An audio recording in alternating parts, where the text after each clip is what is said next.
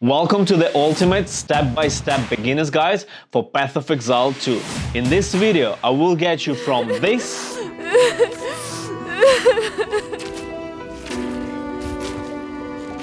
to this.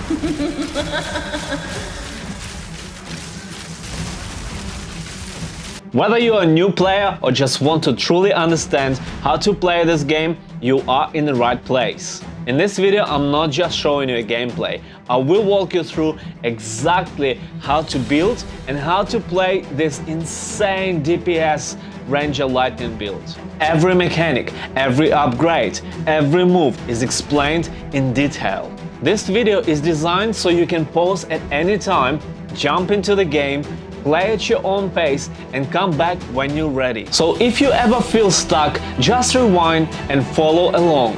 This is your Path of Exile 2 learning companion. Let's dive in and melt those bosses with lightning! Throughout the video you will find Act 1, 2 and 3 and all the boss fights. At the end of the video I will explain how currency exchange works and how you can improve your character to the next level. If you want to see the final result of our builds, you can watch the end of the video. Also I will have the link in the description where you can see the final build, including all the passive skill tree, all the skills, support gems and all the items and all explanation for this build. First couple hours designed specifically for brand new players, where I'll walk you through every step of every item that I find, how to gather those materials and how to explore every new area that you get into. After a couple hours the video will progress a little bit faster through Act 2 and Act 3 and I will show you every upgrade, every skill that I learned and also all those supporting gems and progression through the passive skill tree. You can always pause the video and go back to the game when you feel confident, and if you feel a little bit stuck you can always come back and watch that specific section where you're playing through. Without further ado, I cannot wait to jump into the game. Let's dive in. When you're creating your character, make sure you don't tick this box over here, solo self-found, because you will not have access to currency exchange later in the game. So choose Ranger, pick your name and click continue.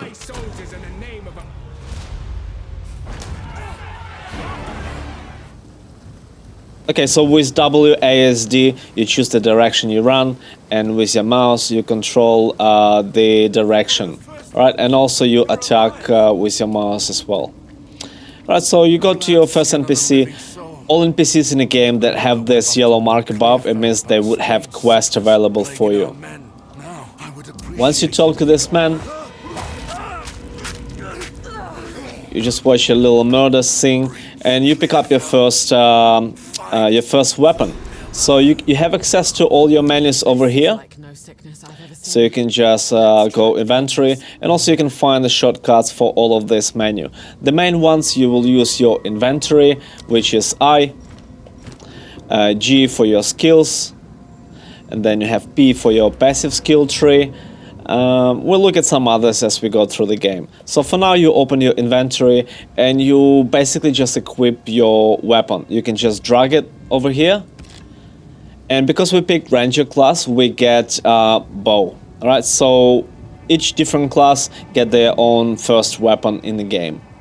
For now we can just close it and continue through the first quest. So as you can see, the quest displayed over here, search for the Miller and find safety in Clarefell. Clarefell will be our first base in this game.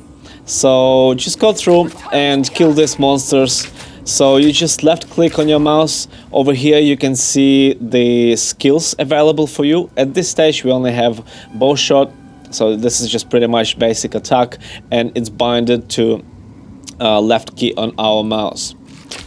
Okay, so you just go through and kill these zombies. This is how the game introduces you to the game and basic controls. The game will have tutorial as well, very basic tutorial. It doesn't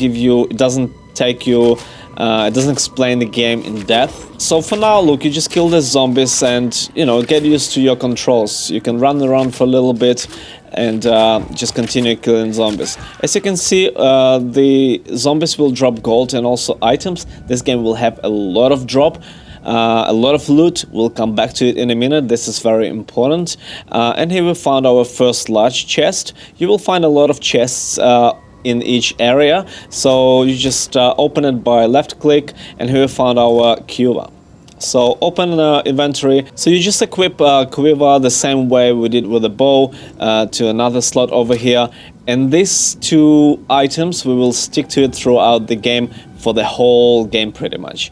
Okay, so we will find better bows and we will find better quivers, but for now this is just so you understand, this is what we're gonna have throughout the game. So this is the weapons that dedicated to Ranger class. Okay, so quiver is pretty much just upgrades our attacks. As you can see, once you hover on your equipment, you can just read what it means. So it adds 3-to-1 physical damage to attacks in this case. Okay, so we can open our skills over here by pressing G. So this is one of the very important menus in the game. And as you can see here, we've got our DPS. Damage per second, 11.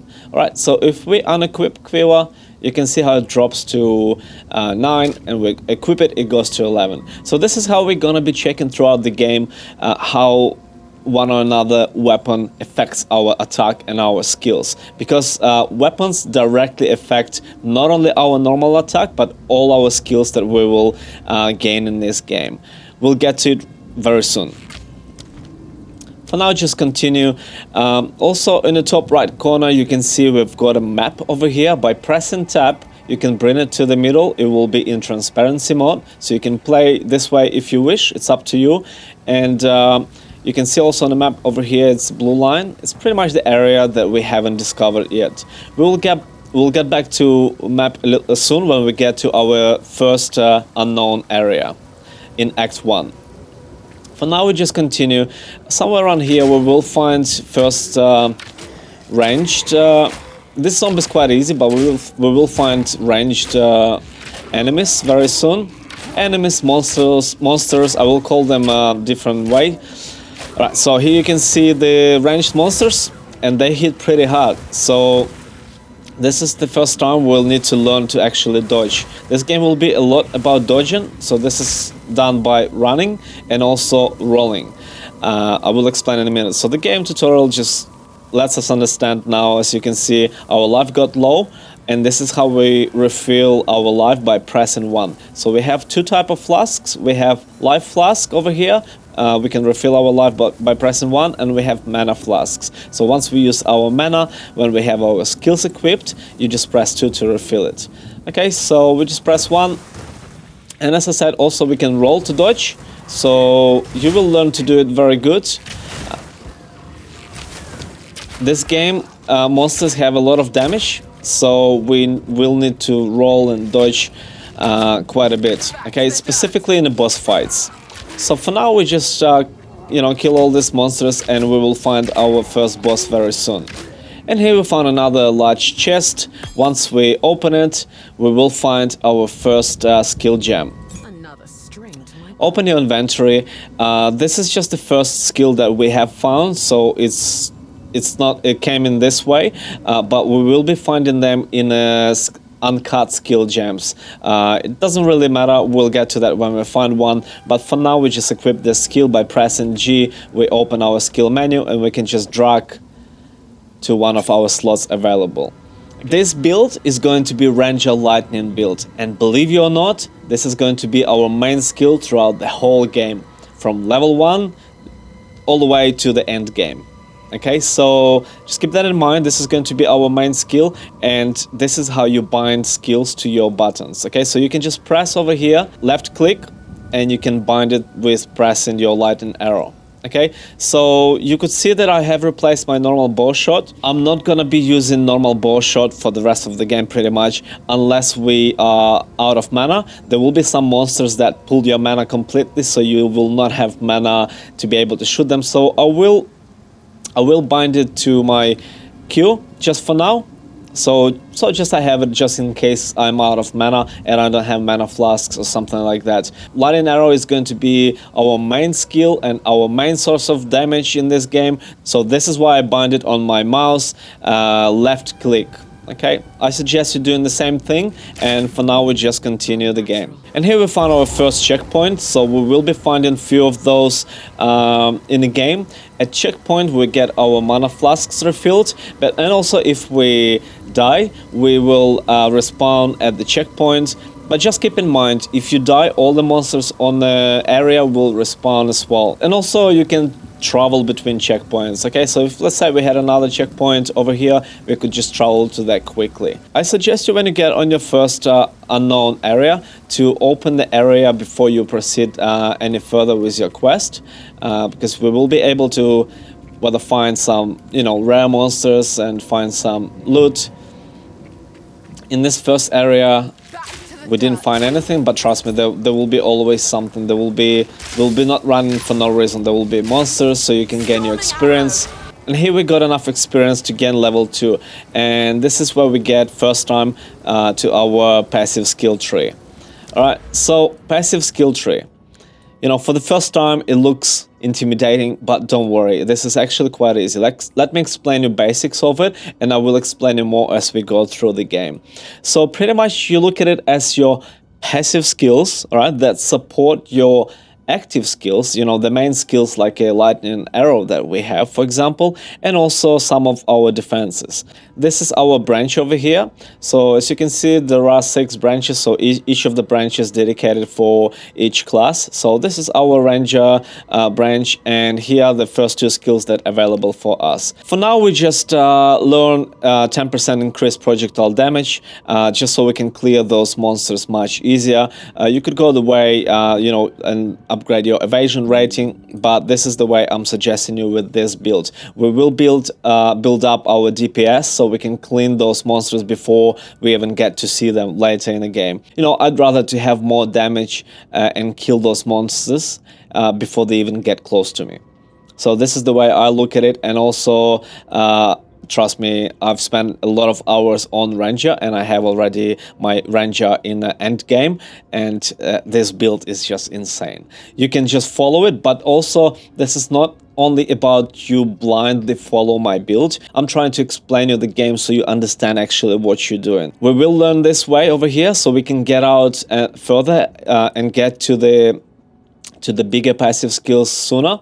Alright, but even these starting points are pretty good. We will learn projectile damage over here, get through over here, so we just keep increasing our damage pretty much, and this is our main task throughout the game. Our main damage will be lightning, so we specifically will be looking for the ways to increase our damage, which is lightning, okay? Lightning is also elemental damage. There are a few types of elemental damages in a game. We've got fire, cold, and lightning. Lightning is our elemental damage, so, and we will be increasing it, okay? And trust me, it will get to the point where you will not even see those monsters on the screen, because we'll be always shooting far ahead of us, so some monsters will die before you even see them. Okay, look, for now, don't overthink it. You will understand the passive skill tree, and I will explain more about it as we progress through the game. For now, we just learn increase projectile damage over here. Another very important point about the passive skill tree, so you can see how skills actually affect how your passive skills affect your active skills. So by holding shift and hovering over the skill points, let's say next we want to learn this. If we hold shift, you can see it will increase our projectile damage per second. You can see it goes from 9 to 10.7. This is how you see how it directly affects your skills, your active skills, okay? Another thing that I should probably explain, you can see that DPS for our normal shot is 13, but for our lightning arrow is only 9. So you might ask, why not we using our normal shot if it's got more DPS? And you will see in a minute. So our lightning arrow deals less damage to one enemy, but as you can see, we could clean the group of enemies very quickly. I suggest you hover over your skill and always learn what the skill actually does before you equip it, and also just so you have clear understanding what it does. I will explain you about lighting. Just let me clean this monster so we don't get killed.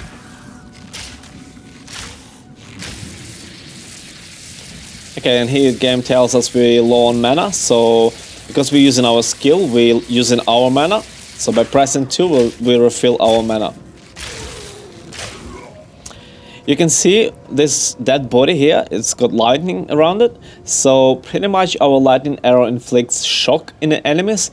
When enemy got shocked, we deal more damage to them while they shocked. This sort of things the game is not really good explaining, so you need to spend hours before you understand it. But yeah, look, for now what you need to understand that our lightning arrow inflicts shock, and once the enemy is shocked, we deal more damage. I think it's like 20% more for 4 seconds. But because we will also learn more skills very soon, it's not gonna be only about DPS of our lightning arrow. All those skills will be combined. You will understand it very soon. For now, just continue as is.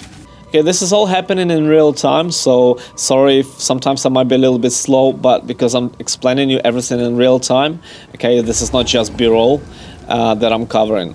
Okay, so here we found another checkpoint, and as I said before, once you press on the checkpoint, you can travel between them. We can just click over here and we can travel over there. We got to our first boss. So this is your good first time training to how to fight the bosses. Your goal is to learn the boss's attacks so you can dodge them easily. Okay, and also, you know, it's okay to die even a couple times. I'm not gonna die this time, obviously, because I know this boss very well. But if you die, don't worry. It might seem a little bit hard at the start, but look, once you learn the bosses and once you understand the game mechanics, you'll be sweet. So the game tried to explain that we need to dodge roll, but I will explain it to you. As soon as you see he aims for attack, you just press your space bar and you roll like that. Okay? We're out of mana, so for now we just will use our normal attack as well. And also you can refill your flask.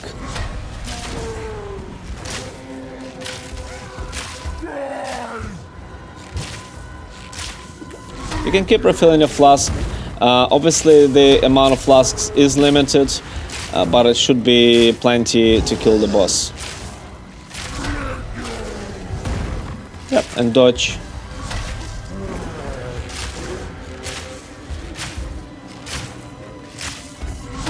You can also see over here the line. So this is the stun build up. Okay, so once that line gets full, the boss or any other enemy will get stunned. So now it's got stunned. It runs out of it pretty quickly. Okay, look, we're pretty much done here. Alright, and here we called our first boss, and this is when you get access to your first town. Alright, so each boss and enemy will have loot, and in this game, whether you like it or not, you will find a lot of loot. I mean, a lot of loot. You will be having to come back to your base, your encampment or town very often. And I will explain it to you in a minute. So for now, you just pick up all the loot by left-clicking it and go to your first encampment. Please come inside.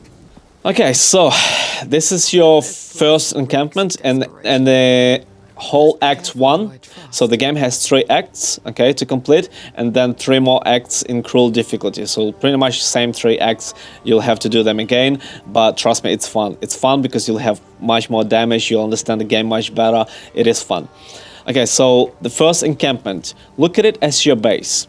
Okay, so this is your base where you will be coming back every 2 to 5 minutes. To start with, maybe every 5 minutes, but then later in the game, when you kill those monsters very quickly, you'll have to come back to your base. Okay, let's call it base. You'll have to come back to your base like every 2 minutes to empty your inventory. I will explain more about it, but let me just briefly touch on it. So this is your inventory over here by pressing I. And this is where once you pick up all your loot, you'll have all your items over here. This will fill up very quickly. So this will fill up every 2 to 5 minutes, okay? And you're not only going back to town to just sell it and gather your gold. This is the game mechanic where you gather your materials as well. So by disenchanting your materials and using the bench, which will get very soon, you will be gathering materials. Okay, so instead of like going in other games and picking up some herbs or killing some animals and getting their coats, something like that, this is the way you gather materials in this game. You pretty much you scrap your items that you find and you get materials out of them. Also, as I said before, we see the yellow mark above our NPCs, so it means they have quests. You just go ahead and talk to them, and they will give you some items sometimes, and also you can accept the quest. Okay, so Renly, well, he'll stand over here. You'll see in that corner. Just let him walk there. So we'll talk to Yuna. Yuna is another important NPC. We just accepted another quest from her. So this is pretty much your NPCs in your first town. For the time being, you'll have more. Once we get to that, I will explain. So Renly will be standing over here. You can sell your items to him and also buy items from him. For the most of the game, we will not be buying items because we will find really good items dropped from the enemies just from killing them, okay? So very rarely we will find good items that we can buy. So you can go ahead and check, you know, what items they have. Yes, sometimes they might have items, but every time I bought good item, next minute I find even better ones from the monsters. So I end up pretty much never buying items. So just so you know, Renly is over there. So we've got Yuna here. Yuna will be buying and mostly selling items to her, and also we will be disenchanting our items. So this is one of the ways when we gather materials. Okay, you will see in the game there will be blue items with the blue name on them. So I will show example how you disenchant. So this is the weapon that we don't need. As long as it's not bow or cure, we don't need it. So how to disenchant it, I'll show you. So you go to Yuna, you press disenchant, you drag it over here, or you can hold control. You can hold control and just left click it, and it will show what items what materials you're gonna get from her. Once you've done that and accepted, so this is our first type of material that we have, and I will explain it to you in a second as well. So this is how you disenchant. Look, later in the game we will have plenty of gold. Don't concentrate on having a lot of gold. You'll have more than enough gold, trust me. So I suggest you disenchanting and also keep those materials. So pretty much once you get 10 of this, you will get Orb of Transmutation. Orb of Transmutation will upgrade your normal item to your magic item. I will explain you a little bit more about items once we find all type of items. So this is pretty much Rarity of Items. We have our normal, magic and rare items, but don't worry about it at this point of the game. I will explain it to you very soon when we find more items. Okay, so same thing with the shield. Look, we don't need the shields, all right? So we can just go ahead and disenchant it. And this way we gain even more shards. And then gloves. Okay, so gloves, we will use them. So you open your inventory and you can see how most of the items you find says unidentified. So, and this is what Scrolls of Wisdom used for. So by right-clicking your Scroll of Wisdom and then pressing on your gloves, now we have them identified. Okay, so now you can wear them, and also when you identify your items, you can sell them for more as well. Later in the game, we will have another NPC always in this base, so we can identify all our items with one click.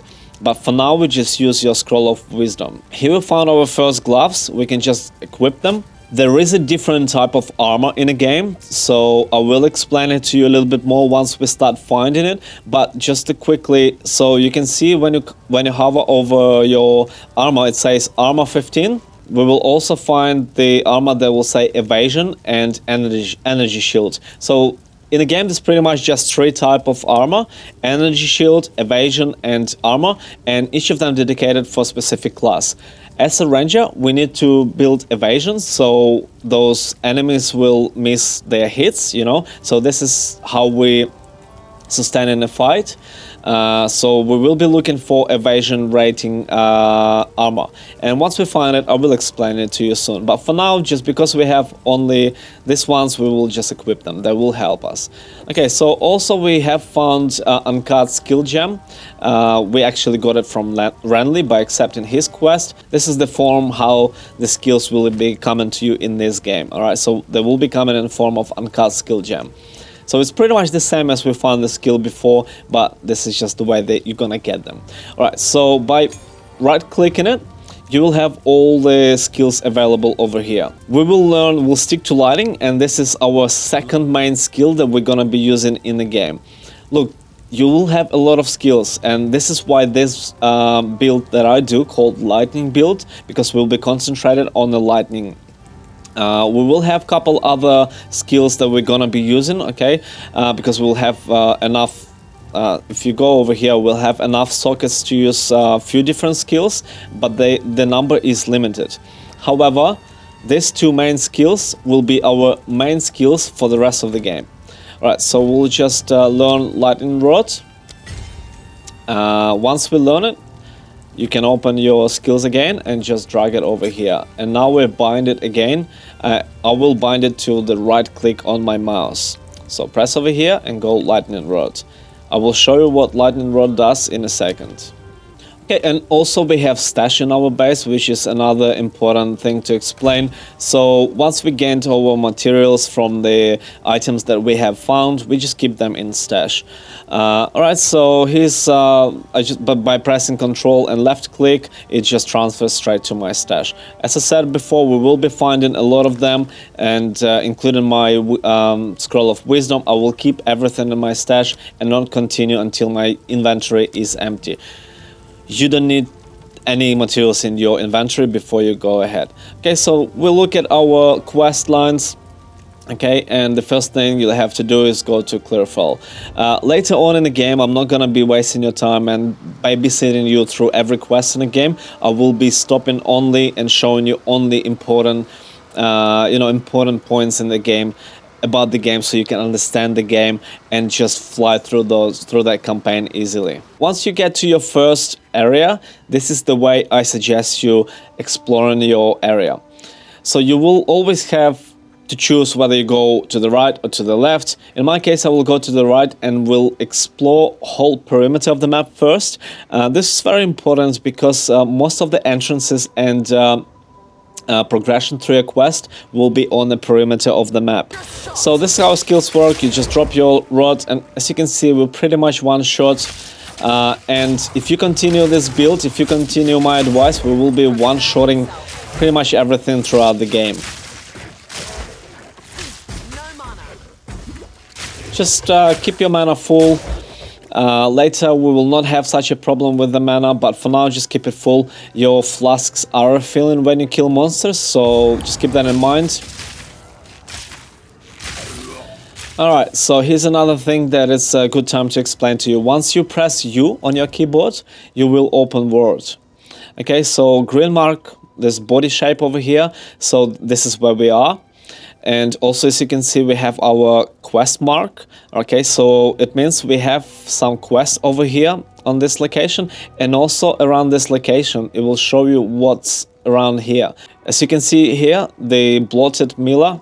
So this was our first boss, and once we killed it, it will show you cross over here. Okay, on this location you can see there's another boss. So we've got Bearer of Rotten Pack, and also you have some mysterious campsite. So pretty much once you find it all, it will have crosses as well, and once you kill those bosses. Some of the bosses in the area are optional, so this boss wasn't optional. We had to kill it to go through, but this one, for example, is optional. Optional bosses in this game, you don't have to kill them to progress through a quest, but I strongly suggest you killing all the optional bosses. So pretty much once you open your world, make sure you tick all the boxes. So when you kill optional bosses, they will give you lifetime buffs. Okay, so they will give you permanent buffs like fire resistance, for example. Okay, or some of them will let you learn your passive skills much quicker. So they will give you like 2 levels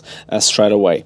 not necessarily levels, they will give you skill points. Okay, so you can get your passive skills learned. All right, so you can see we've got mysterious campsite over here. Okay, once we open this chest, okay, as you can see, we've got a cross. It means we tick the box. All right, so just do that through the game. It means you find some important items and also good items that will help you in the game as well. I have gained another level as well. So by pressing C, you can open your character information over here. So you can see over here your level. So we are level 3 ranger, and also you can see attributes and your life, your mana, spirits and energy shield. We'll get to that very shortly. And we have evasion and our resistances. And here we can find some more information. So attributes. Okay, so there are 3 main attributes in the game. We have strength, we have dexterity, and we have intelligence. As you could probably guess, for Ranger, by default we have more dexterity, and also this is the main attribute that we will be skilling up. The more dexterity we have, the more accuracy we have. By hovering over each of the attributes, it will show you what does it give you. So we get +5 of accuracy for each dexterity. Okay, also dexterity needed to equip specific armor dedicated to Ranger, as I had a brief touch on it already. We found another piece of armor over here, and this is a good time to explain. So as you can see over here, before on our gloves we had armor. You can see we've got evasion rating. So this is the armor, the type of armor that we will be using for Ranger. Okay, so when you see evasion rating, this is what we need. And here, as you can see, it tells you energy shield. So this is used for magic builds and also to gain energy shield. So just quickly again, don't get too confused. So there are 3 different types of armor in this game: armor, evasion rating, and energy shield. So this is 3 ways to sustain in the fights and avoid damage dealt to you. So magic builds will have energy shield. So if you see over here, if we hover over our life, you can see that this 0 shield that we have. So pretty much when monsters deal damage to you, it will consume that energy shield before it actually start taking your life away.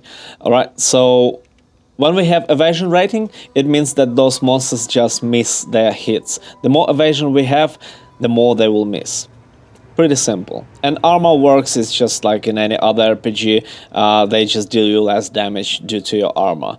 Anyway, we just equip evasion rating armor for now, and go ahead. So here we found another helmet. It says armor. We will equip it because we don't have anything else. Also, we have found quarterstaff. That's just another weapon we don't need. And I have found another cure. So this is pretty much the same cure that the one that we have, except for one difference. And this is another good time to explain to you the difference between rarity of the items. So there are 3 different rarity types in this game. There is when you hover over your item, you see this white name. It means this is just normal item. When the name is blue, this is magic item. And when there's rare, there will be yellow. And that's gonna be your rare item. We'll talk about it when we get there, but the main difference between them, magic items can have their modifiers. So you can see in blue over here, like this one only got the main stats, so it adds 1 to 3 physical damage to attacks, but magic items will have, we can add 2 different modifiers. By default, it's already got 1 modifier, so it 5 to 7% increases attack speed.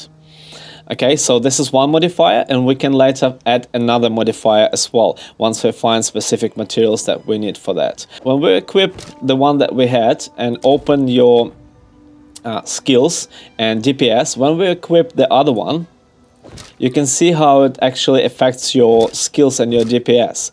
All right, so that increased attack speed increases your DPS because you hit more per second, right? So this is how you look at which item is better, which one is worse, okay? And this is how you rate your items and check whether they better or not on your character. All right, we'll just continue for now. Also, always keep an eye what you find. You might find better equipment than you have. For now, this is it. We don't have anything else to equip, so we'll just continue. As you can see over here, I have discovered the perimeter of this area first. Now I will go through the middle and discover the rest of it. And also I have gained another passive skill. So we'll just continue this line over here. So we'll need to get out to here to continue and learn our better passive skills. But this one is pretty good. We'll just continue learning our projectile damage and get to this bigger circles. So bigger circles obviously give you more benefits, right? So we'll just go ahead and learn another skill over here. And also I have found the boss for this area. This boss can be quite difficult to deal with for the first time, especially if you didn't find, additional armor. If you cannot kill it, just go around and make sure you equip good armor and go and tackle her again. In this case, I will go and try to kill her and see what happens. So I throw on the ground my lightning rods, so I can deal more damage to her. And also try to dodge her damage. She will spawn wolves, so this is why it's important to have those rods on the ground so we can deal damage to them as well. Make sure you keep your mana full. As you can see, she does deal quite a bit of damage. So she can be pretty tough. The game will try to intimidate you right away. But trust me, like once you follow this build, once you follow my instructions, it will be easy.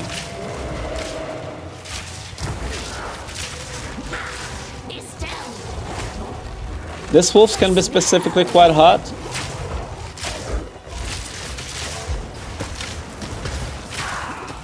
Keep your life full. Okay, and we did manage to kill her, which is great. I have also found another skill gem, and I have equipped escape shot. I will bind it to my F button. So this is a good skill, so we can escape like this. Right, we just pick everything up what she's got on the ground. Okay, and here we've got to the point where we've got our inventory full. And this is the time where we're gonna create our portal by pressing over here. You can also, in your settings, you can also bind it to any of the buttons on your keyboard. Once you open your portal, you just press over here. Once you're in your base, this is our routine for this stage of the game. So you go to Geonor first and press disenchant items. You look through your items in your inventory and you will need to learn and identify items that are for your class, so they could be potentially better for you. Otherwise, we just scrap them, get rid of them, get materials, or sell them. So all the blue materials, as I said before, this is the quarter staff, we don't need. This is the energy shields armor, we don't need it. This is our old cure, we cannot disenchant it, so we can only disenchant blue and yellow items, and normal items we will sell later. So, and also we can disenchant this one. This is the scepter that we can disenchant as well. This is used for witch. So once you dragged all your items, press accept, and goodbye. At this stage of the game, this is all we need to do, and then we'll also sell our normal items that we don't need anymore. I will treasure it. You can drag your item or just hold Control and left click on your mouse. Alright, so this is how your inventory is gonna look at this stage, and here we found another item that I will explain to you in a second. And we just go ahead and drop all of the materials to our stash. Empty your inventory before you continue, okay? So let's get to our Orb of Transmutation. So what is Orb of Transmutation? Orb of Transmutation can upgrade, when you hover over it, it will tell you it upgrades normal item to a magic item with 1 modifier. Alright, so our bow is white, it means it's normal.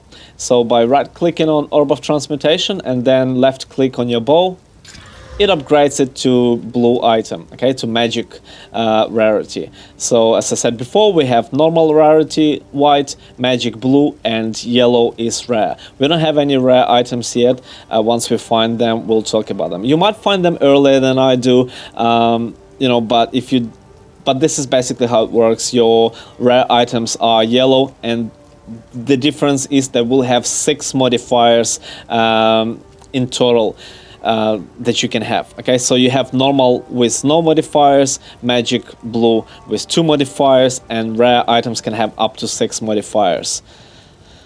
Okay, so now we have upgraded our bow as well, and we get another modifier over here, as you can see, so we can gain now 4 to 6 life per enemy killed. Pretty good. This is life steal. Every time we kill a monster, we get back those 4 or 6 life, so we don't have to use our flasks so often.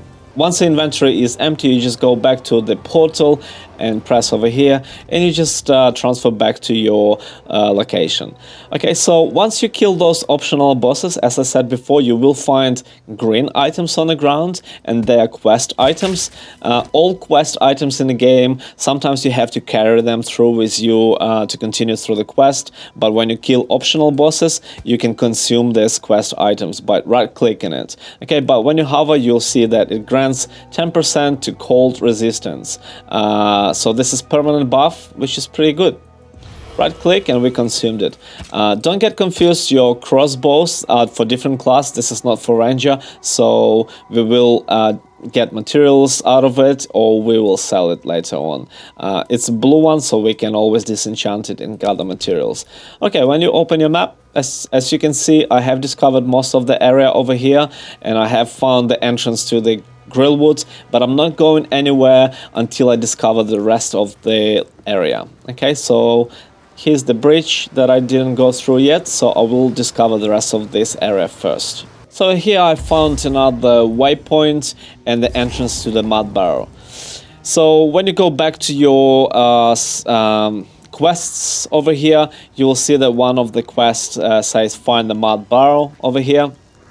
And before continuing to the Grillwood, I will go and complete my mud barrow quest first, because this is in and out quest, so there's no progression after that. Yeah, once you find these entrances, you just press on them, and this is how you proceed over there. And remember, once your inventory full, we'll always go back and empty it. Yeah, you can open your portal at any stage, anywhere throughout the game. You just go ahead and explore your mud barrows. This is another type of the location. It looks a little bit more like a labyrinth rather than a square shaped. And here I found the checkpoint, which tells me that there is something important ahead. Okay, and here I found my viral nest, and this is where the boss for this area.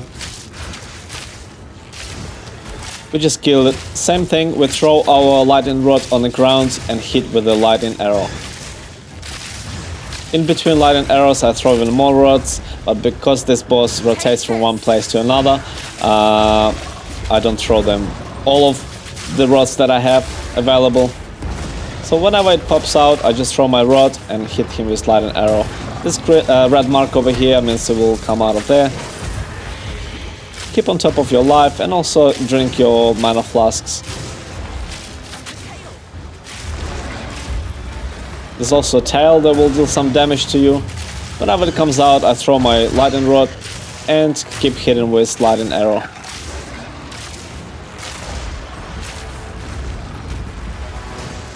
Watch for that tail.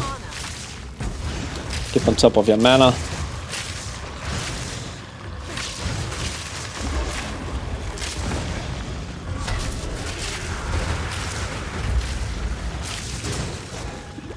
These bugs can deal a fair bit of damage as well, so try to get rid of them before they get rid of you.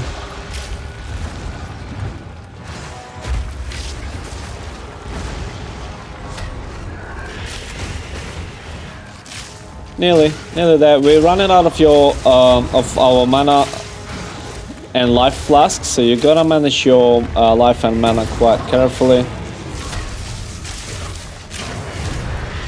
Anyway, we managed to kill it, which is pretty good, and once we killed it, we'll need to go back to our town. You can go ahead and discover the rest of this area before you go back to town, so you can actually gain more experience and levels, and also you might find some good equipment for yourself. Let's check out here what we've got. I've got Uncut Skill Gem level 2, so this is pretty much how you upgrade your skills, your existing skills that you have, or you might get access. So with level 3 Uncut Skill Gem, we'll get access to our next line of skills over here. For now, we just upgrade our skills, and I will upgrade my main skill, which is Lightning Arrow. This is how you upgrade it, and obviously our DPS will go up with every level for our skill. What else we've got here? And here, as you can see, we've found our first rare item. Okay, and they are the gloves that actually we need, that says evasion rating, but they are unidentified, so we can just identify them with our scroll of wisdom. And here we've got our first 4 modifiers on our item. As I've explained to you before, normal items cannot have any of the modifiers except for main stats. Magic items will have up to 2 modifiers, and rare items can have up to 6 modifiers. We can add those modifiers once we find specific materials that we need, or we get those materials. We will just get them by killing monsters, pretty much. You cannot control that, but we'll go ahead and equip these gloves. They are pretty good. You can always go through and read what modifiers you get. In this case, we get 1 to 2 and then to 3 fire damage to attacks. Unfortunately, because we deal lightning damage, fire damage has nothing to do with us, unfortunately. Anyway, also it will give us plus 17 to maximum life, and also plus 6 to lightning resistance, and 10% increased rarity of items found. Okay, look, pretty good starting point. So they are much better gloves than the ones that we have. Also, when you press Alt when you hover over your item, it will show you item level. So these gloves were level 3, and these gloves are level 5. And also you will find the requirements to be able to wear those gloves. In this case, requires level 2. We are level 4, so it is pretty good. We can just wear those. And also we have found first boots. That says evasion rating as well, so it means they are good for us. So we just identify them and equip. Okay, so we cannot equip them because they require level 5. This is what I meant before. Some of the items that you do find have requirements on them. We cannot equip them until we hit level 5, which is okay. We just put them aside for now and continue. Here we found another type of material. We just put that in our stash. This specific material, you will probably never end up using it, even in a late game.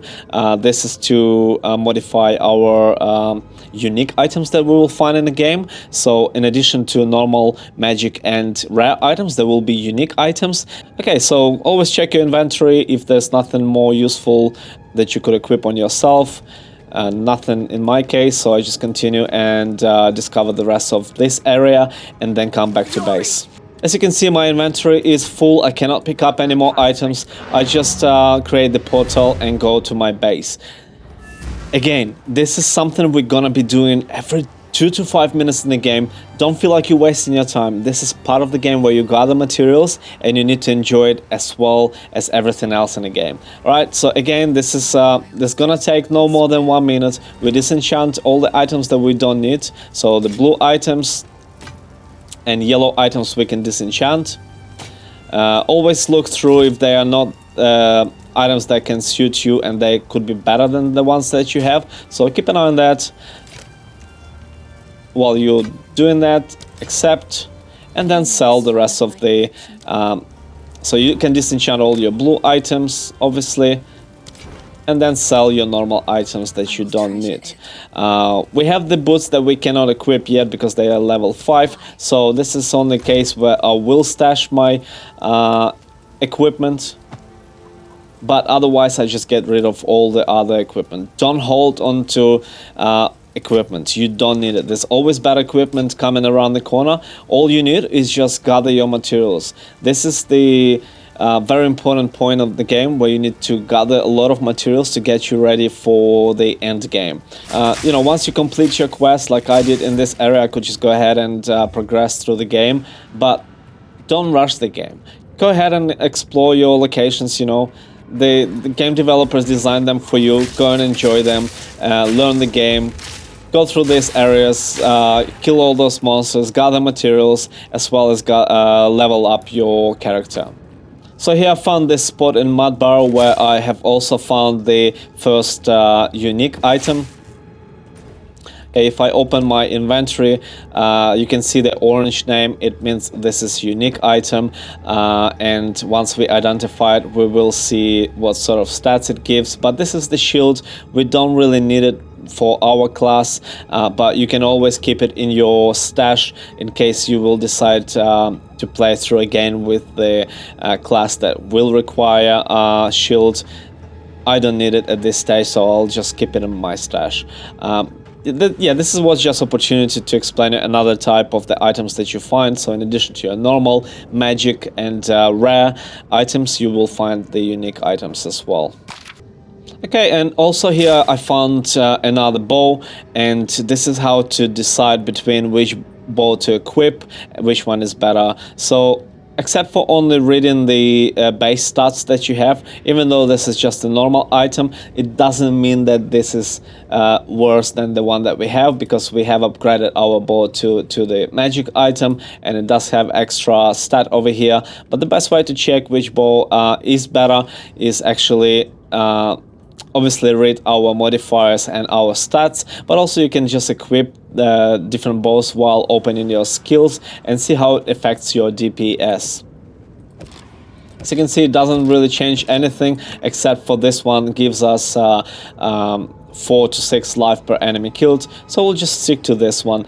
Once you upgrade your materials to magic or rare, you get completely random modifiers. So sometimes when you get the other bow upgraded, you can get some better modifiers that will add some extra lightning damage, for example, or attack speed or something like this. We also have found another type of armor, as you can see, leather vest, and this one gives us 30 evasion rating compared to only 16 that we have found before, so we'll just equip that.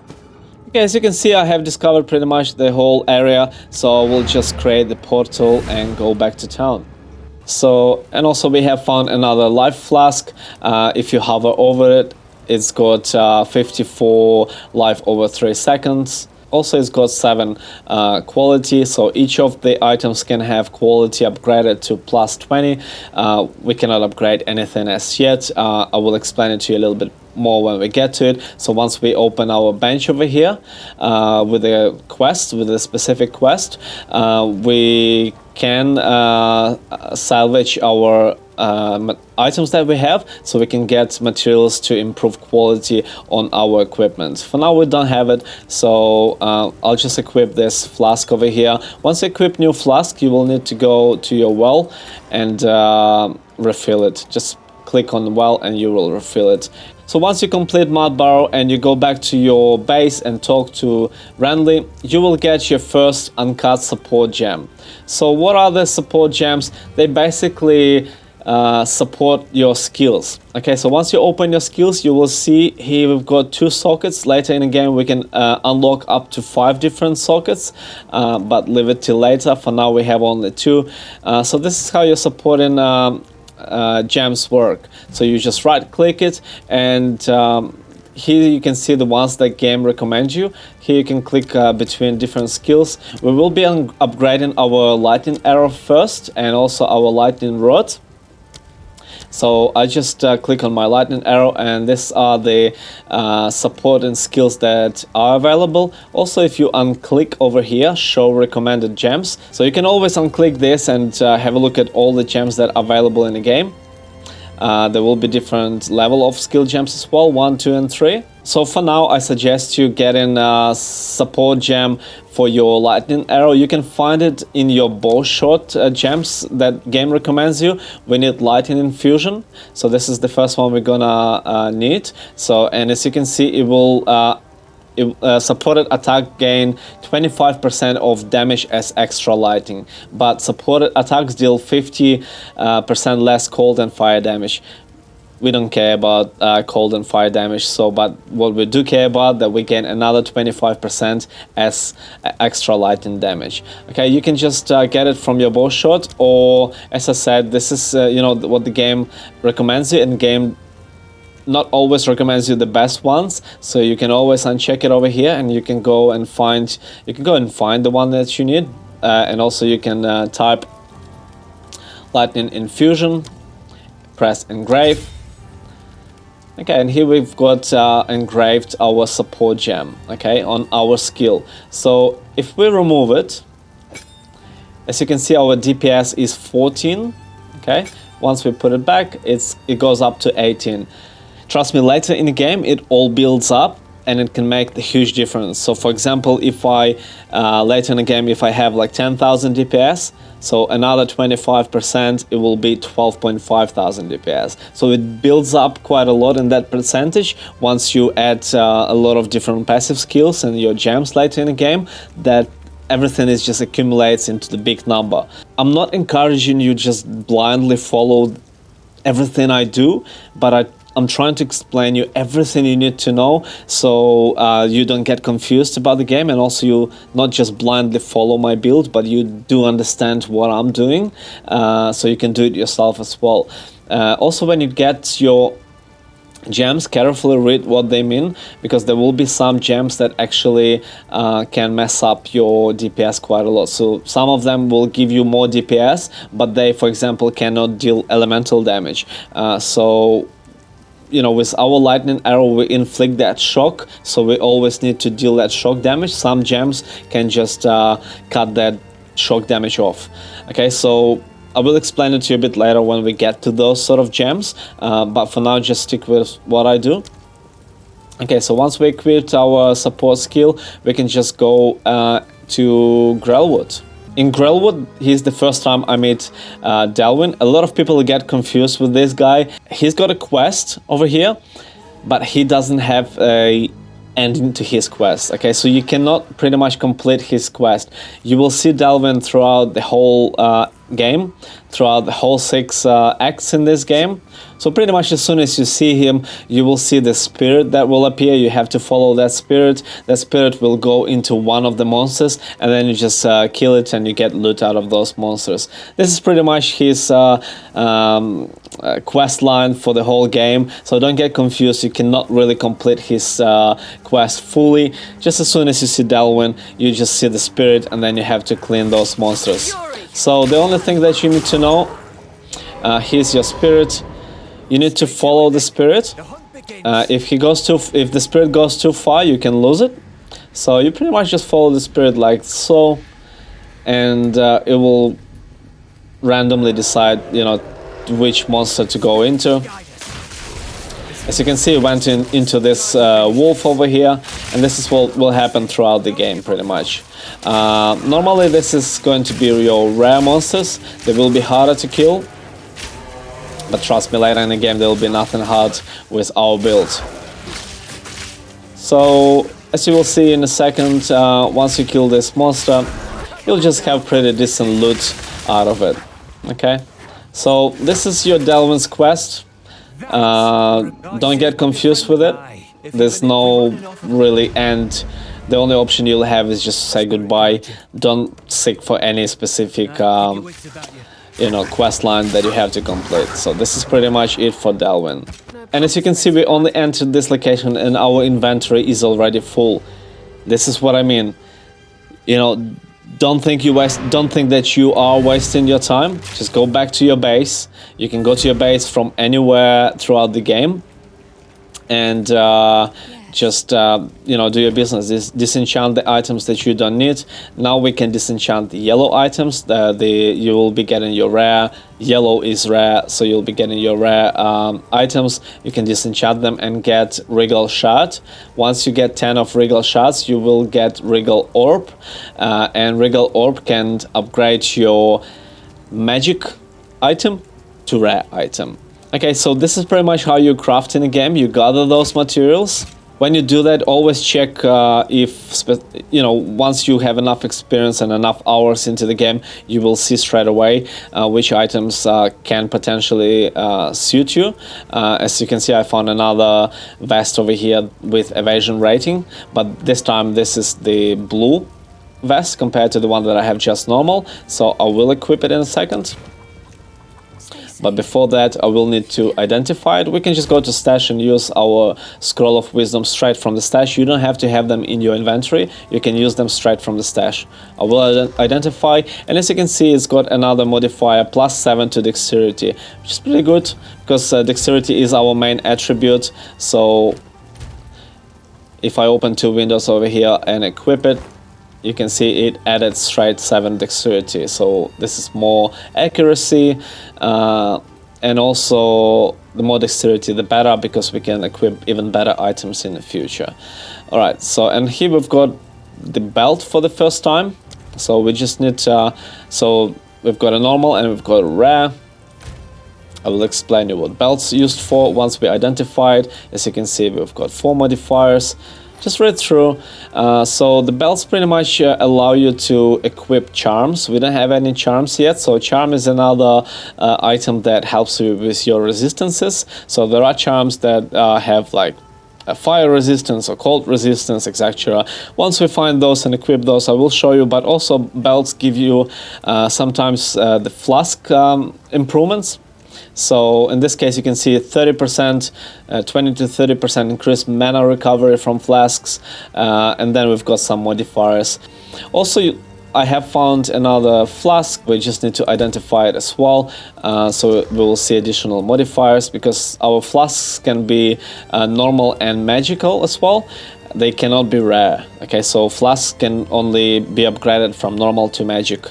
So this one gives 20% of recovery applies instantly. They're pretty much similar, but this one has got quality. Once we get access to the bench, we will be able to get materials out of these flasks because it's got quality. So we can improve quality to our flask. Okay. Once I've got only materials in my inventory, I just empty it to my stash and continue back to Grelwood. Here's another bow, and you can just visually compare it. You can see physical damage 6 to 9, physical damage 6 to 9, so it is the same, but you can also press shift and it will open your current bow as well, as you can see, so you can compare both of them.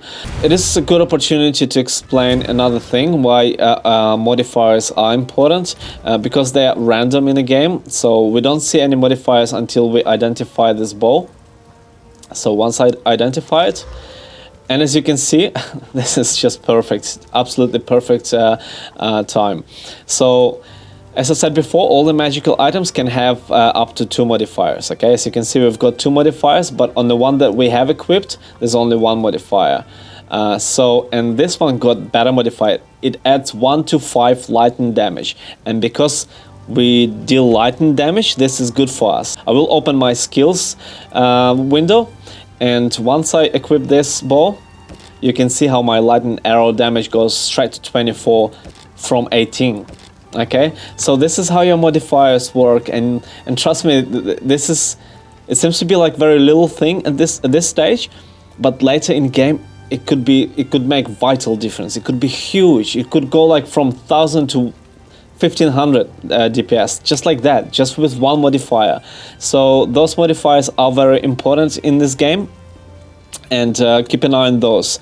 Unfortunately, they are random though, but we'll be finding a lot of items, a lot of bows, a lot of different gloves and boots, so you will have a chance to choose between them. But keep an eye on those. All of those modifiers can be crucial, can be really important to your class and your character. Yeah, we found really good bow for ourselves, and we have improved our DPS quite a lot, so we just go ahead and disenchant this one.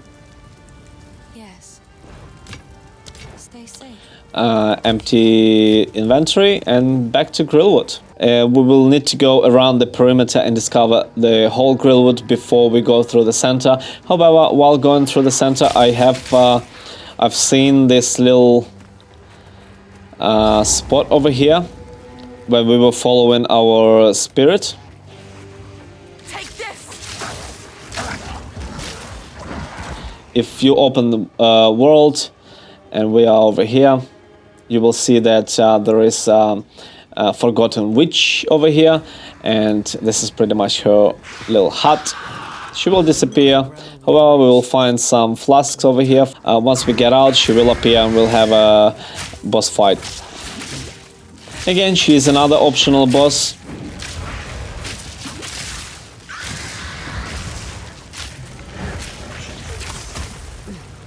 She does deal a bit of cold damage, and she slows us down quite a lot. She's not that difficult, just keep our lightning rod on the ground so we can deal more damage to her. Alright, perfect. And here we found another uncut support gem, so you just go ahead and search for martial tempo, and we can just engrave it to our lightning arrow. So this is another support skill that gives us 20% more attack speed. So again, more attack speed, more DPS, and you can see how it increases our DPS instantly. It goes from 24 to 29. So we've been able to add a fair bit of damage already to our skills with the supporting gems. So as you can see, Lightning Infusion gives us 5 DPS, and then this one gives us another 4. Here we also find another type of material. So this is the one I was talking about. This is the one that can improve quality of your equipment, specifically your armor. So it can improve your body armor or gloves, boots or helmet. Okay, it cannot improve jewelry or belts. So you can do that by right clicking and then left click on any of the armor that you have. I suggest you keep those materials till later. Not that you will have not enough of them, but these first items that we found, trust me, we will find better ones very soon as well. So I would just keep it just for the ones that we will use a bit later. And we also found another Orb of Transmutation. We already know what that for. It can improve our normal item to magical item. So this is pretty much how you craft. And so in here we found also 2 flasks before we fought the witch. So we can just go ahead in town and equip some of those and also refill our flasks as well. Because this flask got quality here, I will keep it in my stash, so then I can gather materials from it later on in the game. Just remember, we also have boots level 5. Once we hit level 5, we will equip them. And just empty the rest of our materials back to stash as well. Alright, let's get back to Grillwood and continue exploring the location. I will just continue around the perimeter. We'll find another bow, so let's keep an eye on what you're picking up. So just another bow, pretty much the same base stats. So 6 to 9, 6 to 9, except this one is level 4, the one we have level 5. And again, like, I wouldn't worry and go to town and try to upgrade it to magic to see if it's gonna give me any better stats. At this point of the game, I found pretty good bow that gives me lightning damage. This is quite rare modifier, so this is pretty good already for me. Try to aim for that, to find those modifiers that give you lightning damage or elemental damage, because elemental damage is lightning damage. Okay, so they are connected. But you can always also just double check if you're unsure at the start of the game. Go always and equip items that you find. If they do deal more DPS, just have those. Okay, but look, I'm not gonna waste my materials. Do not waste your materials until you find the equipment that is already better as is. Then you can go ahead and improve it more, but don't waste your materials and on everything that you find. Again, here we found the entrance to the Grim Triangle. I'm not gonna go inside until I discover the whole area first. Okay, so before I go anywhere else, I'm always suggesting you to discover the whole area. And also by just reminder, by pressing you can open world and see what's located in this area. Okay, so as you can see, we've got another boss over here that we will find, and also we have the Tree of Souls. So do not rush the game, just explore each area you get to before you go anywhere else.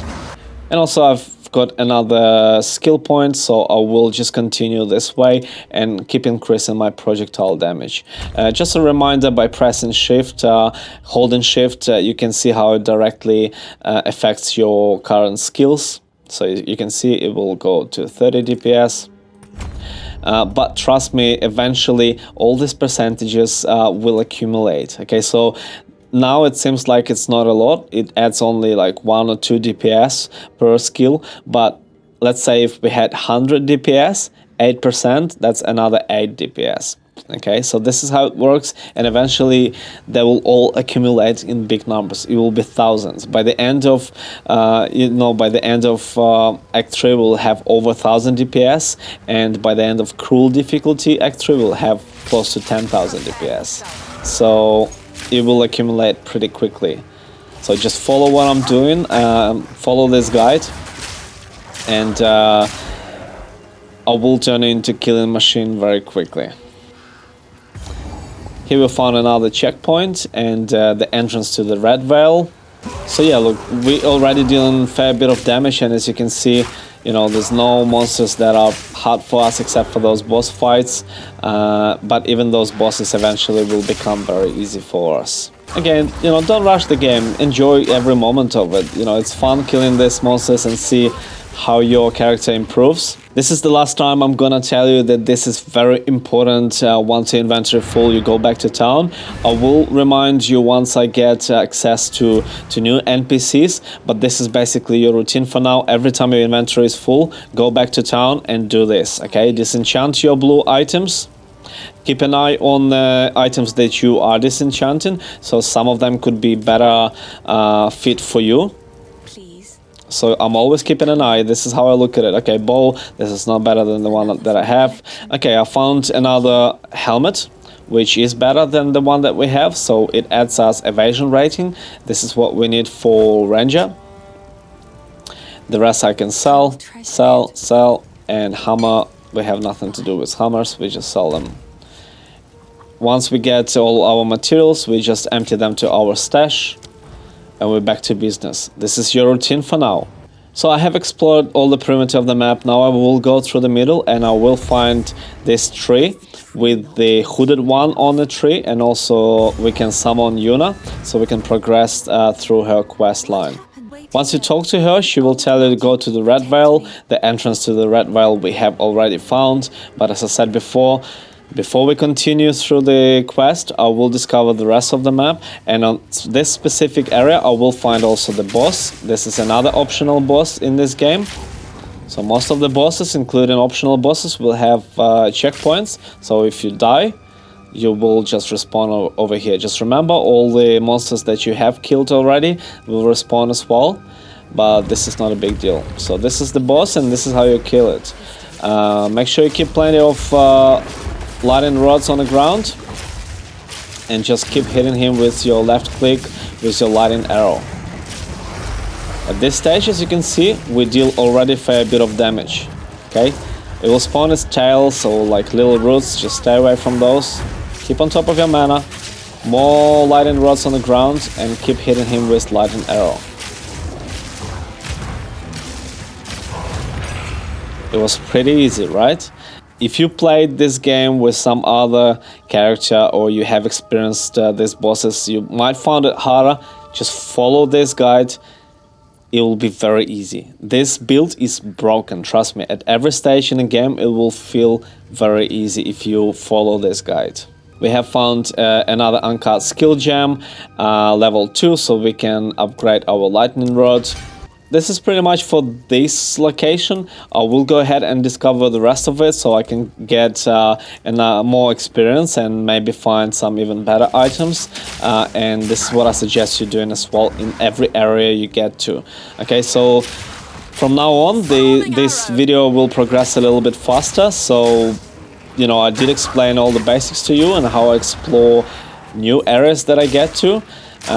Perimeter, then go through the middle, and then progress through your quest. Okay, here's another important point. I have found the body armor that has quality on it. So instead of disenchanting it, I will keep it in my stash for now. Because as I said before, once we get access to the bench, we can salvage it and gather materials so we can improve quality of our armor. Okay, so every armor that you find with quality, like over here, I have found Flask, for example. We just put it away so we can gather materials out of it later on in the game. Also, I can equip my boots because I have got level 5, so I can just equip them for now. As you can see, I have discovered the whole grillwood now, so now I can just continue with my quest. So I will go to Red Vale, and as you can see, all my quests are just telling me to go over there so I can progress with my quest. This is the way I get to the specific points in the area, just by opening the map like this, so I can see myself on the map over here. So I can just, I don't even have to look at my character, I can just look at the map to find specific location. Right, so I'll just go ahead to the Red Vale. If you have been following my instructions, Red Vale will be pretty simple for you to clean. You just keep your lightning rods on the ground and then follow with a lightning shot with your lightning arrow. In Red Vale you will need to find obelisks. I've got another skill point, and I've got myself to the first larger circle, which will give me quite a few buffs. So it increases projectile speed, increases attack speed, and plus 10 to dexterity. If I hold shift, I can see it directly, how it directly affects my skills. Right, I'll just go ahead and learn it, and I will just continue this way over here.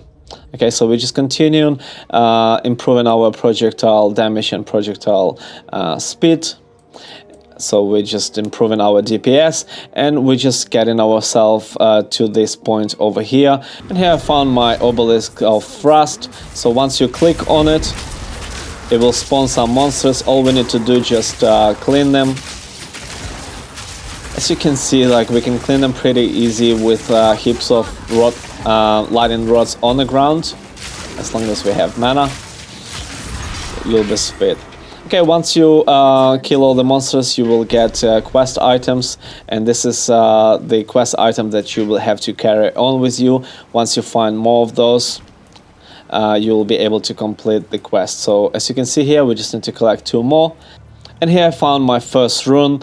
The runes can be placed onto your weapons and your armory, but it needs to have a specific slot for runes. We don't have those at the moment. We just keep that rune away for now, and I will explain to you when I get those slots. So you can find the armor with slots already, or we can use specific materials to be able to upgrade our armor and weapons.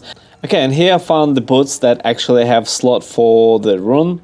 Okay, so this is how it's going to look like. Your boots can have, your boots, gloves, and helmet can have one slot for the rune available. Your weapons can have 2 slots available. Later in the game, you can upgrade it even more, but we'll get to that when we get there. So for now, I'll just go back to town and insert my rune to my boots. Look, runes, once you insert the rune into your equipment, you cannot get it back. Okay, so because these boots suit my class, because it's got evasion rating, and it's even more for these ones that I already have. The only difference is this is normal boots with white name, and this is magic boots with blue name, so it's got 2 more modifiers. However, because we have found previously orbs of transmutation, we can upgrade our normal item to the magic item. Okay, so this is how you do it. Here we've got another. We've got 10% increased movement speed, which is pretty good for a ranger, to be honest. So the only thing, we have only 1 modifier. We can add another modifier once we find the specific item for that. So, and this is how I insert the rune. You just drag it and place it over here. Because this boots got evasion and you know, and they've got already pretty good modifier. Increasing movement speed 10%, this is pretty good. So I know I will wear them for a little bit, so I will insert the rune. So on the runes itself, You can see this rune adds 6 to strength over here. And also you can hover on your boots and you can see how your rune affects your boots in this case. So it adds 6 to strength. And here I found Exalted Orb in this area. So Exalted Orbs used to add modifiers to our rare items. For example, over here, as you can see, I've got my rare gloves. Normally I wouldn't waste it on the gloves, I would probably keep it for weapon, but for the sake of this tutorial I will show you how it works. So as you can see, we've got 4 modifiers. Normally we would have prefixes and suffixes, so prefixes will be your offensive modifiers and suffixes defensive modifiers. You cannot control it, it adds randomly, so this is how it works. So as you can see, I've got 4 modifiers, and by improving it one more time, as you can see, I've got extra modifiers, so now I've got 5 modifiers, okay? So it's added 16 to evasion rating, which is pretty good, so I'm happy with that. This is how your Exalted Orb works. Yeah, so once we find some extra materials, I will show you how it works to add modifiers to your magic items, but this is pretty much how your crafting works in the game.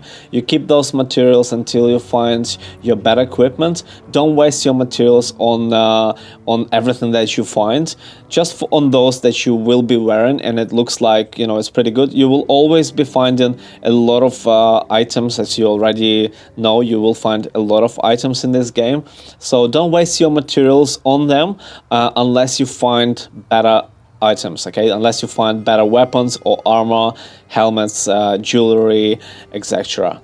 So yeah, with our equipment and our skills, as you can see, we don't have any problems with all these monsters. Like, we're pretty much we're not one-shotting them as yet, but we're dealing them with ease.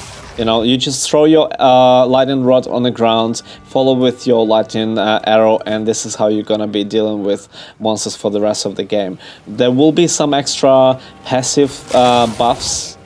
They are skills, but they are buffs that will help us deal even more DPS. We'll get to that shortly in the game, but for now you just continue cleaning these monsters like so.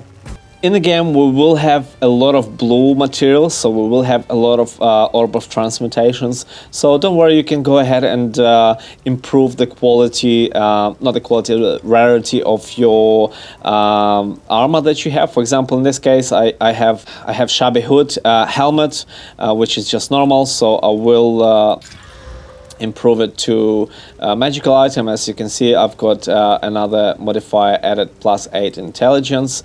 And also, once I got back to town, I've noticed that I've found a bow that actually got more physical damage compared to the one that I have. So this one's got, as you can see, physical damage 7 to 14 compared to 6 to 9 that I already have. However, this one's got lightning damage. So this is the only time where I will be actually using my materials and seeing if I can get as good modifiers as I've got on my old bow, because this one's got more physical damage, so potentially I can get even more DPS if I get a good modifier on it. But before that, I will equip it and compare the difference with my old bow. So as you can see now, I've got 32 DPS with my lightning arrow, and once I equip the new bow, it gets to 33 DPS. Okay, so instantly I already know that this new bow is already better, so now I will go ahead and upgrade it to magic, and then if I had enough materials I would upgrade it to rare, and so on. Okay, so this is the only time I will use materials, if the item that I have found is already better than the one that I have. Okay, so this is normal. We will upgrade it to magic, and as you can see, we've got pretty good modifier, increases attack speed, so we've got another 1 or 2 DPS out of that, because our attack speed is bigger, so we can deal more attacks per second. So pretty good. This is how you improve your weapons and your equipment, your armor, boots, etc. in the game. Always make sure when you when you're back to your base to empty your inventory, you just look for those items, try to identify those those items early. Try to see the items that might improve your character, and this is pretty much your your routine for the rest of the game, and this is how you do it. But I will explain everything as I go. This is my point. It's not just to get you blindly follow me and all the equipment that I found. The thing is, you will not find exactly the same equipment at exactly the same time. So pretty much I'm teaching you to understand the game rather than just follow these specific steps. This is just not gonna work. You're gonna get confused and not enjoy the game. This is why I'm teaching you to understand the game and my mentality, how I read items and how I improve my character, so you can apply the same principles to improve your character. While you're selling your items, in case you accidentally sell something, don't worry, you can always go to the tab over here, buy back, and you can buy back whatever you just sold. So as you can see here, like if I sell it to Yuna, if I sell this and then I found, oh, I accidentally sold the boots, I can go and buy them back. Quite simple. Okay, and here I found the last obelisk of Rust. So once I activate it, I will initiate the boss fight. So for the rest of the game, I will not be commenting boss fights. I will show you how I deal with them. So you can always, throughout your progression, refer back and find specific boss and see how I kill it if you do have problems killing it.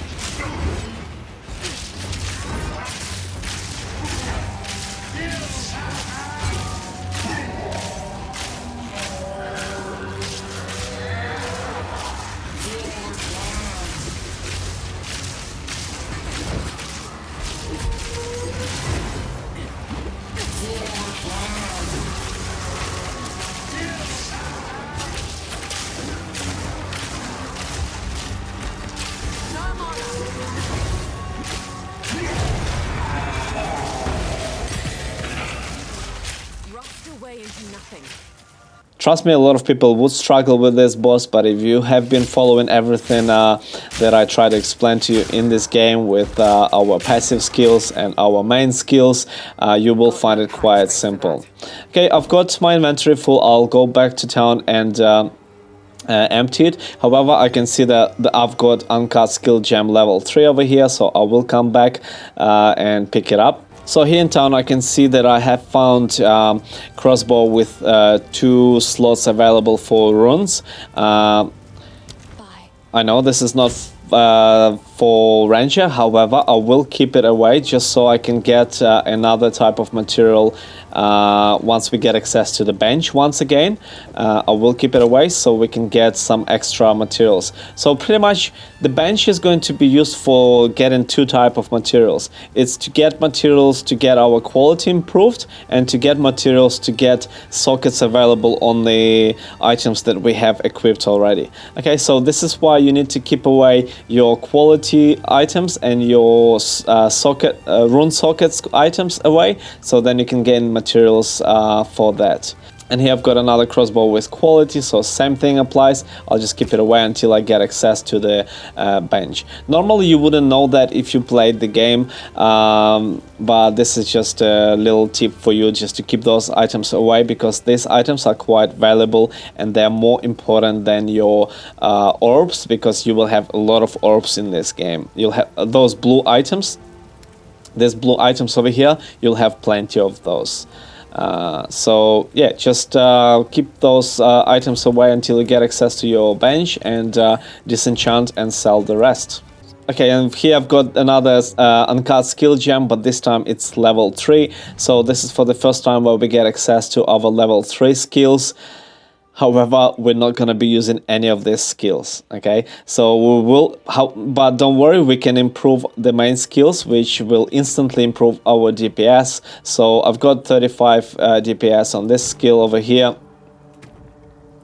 So once I improve my lightning arrow, it goes to 38, which is pretty good. So, but also don't worry, you will have a lot of these skill gems in a game, more than you need. You'll have your stash full of them. So you can go ahead and try those new skills if you want. However, this is not what I'm going for. They're not giving me any really advantage. You can go ahead and use them, there's nothing wrong with it, but this is not just the build that I'm pursuing in this guide. Okay, so we'll just continue. through the quest. We just need to go back to Clarifal. Before that, I'll go and empty my inventory. Okay, once you're back in base and you've done your inventory, you need to go and talk to Renly. And you will get this rune spikes from him, and this is what you use for that tree in Grillwood. So as you can see, your quest tells you to go to Grillwood. You can travel there through your waypoint.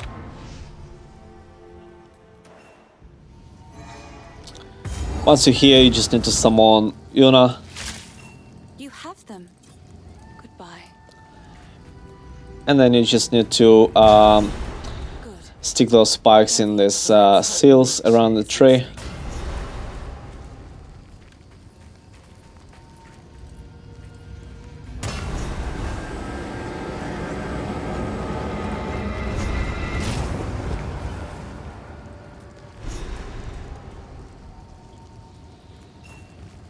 He's unconscious, but he's breathing. Stay safe. Okay, once you talk to Una, you can just go back to your base.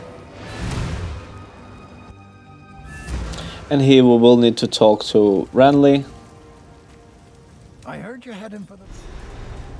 So I think we could get another quest line from him. Travel to Orham village. And also you talk to Una. Tangled. And you accept another quest from her. So this is pretty much how your game mechanics works. This is how you go and accept those quests and keep moving through the quest line so you can go to new areas. I have explained to you how to explore those areas. Further in this video, I will show you how to deal with every boss in a game, and also I will be updating you on each passive skill tree, and also the weapons that I find, and also the skills, the new skills that you will find in the game, and how to use them properly so you can continue through the game effectively and enjoy the game, of course. While you're looking for that entrance again, you know, this is a good opportunity for you to see how you can deal with those monsters once again. You will find them much easier this time. This is a good indicator that we are improving quite a lot. We got much bigger DPS than compared to what we had before, and better items, of course. And here I've got another passive skill point, and we just continue the same direction. We just continue improving our projectile damage. So at this stage we have 44 DPS, which is pretty good. And here I found the checkpoint, and he is the boss for this area.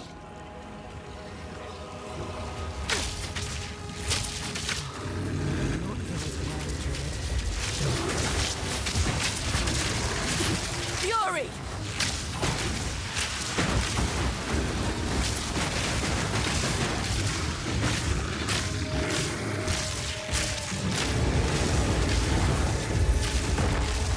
I need more mana.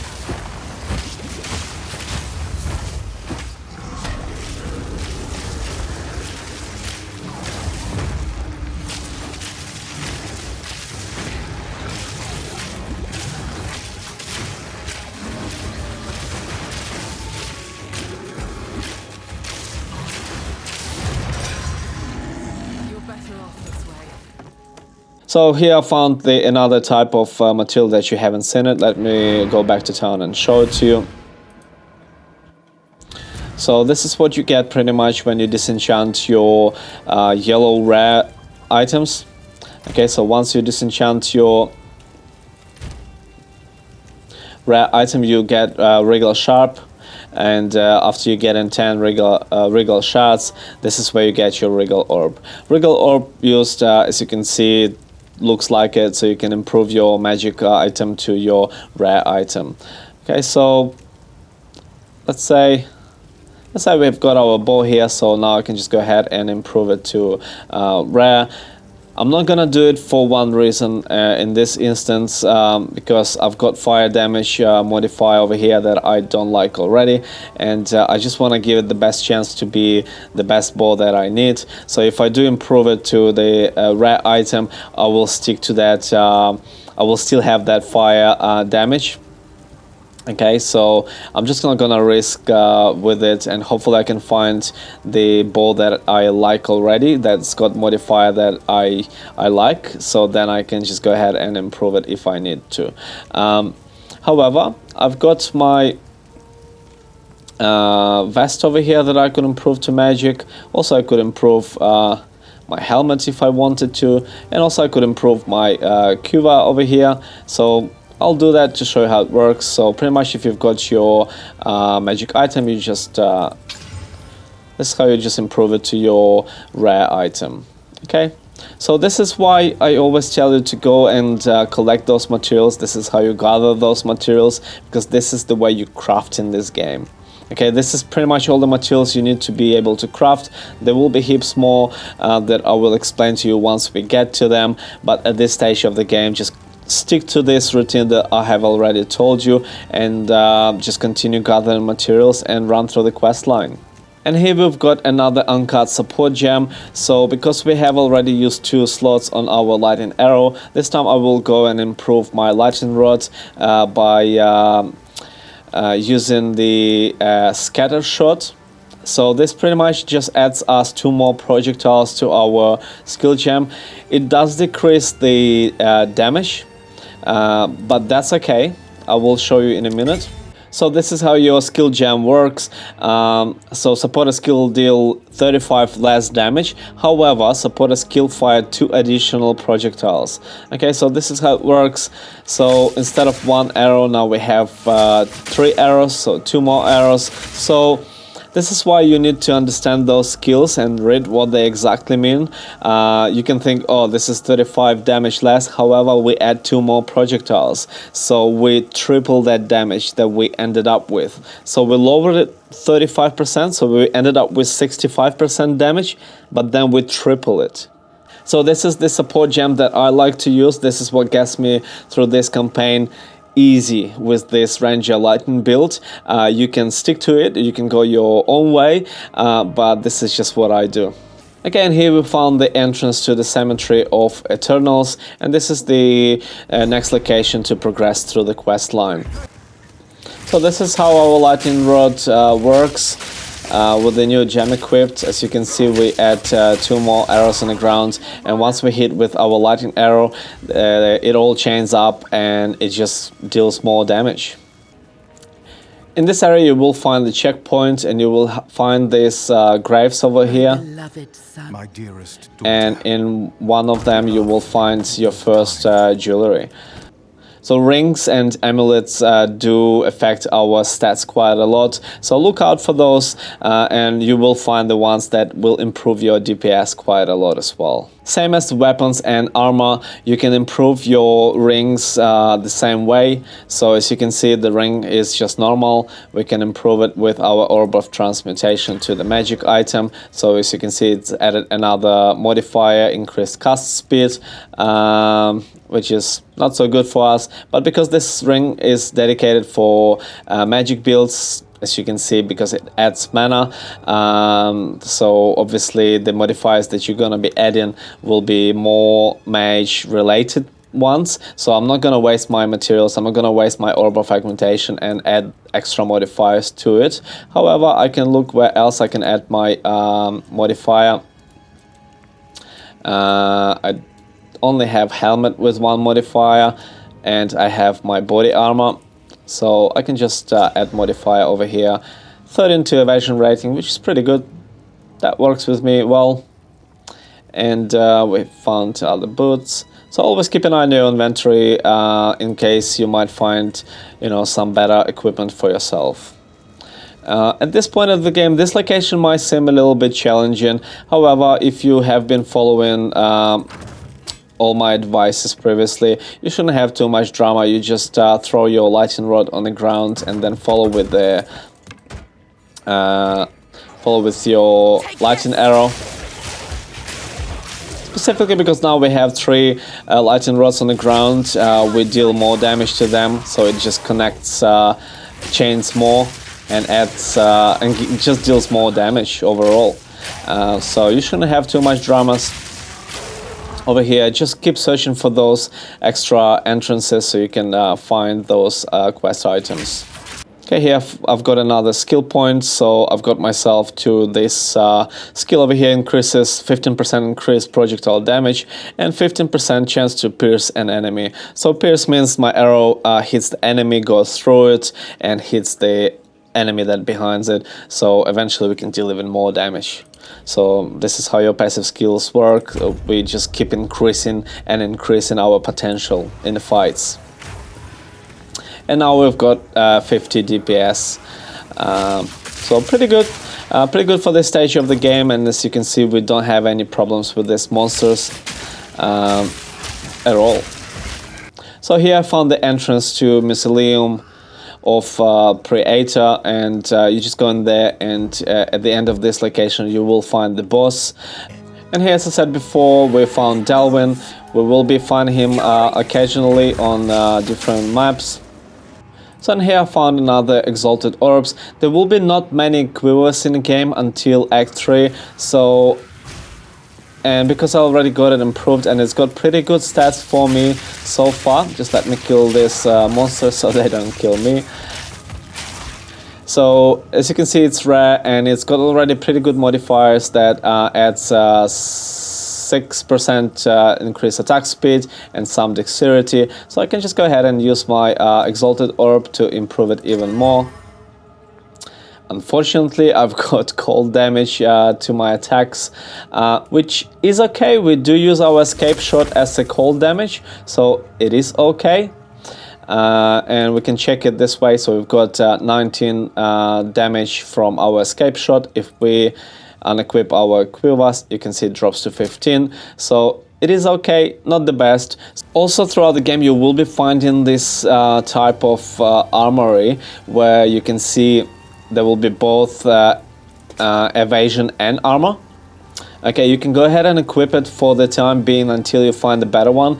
In this case, for example, you can see that I've got only 19 evasion rating on my current helmet, but here we've got only 1 point less evasion rating, but we've got extra armor. So we could go ahead and equip it until we find better helmet with more evasion rating that suits us better. Okay, the only thing we just need to identify it, and then I can equip it. Specifically because it's also rare, we get more modifiers. As you can see, we get extra mana, extra armor, evasion, cold resistance, and more to strength. Strength adds us more life. So this is pretty good for time being, so I will go ahead and equip it. And yeah, and even due to these modifiers, it gives me even more evasion. So as you can see here, +7 to evasion rating on top of 19 or 18 that it's already had. Also, I have found another bow. As you can see over here, it's got +10 to accuracy rating plus light radius. Light radius is basically just this light beam that is around us, so it's useful in dark areas. However, I can just open my skills and equip it and see how it affects my DPS. As you can see, it drops down, so I'll just stick to my old one. So you just constantly do that, so you can always double check in case the items that you have found are better. Specifically, if you don't know if those modifiers are gonna improve your DPS or anything else or not.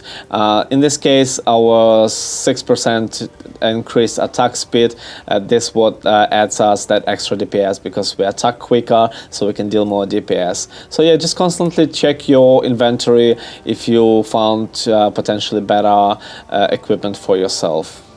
So I have discovered the perimeter of this area. Now I'm going through the middle, and here I found the checkpoint, and this is my boss fight for this location. Have eternity to regret your intrusion here.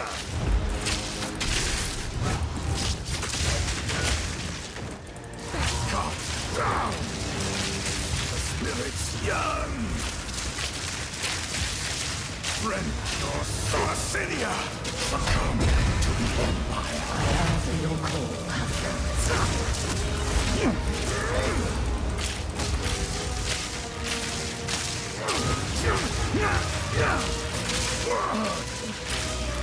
Stop me.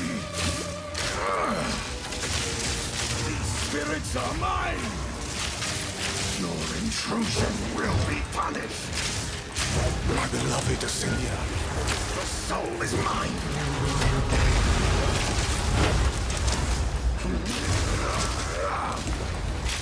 Your meaningless life ends now.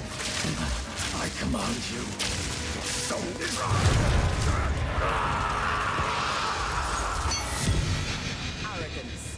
And as you can see here, we found our first memorial key piece. We just need to find another one to progress through the quest.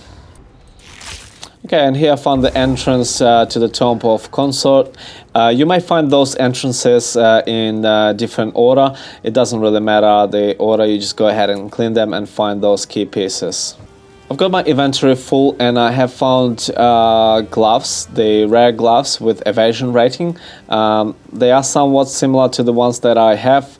However, once I identified, I will be able to see those modifiers. So now I can actually hold shift and compare them to the ones that I have. The only difference, I have the rune slot available now, and I have also found the rune, so I can read over here that if I equip it in armor, it will give me 15% evasion and energy shield and armor.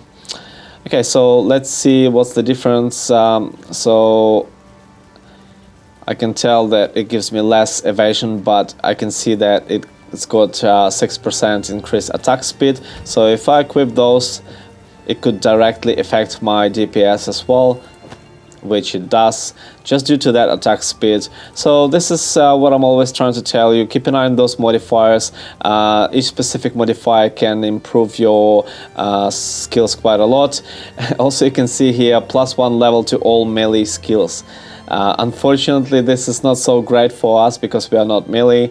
However, look out for those. They are really good modifiers that can actually, you know, imagine we improved all our skills now by just wearing one gloves. It would be pretty cool, but unfortunately, we were not really lucky with this one. But anyway, they're still better than the ones that we had due to increased DPS. We might lose a little bit on life and some of other resistances. That's okay, but we just concentrate on our DPS. More DPS we have, those monsters die quicker and they don't even get a chance to hit us. So this is better. Okay, and here in one of the rare chests in this area, I have found Artificer's Orb.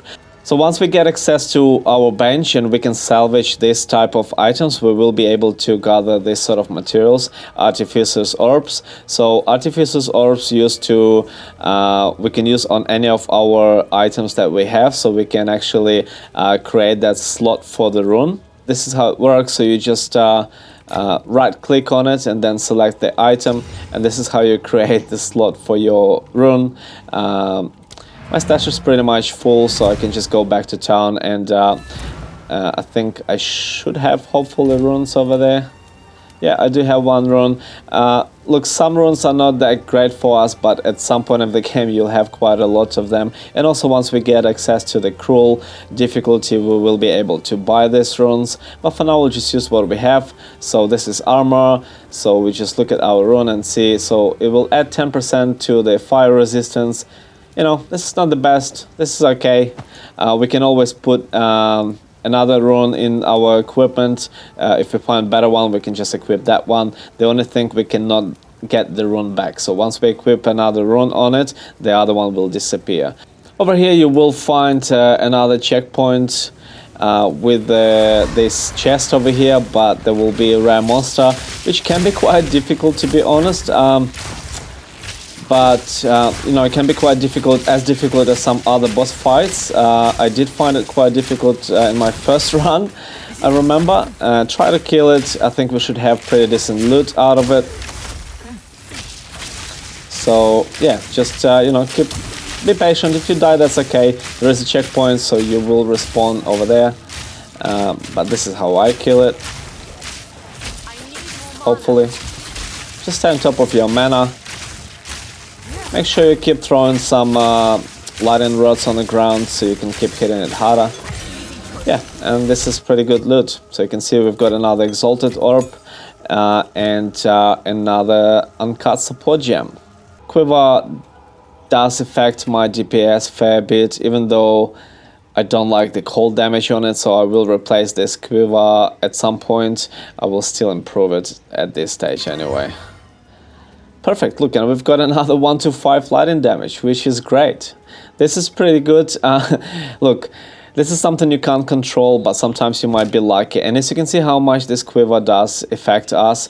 So it goes from 47 DPS to 71.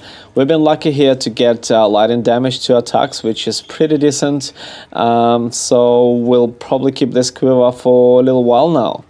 And here we've got another support gem. So this is the support gem I suggested you engrave it now. We will use it eventually for another skill that we're gonna have very soon. However, I will engrave it for now. It will gain us 35% of lightning damage after killing shocked enemies. So this is pretty decent buff.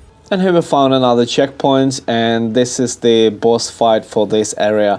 So this is where we're going to collect another key piece so we can continue through the quest.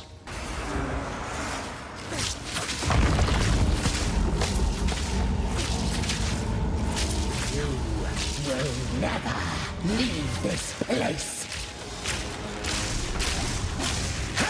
Storming arrow!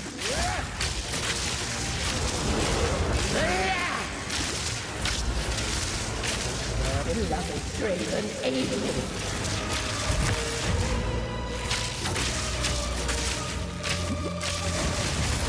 Conquer! Light of the fourth moon.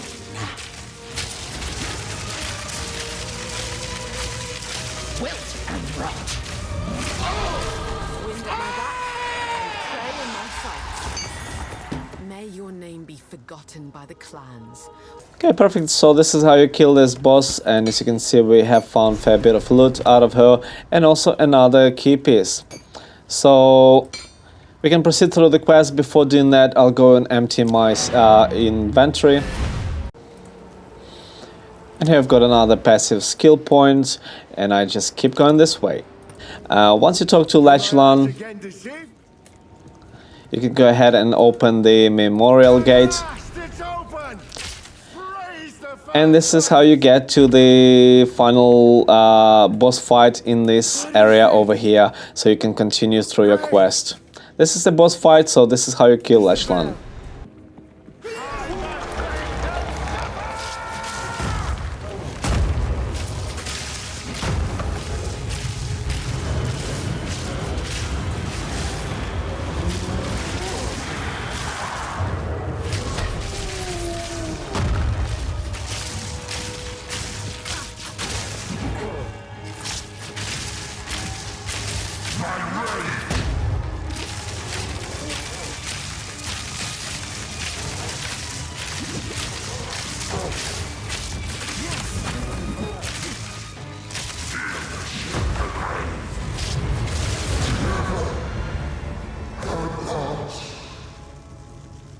Something wasn't right with him. I suppose this was a mercy. Okay, so this is how you kill this boss, and as you can see we did find a fair bit of loot out of him, which is pretty good. So, and here we found another quest item, which is Lachlan's ring. So we just need to go back and talk to Yuna, and this is where we open our new NPC, which is quite important NPC in this game. Okay, so once you're back, you just talk to Yuna. And here she heals with this ring, our hooded one. So the hooded one is, as I said, quite important NPC. So he will be identifying all the items for us with one click. So we can always see those modifiers, or we can sell those items for more money. So you just need to talk to hooded one. He will be standing over here for the rest of the game. Where Finn is, and Finn should probably move back to over here.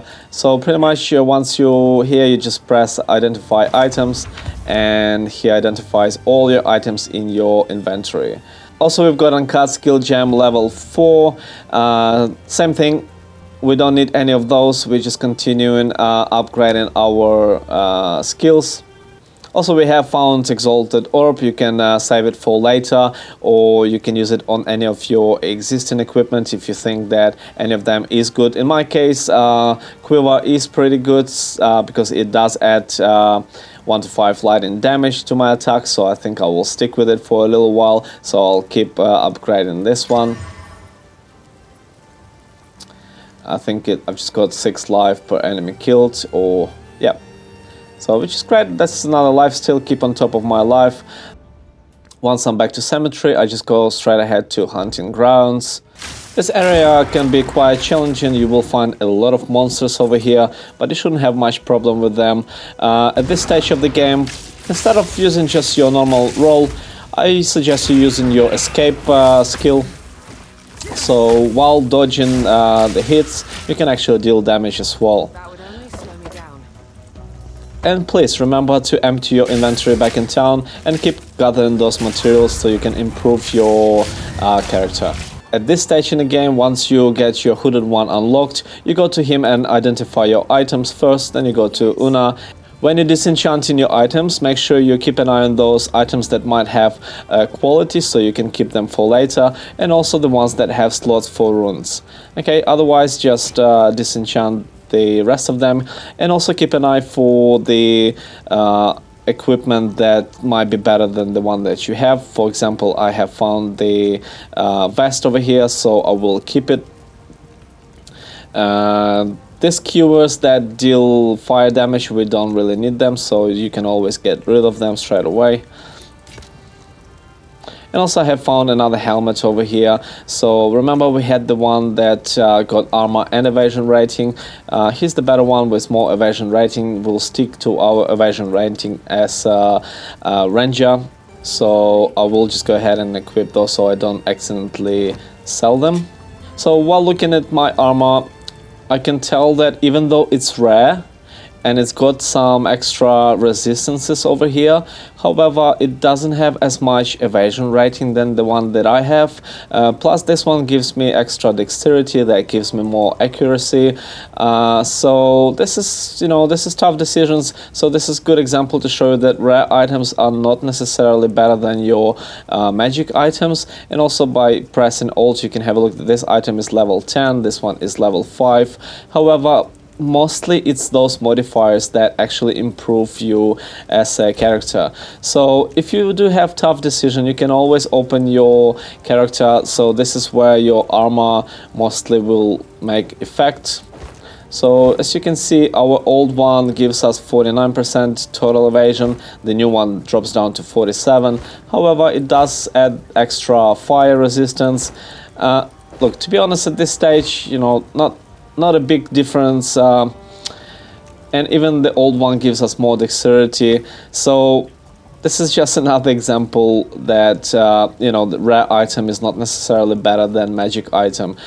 Okay, and I will keep this helmet for later so I can gather materials out of it. We will get access to our bench very soon, so we will be able to get rid of all of these items that we collected with rune slots available and quality as well, like on this flask over here. And I'll just empty my inventory.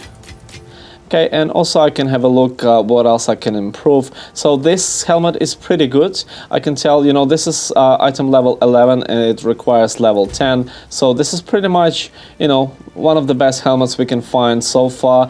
You know, it's pretty good stats. So I can actually go ahead and improve it to rare item, because I know I will stick to it for a little while. And specifically it's got, you know, those evasion rating,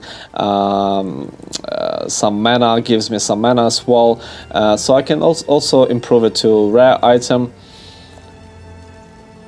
unless I've got something else to improve. No, I will improve this helmet. Gives me even another modifier here, intelligence, which is okay.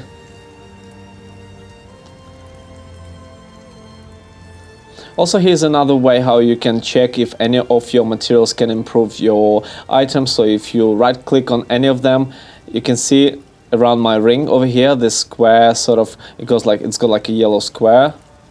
See, it means I can improve my ring.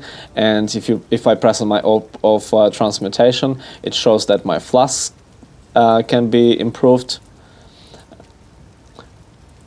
As I said before, don't try to save on this too much, because we will have a lot of them. Okay, so we will find a lot of them throughout the game, and also because we keep disenchanting our blue materials, so we will have plenty of them. So always try to use them so you can upgrade your existing items to max. So with our flasks, they can be only magical, we cannot upgrade them to rare, and also we can add some extra modifiers to them as well. Even this ring, even though I know this is not the ring I'm gonna keep for a long time until I find the better one, a new one, I can still improve it so I can get that another extra modifier, and I've got a pretty good one. I was lucky to get 1 to 3 physical damage to attacks, which will improve my DPS even more. So you can see here I will unequip it and then equip it. See, we've got another 9 DPS, which is pretty good. So this is how you keep improving your character and trying and testing different type of equipment and jewelry that you find and see what improves your DPS. Okay. So for now, we'll just continue back to hunting grounds and keep exploring the location.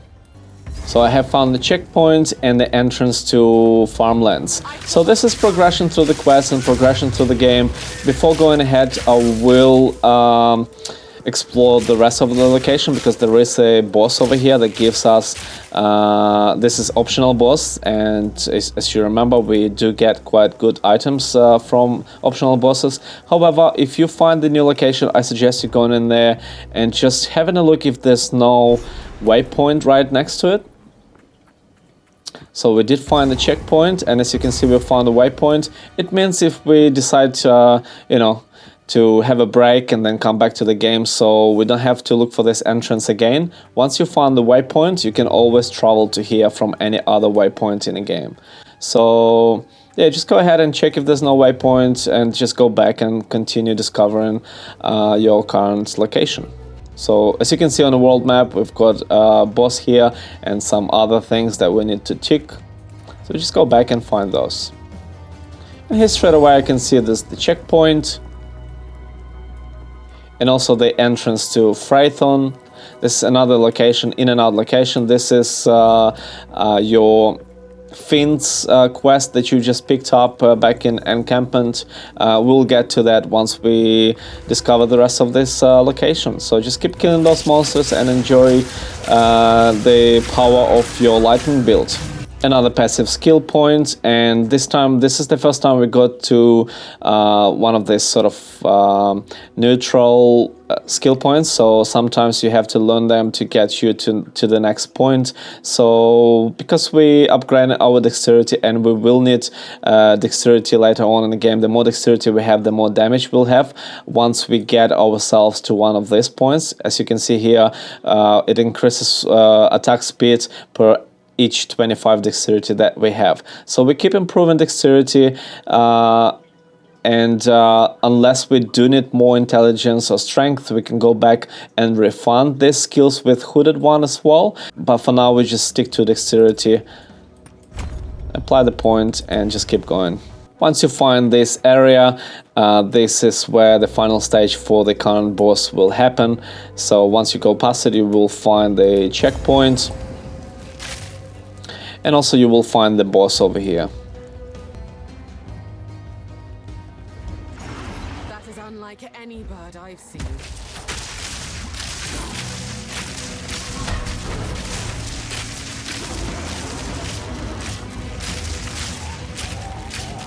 You won't escape.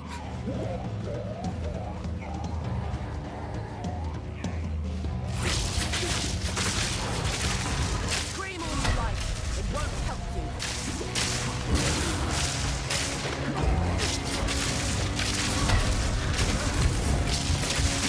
Storming arrow.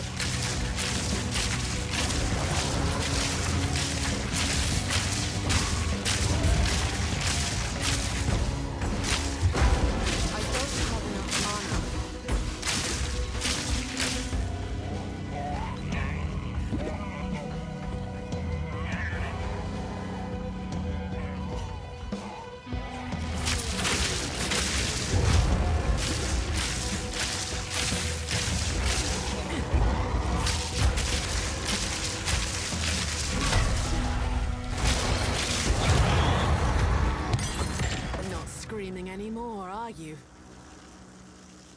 And as you can see, it is quite easy, and it is easy for the reason just because we know what we're doing. Okay, we're improving our skills, we are up to date with our equipment and our weapons, so we are really strong. So please keep following what I'm telling you. Trust me, it will get even more fun towards the end of the game and middle of the game. Right, so and here we found our book of specialization for the first time. So this is what you will find out of those optional bosses sometimes, and this is really good one. It gives us 2 skill points. So once you right click it, as you can see over here, we just gain 2 passive skill points, which is great. All right, so we just keep going through until we can learn our cure skill points. Okay, so just keep going this way, keep improving our dexterity. Got our inventory full, so I will go back and empty it. And here we've got also another supporting skill gem. So because we've got our sockets full for lightning rod and lightning arrow, we can improve our escape shot, which does help us to escape, and so this way we can deal even more damage. You can go through and look at recommended gems over here. So supported skill have 50% increased freeze duration on enemies. You know, this is pretty good, so it does deal that freeze damage, so we can just engrave that. So once we freeze our enemies with our escape shot, it will freeze them for 50% longer. So, and we've got Uncut skill gem level 3. So we can just go ahead and improve our escape shot. Okay, so pretty good run. So we did find some good stuff over here. As you can see, we've got only 43 evasion on this one and 78 evasion on this one. So we just equip it. And also we have found the better flask. Also keep an eye on this consumes rate. So as you can see over here, it's got 10 of 91 charges on use, so it pretty much means that we will have 91 divided by 10, so we will have 9 charges on this flask. Okay, compared to only we had 8 charges on this one. All right, so pretty good improvement. Just also keep an eye if we cannot improve it even further. It's got already 2 modifiers, and this is already magic item, so this is max for the flask. You can check your world. As you can see, we ticked boxes on 2 monster and the boss. We just need to find ritual altar. Once you kill all the monsters, you will get access to your Uncut skill gem level 4 for the first time. So don't worry about going to Farmlands for now. This is where we continue through our quest line and continue the game to the end of Act 1. And Phraython is just in and out, so we just go there, complete that quest and get out, so we can just continue from there. Once you're in Phraython, you will just find the waypoint over here, and you will need to find more altars. So once you find enough altars, you will be able to activate the final altar you find here, so you can initiate the boss fight. So this area got another boss fight over here. This is another optional area and optional boss fight, so but we will be able to gain another buff for the rest of the game. So yeah, complete Phraython. This is pretty fun area, and you will be able to improve to continue with your quest.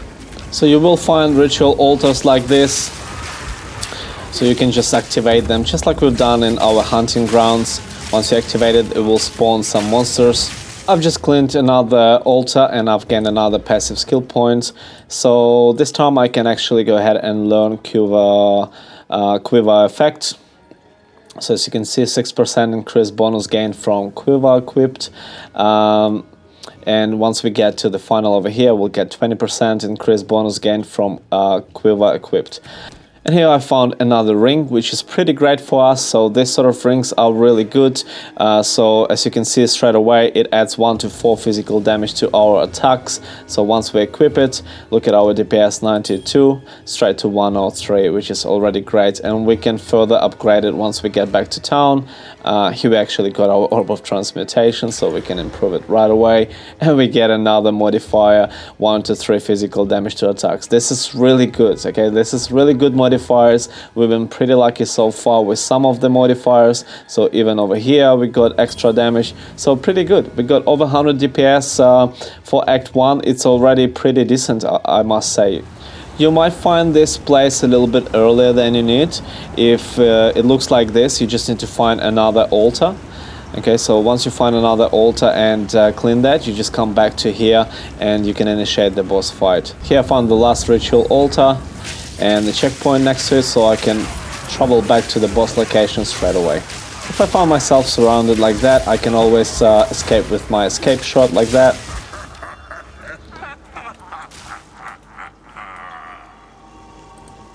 Okay, so that laugh means we can actually go ahead and activate the boss fight now. Right, back to this location, and as you can see over here, now we can actually activate this altar and initiate the boss fight. In my sight. Nice try.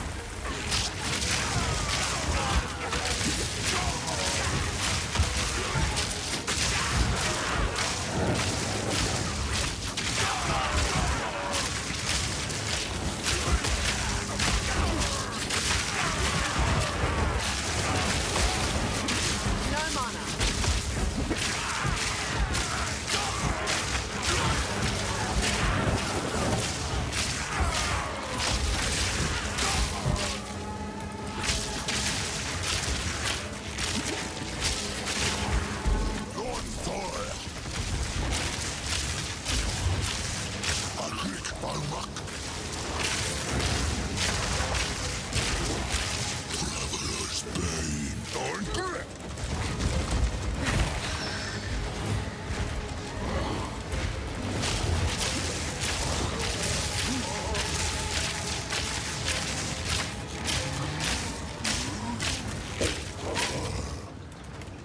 The Wild One's power is mine!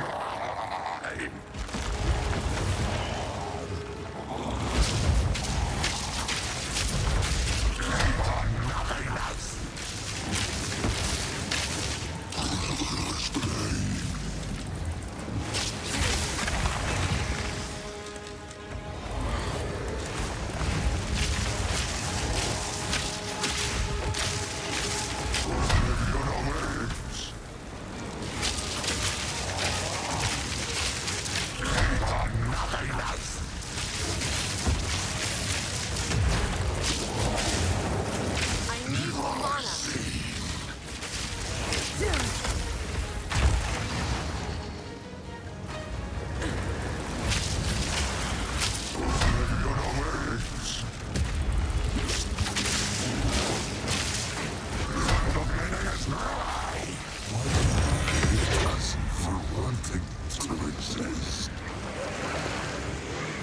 As you can see, that was pretty easy. I did kill this boss with the first attempt.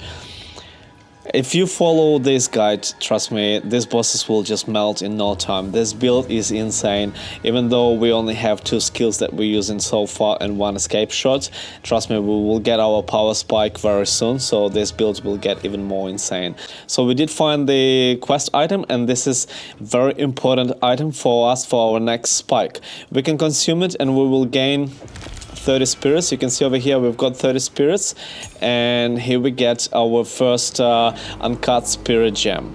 Alright, so this is how your spirit gems work. So this is basically just your, like any your other skill, but this just works passively. Okay, so this is not your active skill, this is passive skill, which is active. Hope that makes sense. So, and here's our really big power spike, as I said in the game, Herald of Thunder.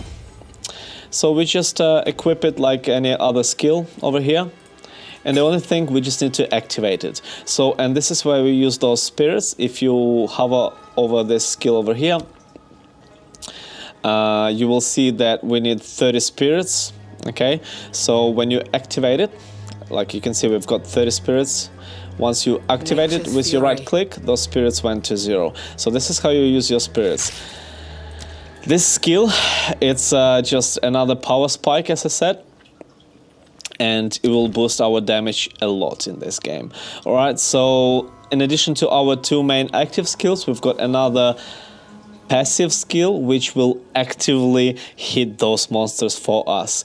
And this is where we're gonna be using our Innervate support gem. Okay, so just move your support gem from your lightning rod to your Herald of Thunder. So because our Herald of Thunder will be hitting those enemies once we killed shocked enemies, so and every time it kills those enemies, it will boost our damage, overall our lightning damage, in which I will demonstrate very shortly. Create the portal and go back to town. Here you can talk to Finn. So the culture, thank you. And he will give you your first charm. Alright, so you can go ahead and choose any.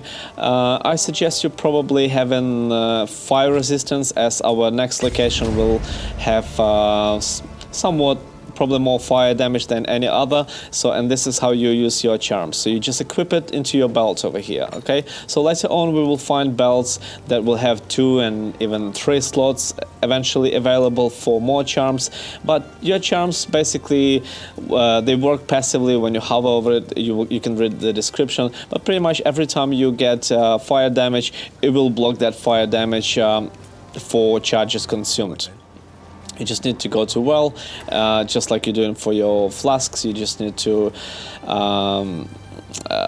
refill those charges. As you can see here, you've got 40 charges, and once you get hit by fire, it consumes 20 charges out of 40. So pretty much you have 2 charges, and this one, your charms work the same like flasks, so you can pretty much improve them to magic rarity. And also you can add modifier. If you found Chaos Orb at this stage in the game, do not waste it, okay? So let me show you. So you pretty much just remove one of the random modifiers on your rare item and you just replace it with a new random modifier. This is, I think it's completely useless. This is just from my point of view. Yes, you might, for example, remove cold damage on your quiver, but get physical damage, which would be beneficial, but you never know. This is random, okay? And the chance that you're gonna remove, first of all, you're gonna remove random one and then add random one. The chance that you're gonna get what you want is very small. So, however, these items have a lot of value later in the game. Okay, so once you get through your first 3 acts and get to your cruel difficulty, you will get access to currency exchange, so you will be able to exchange these items for the other ones. So, and one of these chaos orbs you can exchange for your exalted orbs, 1 to 80, 90, sometimes 100. Okay, so do not use your chaos orbs, keep them. Just keep them. You will say thank you when you get to cruel difficulty. Okay, now we can just go to the waypoint and travel to farmlands. Okay, just discover your farmlands, and here you will be able to complete Yuna's quest as well once you find her loot. And this is a good opportunity to show you how our new skill works, Herald of Thunder. Really important skill. It will deal a fair bit of damage to the monsters that you will see, and also will gain us... So as you could see, we did kill the shocked enemy, so we gained 2 charges with Herald of Thunder, and we will be able to improve it later on in the game. Okay, as you can see, we found the enemy here. Once we hit them, as you could see, it hits them with Herald of Thunder.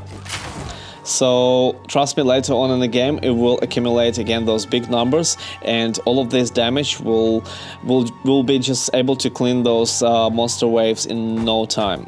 This is just another very important skill for our build, and here we found Una's loot pretty much straight away.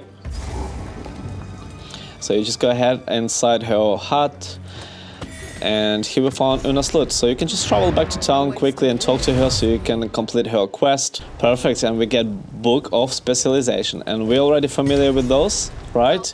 Once we consume it, we gain 2 passive skill points, which is great. It is awesome. Okay, so we can just finish off this line over here, so we can get ourselves to the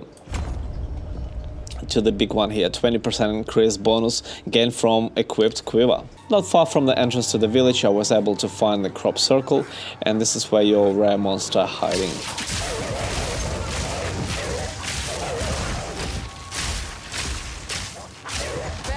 At this point in the game you will find probably more than enough skill gems, so you can go ahead and learn any of these skills so you can use them if you want. I'm not going to bother because I'm not going to use them at all. However, I did find another Uncut Support gem, so I will go ahead and learn another skill for my Lightning Rod. So this time we will get concentrated effect to our Lightning Rod, so pretty much we will deal 30% more area damage. However, our area will be 50% less, but we don't bother because we have 3 arrows per time, so we just concentrate on our DPS. So we can clean those waves much easier. Once you complete Una's quest, it's pretty cool. When you get back to your base, she will be playing new songs. Which is pretty cool. I have also found the better mana flask for myself, and I have got another charm over here, so you can see it used when you're affected by slow. Okay, so we can just stash those. So at this stage we will start picking up a fair bit of charms and jewelry. So I suggest you keep in another separate tab for your jewelry and charms. Okay. Also, you can at this point you can also get you can also organize another tab for your skill gems because, as I said, you will have a fair bit of those in the game. The village is quite an important location. This is where you will be able to complete Renly's quest and get access to the Salvage bench for the first time. That bench that I mentioned for a very long time already, eventually we will get access to it, so we can salvage all those items that we have collected. So just go through the village and find Renly's hut. So this is where you will find his loot. So there will be a fair bit of fire damage to you in this location. This is where our charm that we have equipped for fire protection, this is where it comes handy. And here I've got another passive skill tree, which is great. So this time we go down here and improve our critical damage bonus. Along with increased critical damage bonus, you can also see it directly affects our DPS as well for our projectiles. Even though it doesn't affect our lighting straight away, it's not only about that specific DPS number, it's also, you need to think how all the skills work, okay? And critical damage is a lot, okay? So you will see how when we're trying to kill those bosses and their life bar goes like slowly, and then pang, big critical hit. So this is where critical hits are important. And here we found another checkpoint and entrance to Renly's hut. So this is where you find his loot. We just need to kill a few monsters. Here you will find smithing tools. Of course, we have full inventory. Here we also find blank rune, so Renly will give us rune as well. I'll just go back to town and finish Renly's quest, so we can get ourselves to a new routine when we get back to town. This hooded one is here. So he will give you another rune.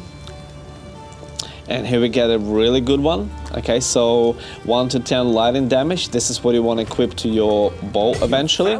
This will add you a fair bit of DPS as well. Okay, and as he told, now he set up the bench for you, the salvage bench for the first time.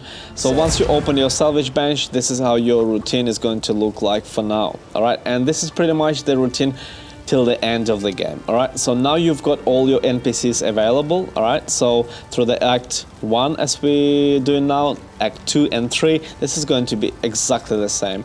You will have different NPCs except for the hooded one, but the routine is going to stay the same. Okay, so we go to hooded one. The villages. You must infiltrate. Identify your items. Then you go to Una. Disenchant items. While you're disenchanting items, you look for the ones that might have quality or the ones that have you know, your rune slot available. Okay, so we disenchant items, disenchant. Here we've got a bow with physical damage. This is a pretty good one, so we keep this. As you can see, 14 to 23 compared to 7 to 14. This is going to be our power spike. We'll get to it. We'll get to it very soon. I'm quite excited about it. But after disenchanting your items, you go to your salvage bench. So you can salvage your now you can salvage your materials, as you can see, but these gloves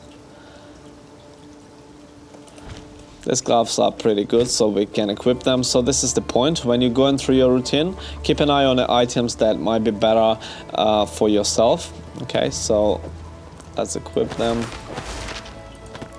Even though we do lose a little bit of DPS, which is okay due to losing this increased attack speed.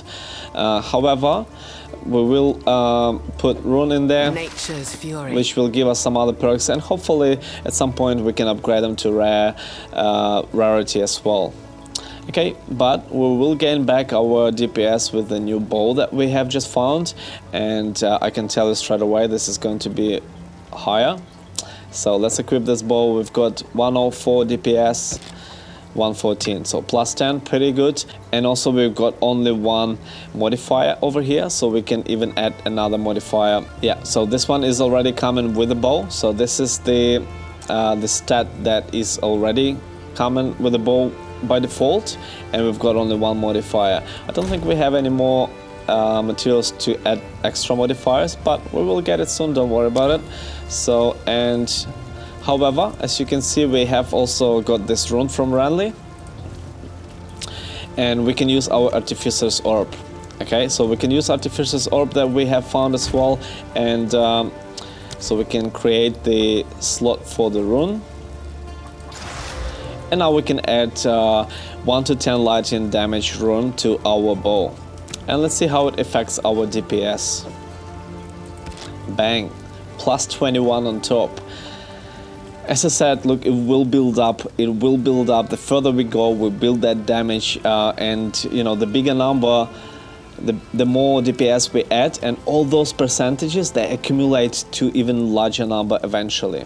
And we've got another 1 to 10 lightning damage. Okay, so hopefully once we get another Artificer's Orb, we can add another rune to our bow. And we'll just put this one away for the time being, but hopefully by salvaging all those items that we have in our stash, hopefully we can get another Artificer's Orb, so we can get another rune to our bow. Alright, let's get rid of the items that we don't need I was just... to begin with. I've collected another from Let's my just sell collection. all the normal items. Thank you. And we can keep this one so we can actually salvage it with our bench. Oh, I like this one. We can disenchant our old bow. Empty. Okay, so now we just pick up all those items that we have found before, including our flasks. Okay, now you go to your bench, and by pressing this hammer over here, and then you just go and press it on items. And this is how you salvage and gather materials.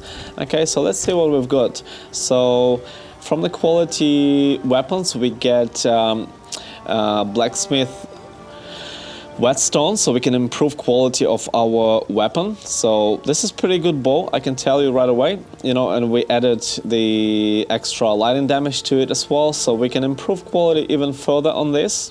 So by pressing right click on blacksmith whetstone and then on a bow, we can add quality to it. And as you can see, our physical damage grew a little bit and everything just goes up a little bit, okay? We can go up to 20% quality on each item. This is for our weapons and our armor as well.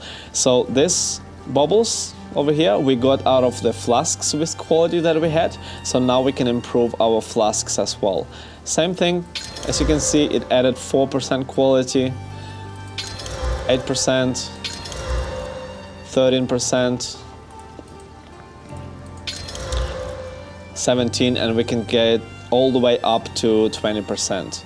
Okay, so this is Artificer's Shard, and once we get 10 of them, we get our Artificer's Orb. And remember, those Artificer's Orbs used to create another slot for the rune, so our weapon can have up to 2 runes available. So as you can see, we can actually upgrade ourselves a fair bit from this point in the game once we got our salvage bench available. So we just go ahead, continue with those, and as you can see, we got our Artificer's Orb out of 10 Artificer's Shards. Okay, so now we can add another slot for the rune, and now we can use another rune that we have. I have to be honest with you, we are pretty lucky we have 2 of these runes so early in the game. I hope that you had the same luck, but as you can see, our DPS 138 already, and if we add another rune for lightning damage, 158. Okay, so our aim in this build to keep improving our lightning damage as much as possible, but also don't get confused, it's not only about lightning damage. Physical damage also improves our DPS, because you can see over here that lightning arrow converts 40% of physical damage to lightning damage. Alright, so physical damage equally important as our lightning damage. So if you can improve your physical damage with your jewelry and everything else, you know, your gloves maybe potentially, you always improve in your DPS this way. Alright, so we can also improve the quality of our armor. To be honest with you, I think there will be armor better very soon, especially when we move into Act 2 very shortly. So I will keep these materials for now so I can improve armor if I know I'm gonna keep it for sure for a longer period of time. Alright, so our inventory is full. We have improved ourselves as much as we could at this point. We just go back to village and continue. So yeah, this is your new routine, the hooded one, then disenchant your items with Geonor, and then go to salvage bench and gather material again, drop your materials to stash, back to business. I did find another orb of augmentation, so I will go ahead and improve my bow even further so I can add another modifier. Let's see what I've got. This is absolutely brilliant. Alright, so if you are lucky enough like I am, you will eventually get these bows where you can get +1 level to all of your projectile skills. This is massive, okay? So as you can see in blue over here, if we remove our bow, it drops to level 4 once we equip it. All our projectile skills, so which is our lightning arrow and lightning rod, go up to 5. Okay, so +1 level. Eventually, hopefully we can find Quiver as well, that adds us extra levels to our projectile skills, but this is massive. Look. We just walked into the village with like 120 DPS and we improved ourselves to 170 DPS already. So just so you know, just for your information, if you Google it, what DPS is recommended for Act 3, so what damage we need for Act 3, they will tell you 150 to 200, this is optimal DPS required to feel comfortable in Act 2. We didn't even complete Act 1 yet and we already have 170 DPS, okay?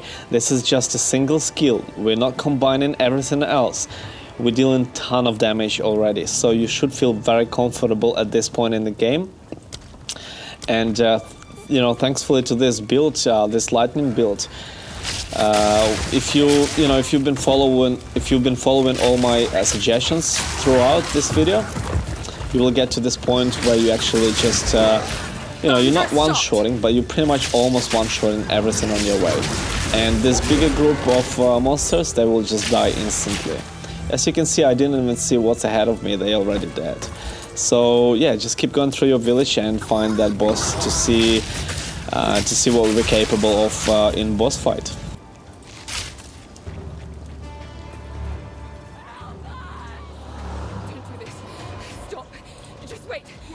Surely we can...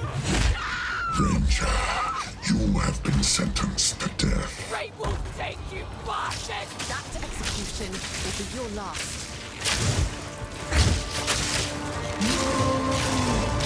Get down here. Your time is up. Fury! Guillotine. Nuts.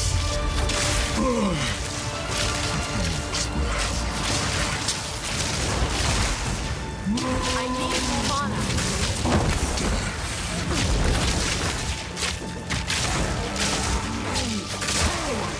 Fight or die! Guillotine. Nuts.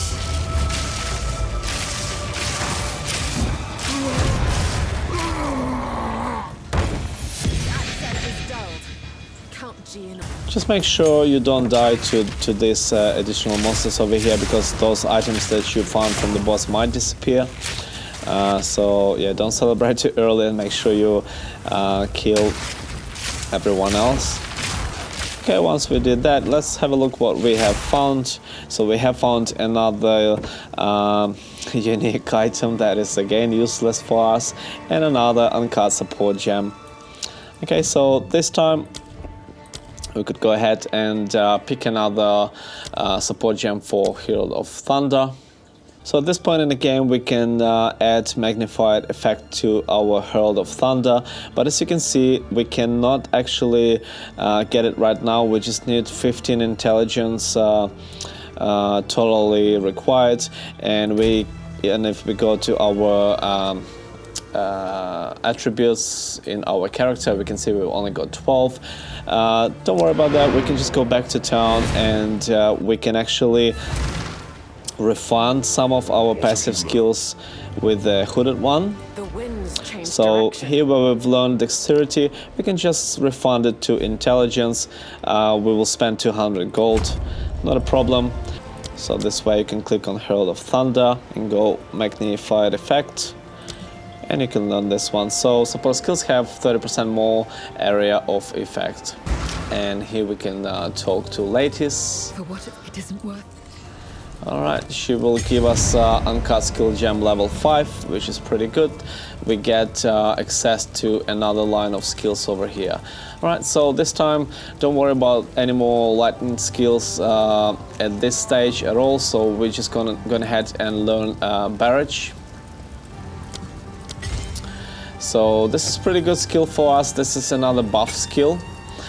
So we will bind it to the middle wheel. This is what I will do. You can do it to whatever you want, but this is pretty much 3 skills that I will be using 95% of the game. This is only 3 skills that I'm going to be using. Okay, so once you talk to Latice again, Enter the man. she will give you a quest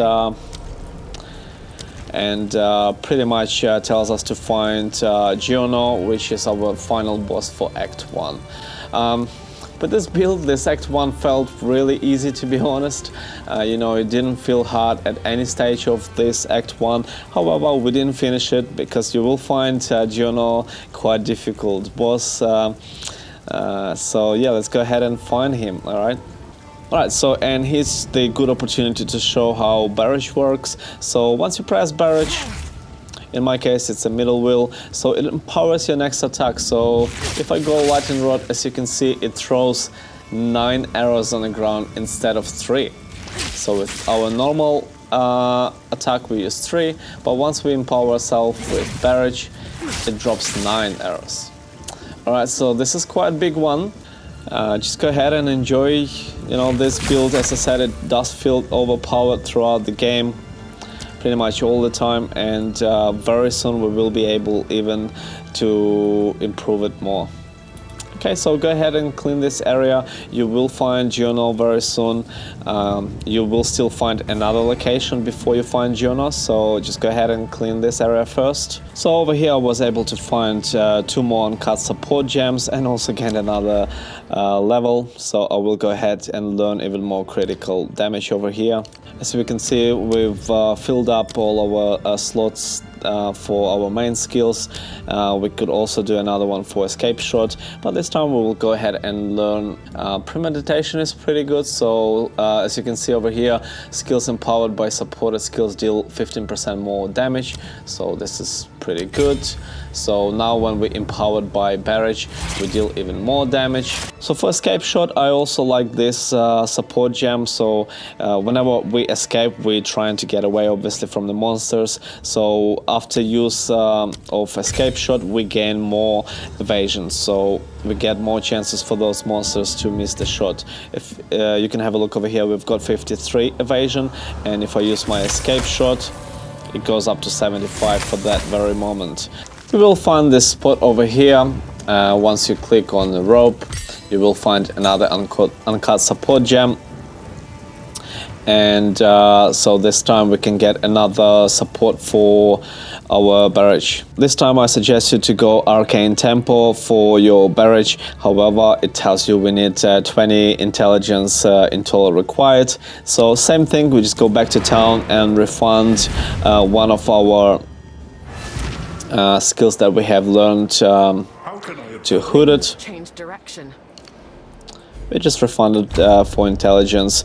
Instead of sacrificing dexterity all the time in order to increase our intelligence, we could try equipping different jewelry as well. In case you have jewelry that increases that intelligence, you can increase it that way. Also, there are type of runes that increase your intelligence as well. So it doesn't mean that you always have to sacrifice your dexterity and refund those skills back from Hooded one. But you know, this is not a big deal. This is the way I can do it now. So there are many ways, as I said before, but this is the way I'm gonna do it right now, because this is only one option I have for me at this stage. So I'll just go ahead and learn Arcane Tempo for my barrage.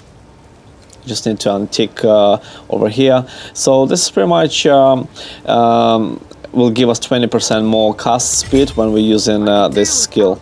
Okay, so I was able to find the Gem Cutter's Prism. So what is Gem Cutter's Prism? You might find it a bit earlier, or you might not find it at this stage. So pretty much this is just is the same like we improve quality of our weapons and armor. We can improve quality of our skills. All right, so because our lightning arrow is our main skill, so I will go ahead and improve quality of my lightning arrow. By pressing Alt, you can have a look what additional effects from quality you will get. So you'll get 10 to 40% more chance to shock. All right, so more shock, more damage. If we kill those shocked enemies, we trigger Herald of Thunder. So the quality on this skill is pretty good. Same thing, once you found this broken floor, you head in right direction, and here you can see Geonor even closer. Just continue through finding those stairs to get lower. If you keep finding more uncut skill gems, just continue improving your main skills to level 5. And then if you have improved all of them to level 5, specifically your lightning arrow and your lightning rod, you can go ahead and learn Freezing Salvo. It will help you with some bosses, but for the most part we will be using our lightning skills over here. Make sure you explore all of this area. This is your last chance to get some loot that will help you to kill Geonor. But once you get to this stage, this is pretty much you just proceed to the arena, and yeah, so I will show you my boss fight with Geonor and hope you enjoy it.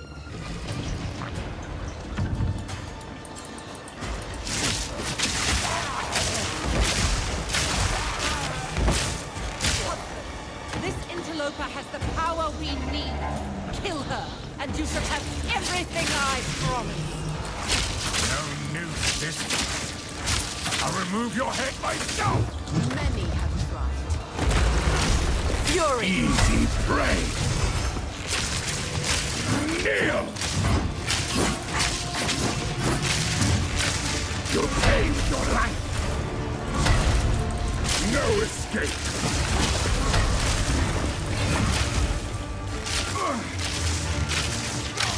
That will not go unpunished. First one's fire. Oriana, open the cage. Release the beast. Give me what you promised. I think not. I think so much more.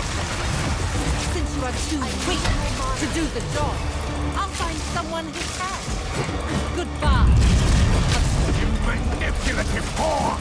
How dare you abandon me after all I've given you?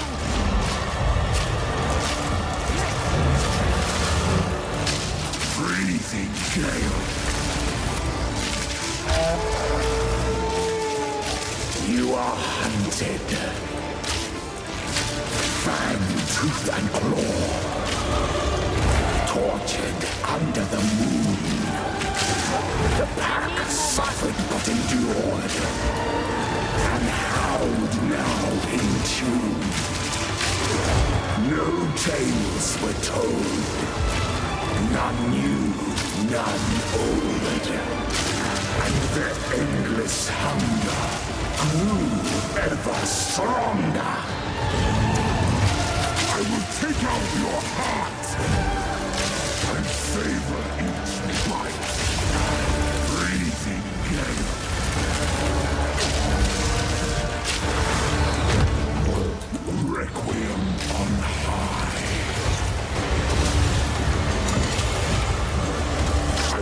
take out your heart!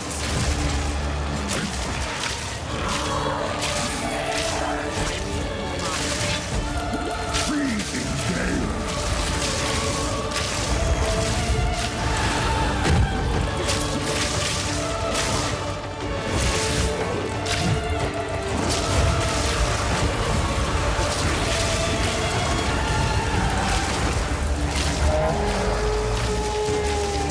As night falls, winter's chill, sought the unworthy, through an endless night, they wither and tarry, forsaken frosts, as cold as death, of Bael's misery. The pack won't forget. Storming arrow! Blood. And I am ravenous.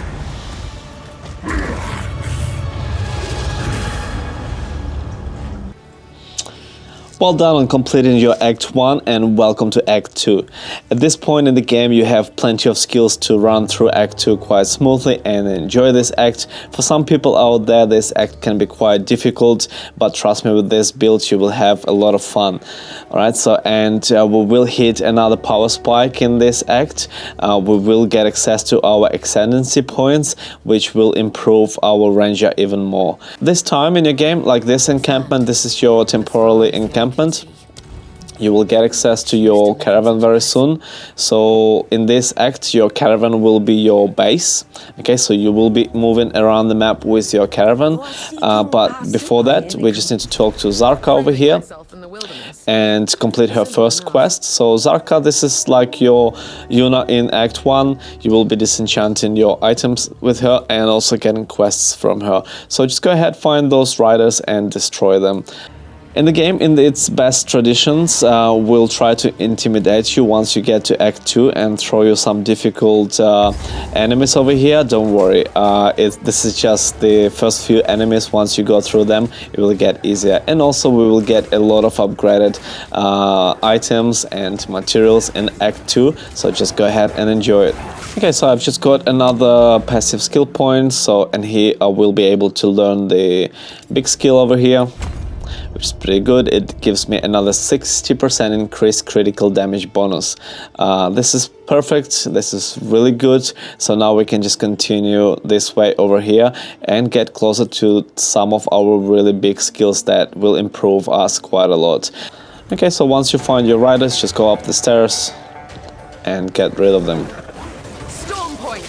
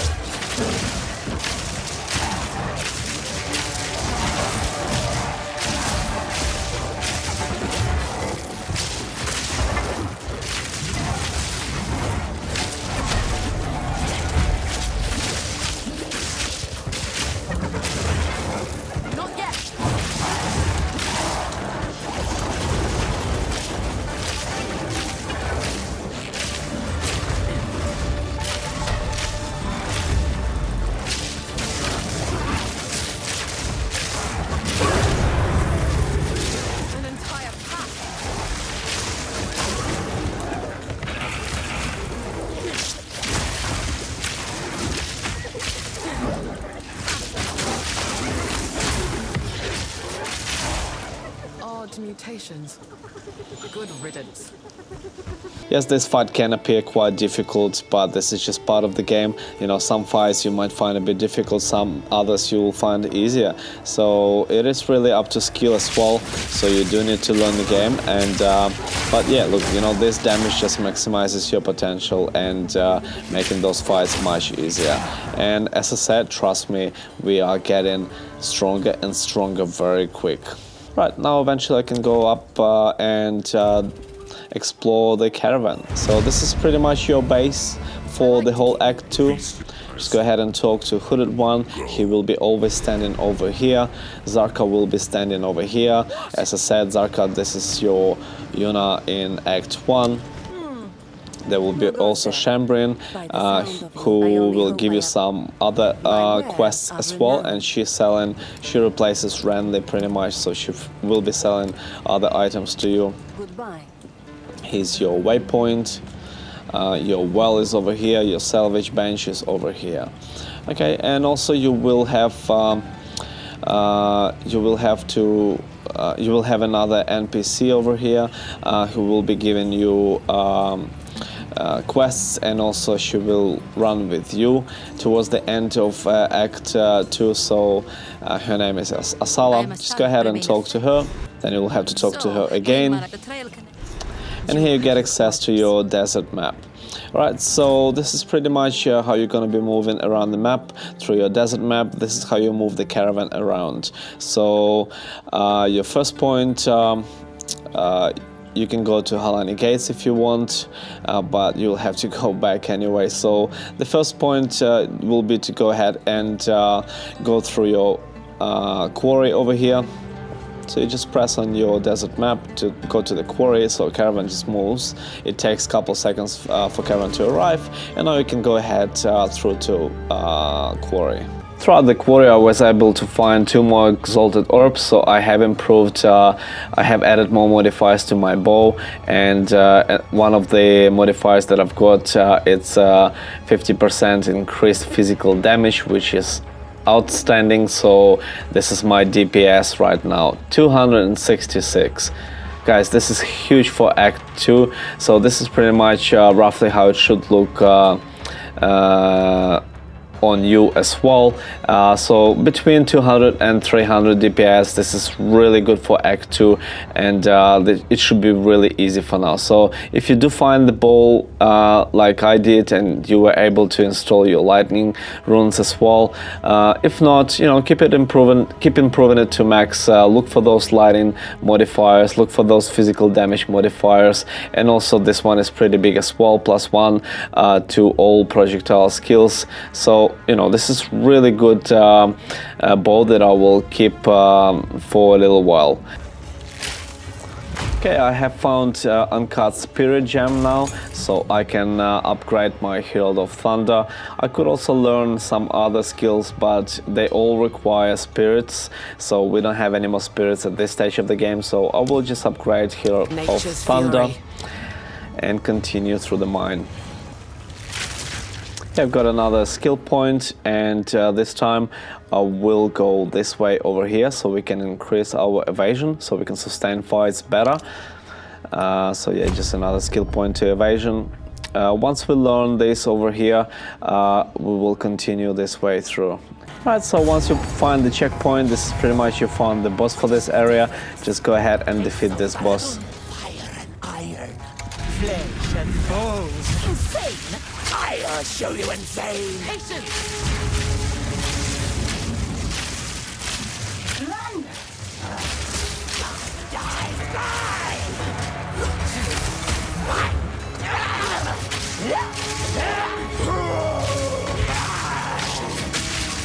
Burn, oppressors! Thunderous shot!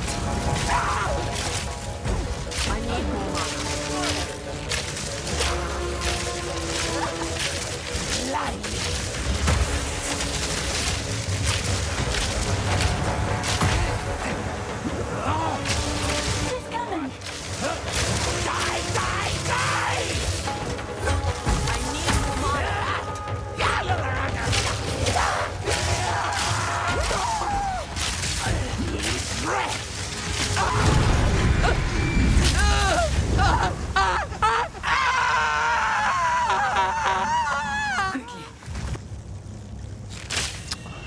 Right, I hope you stayed away from those die one-shots.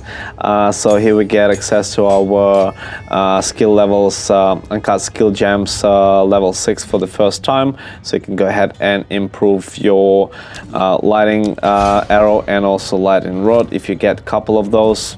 I was able to go back to town and equip another supporting gem to my salvo, which increases 25% of cold damage, which is pretty good. It will help us in some fights. So it's called Cold Infusion. And we killed that boss for the area, so now we can go ahead and use our desert map to travel to Halani Gates. Right, and here you will find the entrance to fight another boss over here. This is very important fight, so once you defeat this boss, we'll get back and talk through it. Caged for 1,000 years.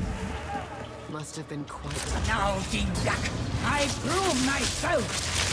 Yori!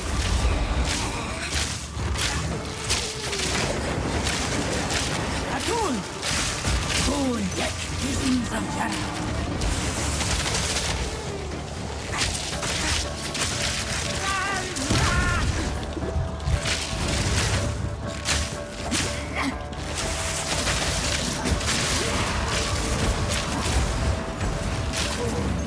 I need more mana.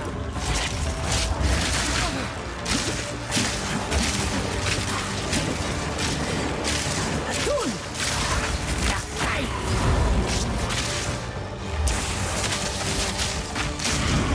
Hey! Cool deck. I'm out of mana.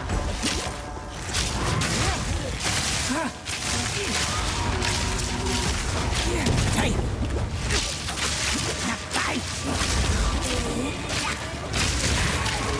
Visions of Jara. I'm glad. Atul! Cool deck.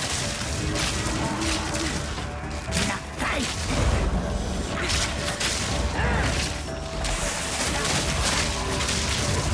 Hey!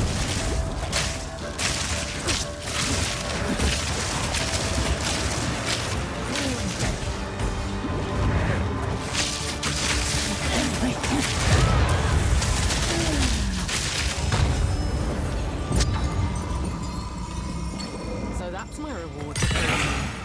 A murder attempt and an old coin. Okay, so once you defeat Balbala, you will find Balbala's barrier. Okay, so this is the key to the trial of Act 2, and this is where we hit another power spike. Alright, so it is quite important. Just collect all your loot and continue through your quest. We will get to the trial very shortly. Before we get to the trial, we just need to find another passage to the gates. So you will find another entrance to proceed through your quest. Once you get another skill point, we just continue through to the big one over here. And now we gained another 30% to our invasion. Okay, so here I've got another passive skill. Once I get another passive skill point, I'll just keep going this way. I'm not gonna bother learning this smaller skill.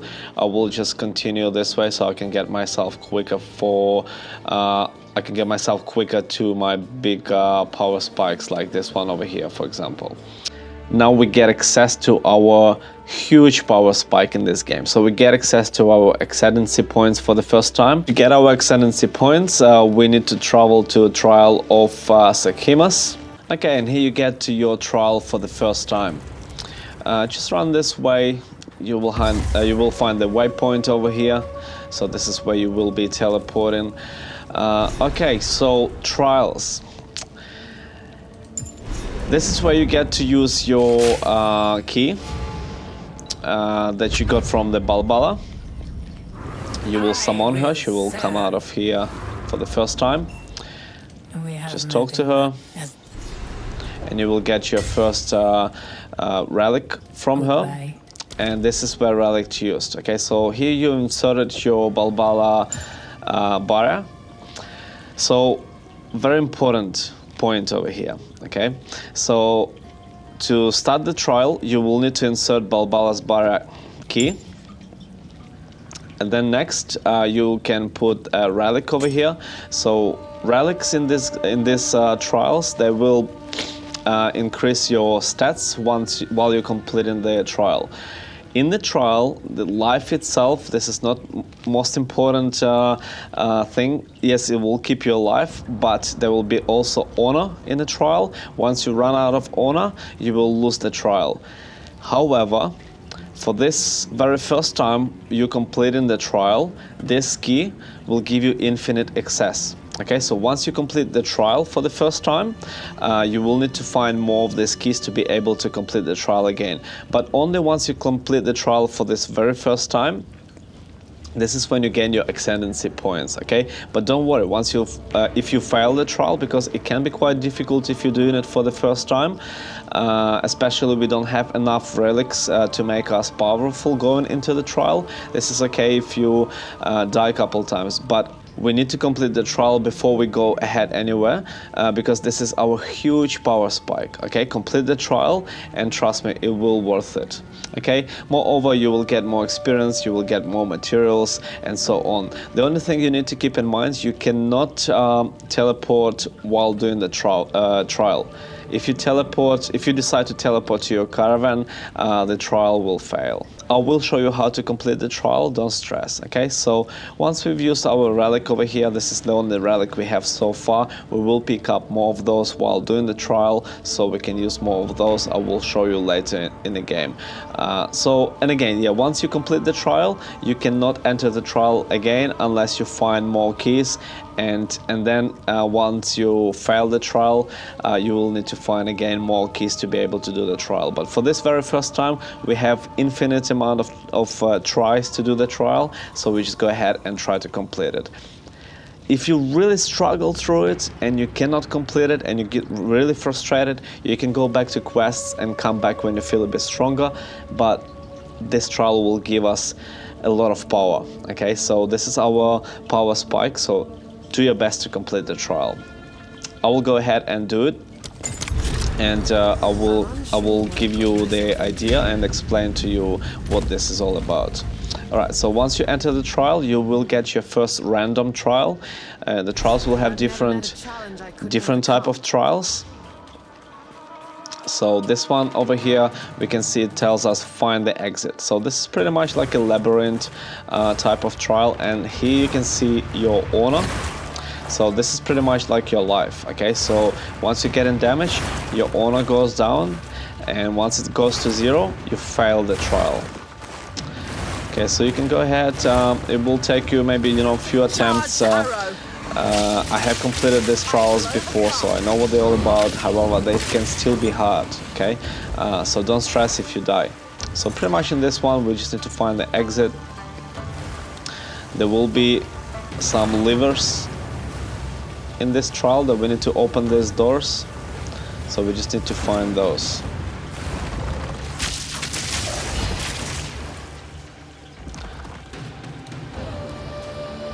So levers like this, once you find them, you just click on them. This is where you open the doors. You can just go through them and keep looking for your way out. As you can see, we open this door, so we get access to these chests over here. However, try to keep your inventory not empty, but keep some space, because you will be finding better items. And only pick up your important items. Pick up your yellow ones, and so yeah, have a good look what you're picking up before you do so. Relics, quite important. We pick up old relics. And leave the rest on the ground. Okay, we just keep searching for the exit. Once we open that gate, there will be another gate that has opened over here. And look, this trial is not going to be exactly the same for you, okay, but it will be similar. And as I said, there will be different type of trials.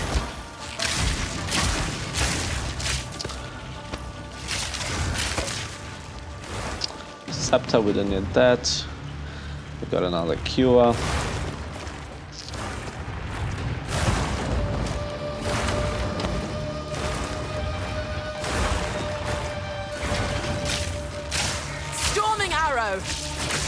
Yeah, pretty much this is it. We did find the exit. Just go ahead. So after completing your first trial, there will be random thing over here you cannot choose, but over here you can see if you lost some honor, you can use the water that you find throughout completing the trial, and you can restore some of your honor. I'm not gonna waste any water because I didn't lose any honor.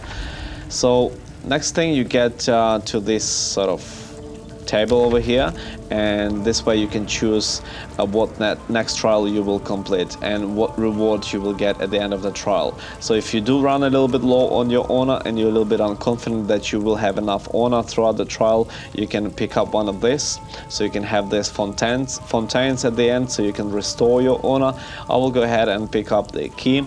So if we collect, the more keys we collect, the more reward we will get at the end of the trial. However, we cannot use the keys if we fail the trial, obviously. So you gotta keep balance and make sure you know what you're doing. But yeah, more keys you pick up, the more rewards you will get.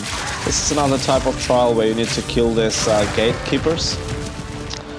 Okay, there will be few of those, so you just need to find them. Right, keep an eye for these ones. They are real pain in the ass. These monsters over here, they do deal a lot of damage, and they also very mobile.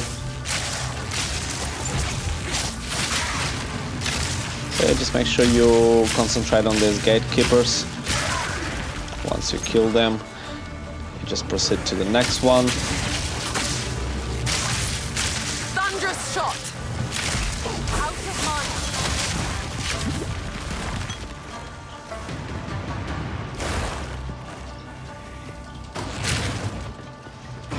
There will be 4 or 5 of them throughout the trial,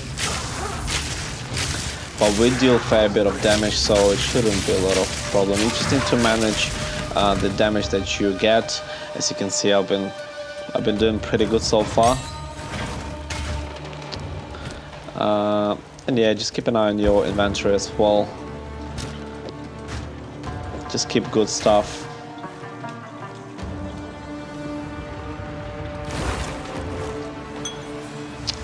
Oh, nearly got hit. Sorry. Okay, as I said, this one's can be pain in the ass, so I just stayed for too long, so they spawned a few of them.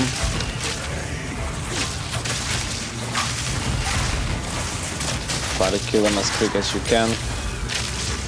Just concentrate on your gatekeepers, and then they will die once you kill your gatekeepers. Okay, so this trial is completed as well. Now you can go ahead and look at your loot. We've got another skill gem. We can improve our voltaic mark.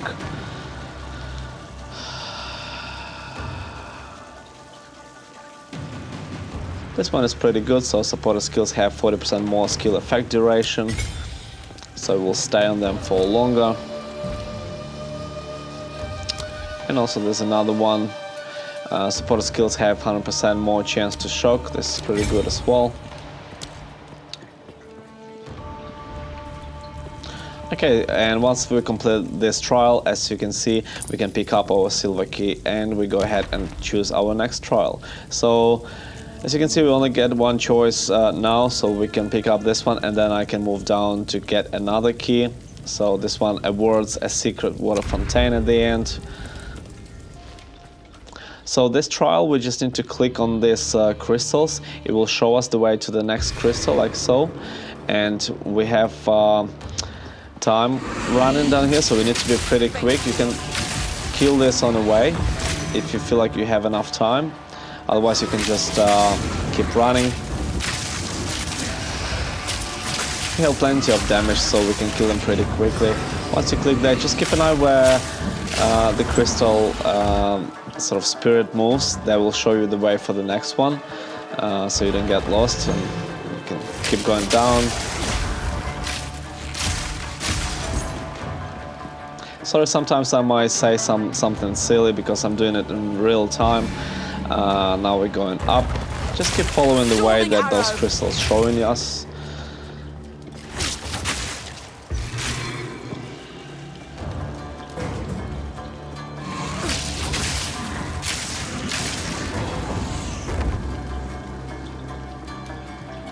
I think it was this way somewhere. Okay, and this was the last one. As you can see, trial completed. So this is how you complete this sort of trials. Now we can just continue through, and here you can see we've got water fontaine, so it gives us another 130 sacred water. Now we can go ahead and pick next trial. So I will pick the key.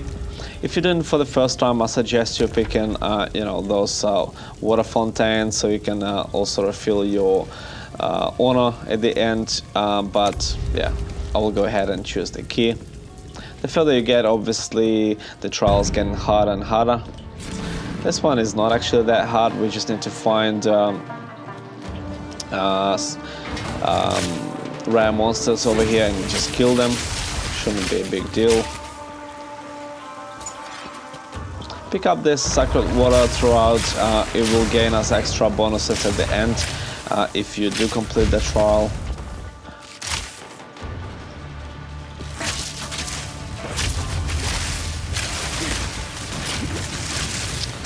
Okay, as you can see, if we do get damage from the monsters, our honor goes down over here along with our life. So it is pretty important to keep it to the top as much as you can, because at the end of the trial you will find the boss that can be pretty difficult as well. So as you can see over here, you know, this trial does get a little bit harder.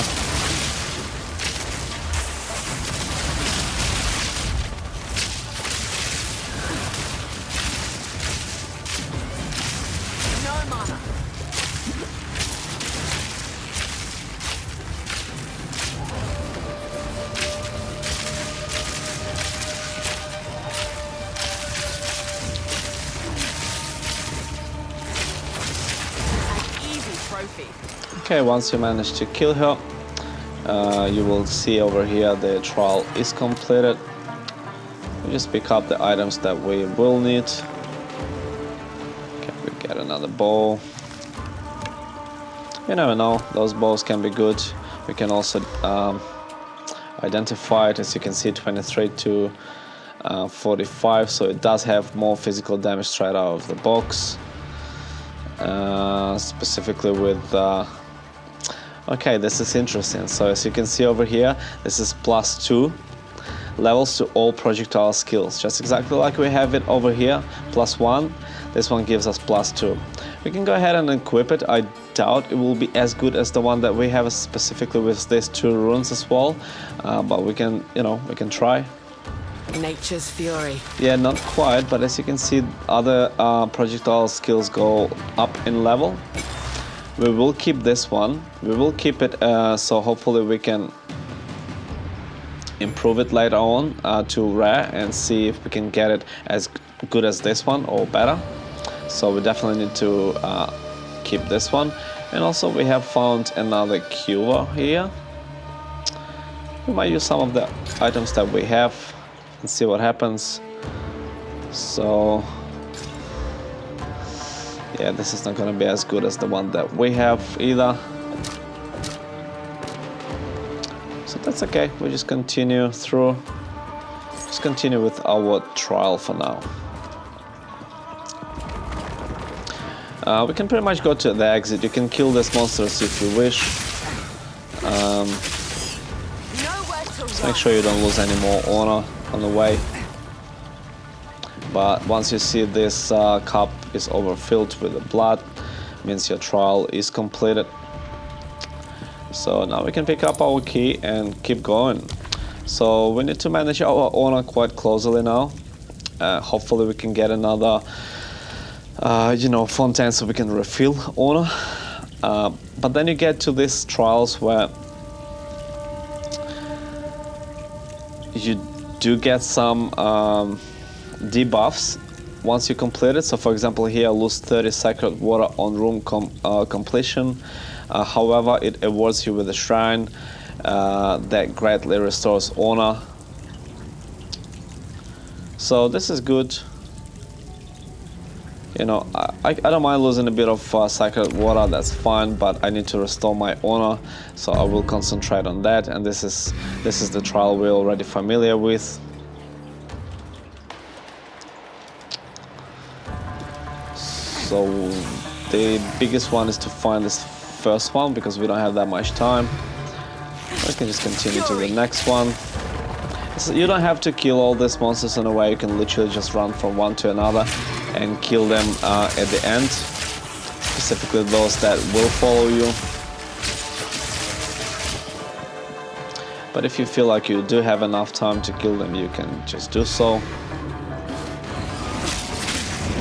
The main subject of this trial is just to collect all these crystals, so you don't have to kill any of the monsters.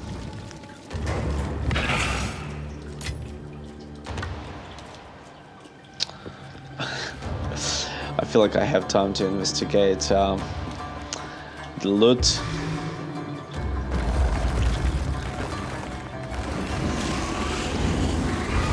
Alright, so this is our last one. We could just go ahead straight into the gate. I feel like killing these monsters before doing that. I'm pretty close to my next level as well, so I don't mind. I've just lost a bit of honor there as well, Stay alive. which is not ideal. But anyway, hopefully we will be able to restore some of our honor now. So we do get, as you can see, yep, just for using 5 sacred water, we will restore all of our honor, which is pretty great. Now we just go ahead and select our next trial. So carefully read what the next trial will bring. Ideally, if they do have those keys, you are cursed with enemy.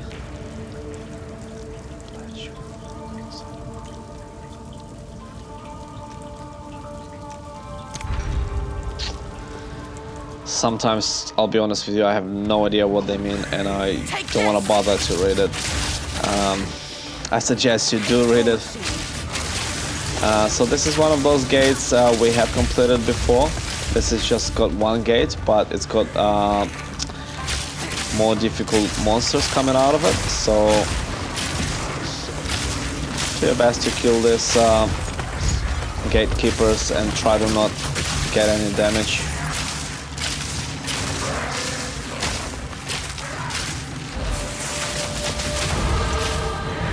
I've got another level, so you don't have to kill everything that comes out of that gate. You know, as long as you kill those gatekeepers, you'll be sweet. Alright, and I will learn another skill point over here, just dexterity. So next point I'll get to over here and learn this ones, so it will improve our DPS even more. Okay, we just continue with our trial.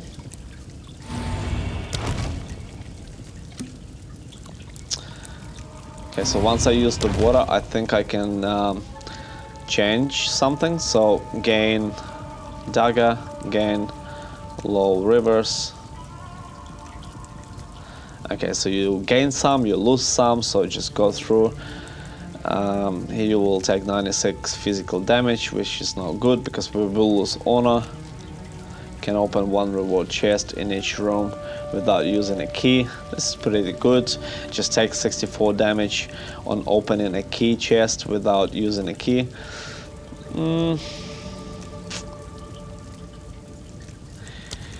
I'll just go with this one. This is more about actually completing this trial. Okay, so I do need to complete it, and I don't want to fail it and do it again. This is pretty good, so we can restore our honor again once more before we actually go to the final one, because the final one, as I said, will be a boss fight. I hate these find exit trials, just don't like them. Don't like them because I normally lose a lot of health on them. I'm just not patient enough to go through these fireplaces. And there's spikes over here.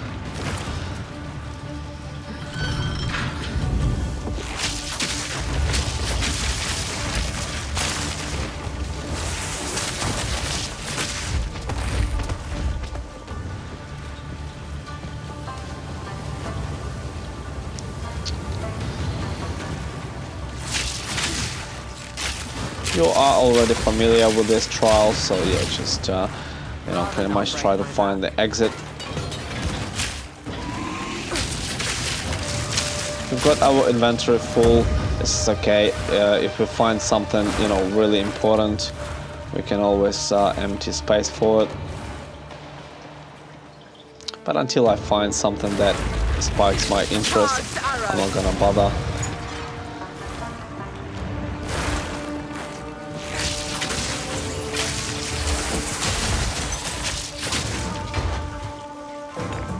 Got no patch space for that. Most of the monsters here will be familiar, so you should know by now what sort of damage they deal, so try to stay away from that damage and find the exit as soon as you can.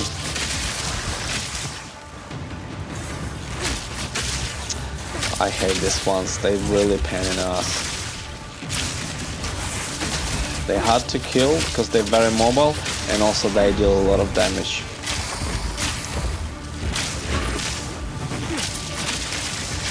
Anyway, the gate's open, we could have just gone through, but some of this can just follow us through the gates as well. Here's more water.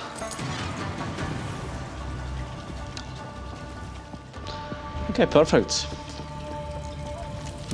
So we can restore our honor and we can proceed to our final trial. Good run. We've got our honor at max. Hopefully you do the same at this point, and he's the final boss for your trial. Steel yourself.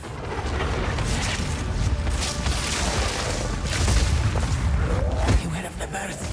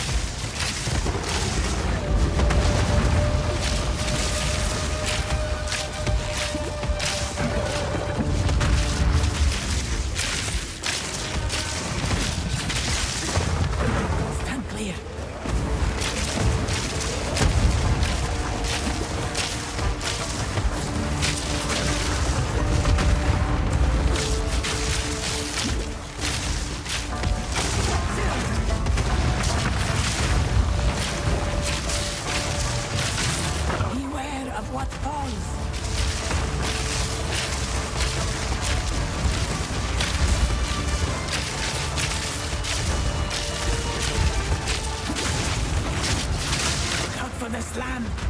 Fury!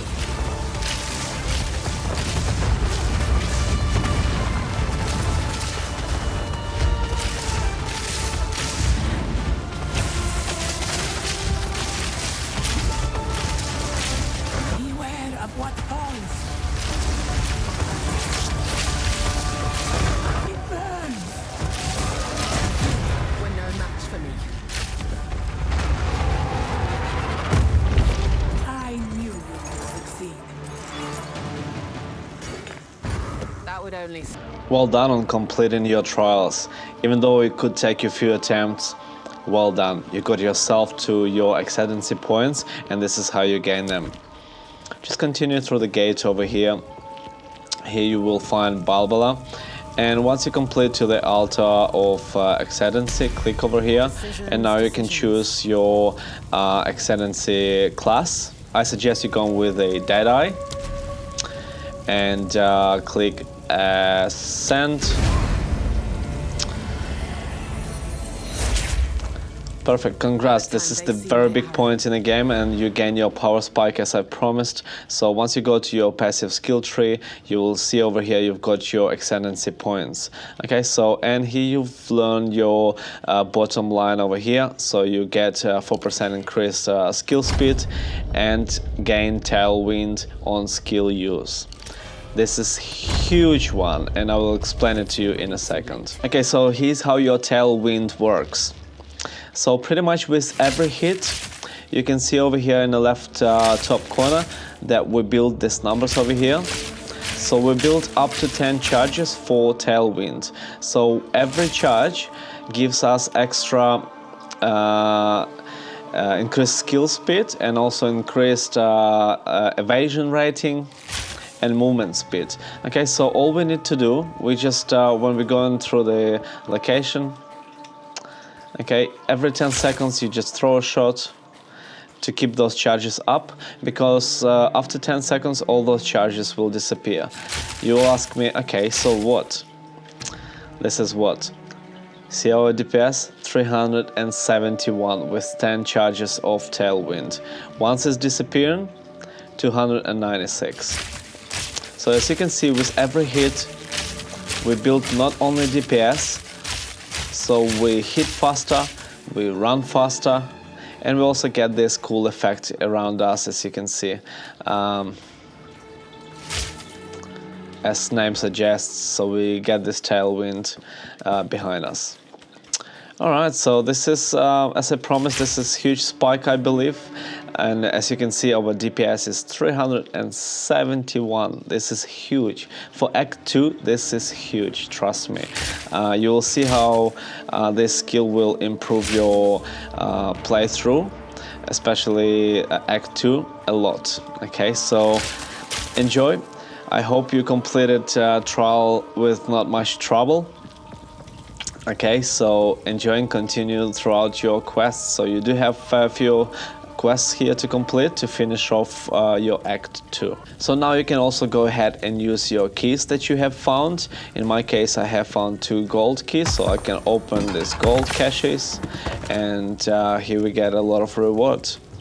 Okay, so later in the game we will be able to open these gates as well in cruel difficulty. For now, this is it for the trial. Just go back and continue with your quest line. Okay, so with our new power spike, let's go ahead and check it in the real world. Okay, so let's see how it performs now. So we have got a fair few of quests. So the last place we will go to, it's Valley of Titans. Okay, so before you go to Valley of Titans, discover all the other locations first, because we will find some specific relics that you will use at Valley of Titans, and to avoid going back and forward, all right, so go to other locations first, and yeah, so we can start from the bottom to the top. So we'll just go ahead and go to the Mastodon Badlands first. Okay, so here we are. This location can be quite challenging. Specifically, they do deal a fair bit of chaos damage, so make sure you prepare yourself for that. If you do happen to die often, go ahead and equip, you know, your jewelry for chaos defense and stuff like that. But as you can see here, once we build our charges, our DPS go all the way up to almost 400. Also, once we get this buff, as you could see, we get DPS close to 500. So for that buff to appear, we need to kill enemies with Herald of Thunder. So normally it happens with a big group of monsters. So yeah, at this stage you can see how all your skills work together very well, and they start dealing that combined damage together. So this is not only about our DPS on Lightning Arrow. It's all about how all that lightning damage work together at this stage, and you will find this build quite broken, to be honest. And this is where you really start shining. This is, as I said before, our power spike since we done the trials. So go ahead and enjoy yourself. Okay, throughout the Badlands you will find the entrance to the Bone Pits. Just go ahead. This is the progression in this quest, and this is where we find the boss. Even though this area meant to be challenging if you don't know what you're doing, but with this build, if you have been following everything, it should be pretty easy. So here we found Sun Clan Relic. Okay, so this is the relic I was talking about. We will be using it at the Valley of the Titans. So you will have to keep it with you until you get to Valley of Titans. If you do happen to find another one quicker, you can go straight to Valley of Titans and complete that area, so you can get rid of them and use them in that area. Alright, so but yeah, this is how it looks. Make sure you keep them, don't throw them away. You will need them for permanent buff. At this point I also have all my support gems equipped. So the recent one that I have equipped is Hourglass, so basically we get another 30% more damage to this skill over here, but it adds 10 seconds to cooldown, which is totally fine because once we use our salvo, it needs to build those charges. Okay, so it does take longer than 10 seconds anyway, so this works very well with this skill. Okay, and since this is not our main skill anyway, we will be using it time to time. So, and it does deal a fair bit of DPS, and it also helps to freeze those enemies. So yeah, this support gem is really good on this skill. Okay, so let me quickly run you through. So I've got conduction and persistence on my voltaic mark. So we're using this mark specifically on the boss fights. Freezing salvo, I've got cold infusion and hourglass. On barrage, I have premeditation and arcane tempo. On escape shot, I have deep freeze and untouchable. Herald of Thunder, Innervate and Magnified Effect, Lightning Rod, Scatter Shot and Concentrated Effect, Lightning Arrow, Martial Tempo and Lightning Infusion. Okay, so this is my main support gems at this stage. Once we get our skills upgraded to more sockets, we will equip more support gem, but at this stage, this is how your support gems and skills should look like. All right, we'll just continue cleaning through and keep searching for that boss in this area. Look at this. At this point in the game, our tactic just the same. We always throw a lightning rod first on the ground and then follow with a lightning arrow. This is pretty much your tactic for the rest of the game. This just works. This your two main skills, and these are two skills that are gonna deal the most damage in this game. So let me show you how it looks from my end. This is probably a good opportunity to demonstrate it.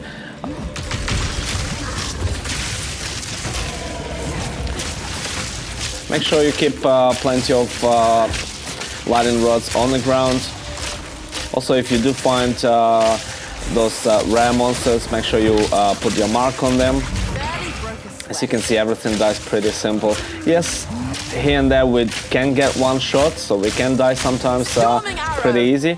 If you find it difficult, you know, you can go and sacrifice some of your passive skills, you know, from your damage from Quiver, for example. You can learn these skills over here, more evasion.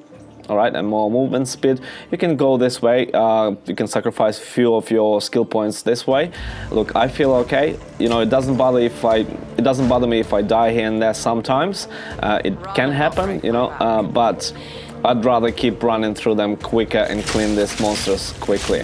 All right, so even these bigger guys over here, they have plenty of defense, they still die quite simple, and larger groups of monsters just die in no time, because the more monsters, the more chaining, more lightning, altogether it just deals crazy DPS. So even this area, as I said, like it feels pretty easy, as you can see.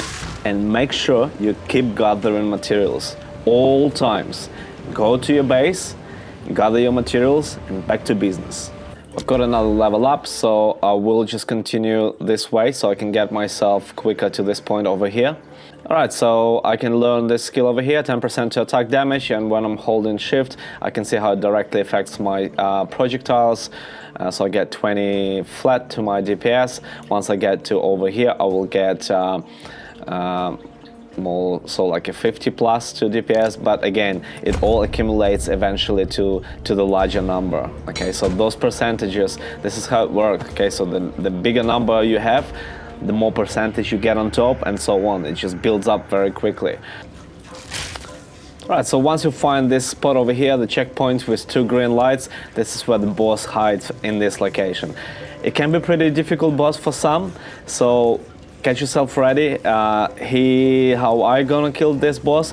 Just try to concentrate on killing that witch first, and then kill the other monster. This way, I believe this is the easiest way to go through this boss. Again, it can be quite difficult. Be patient, and good luck.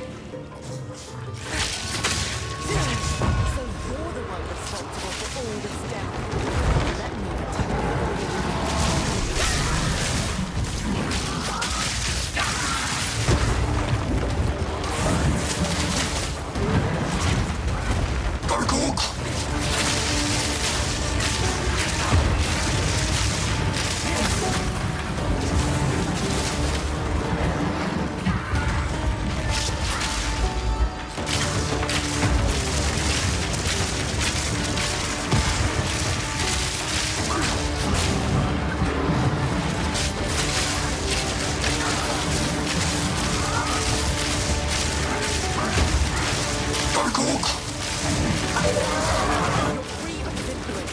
Now heal.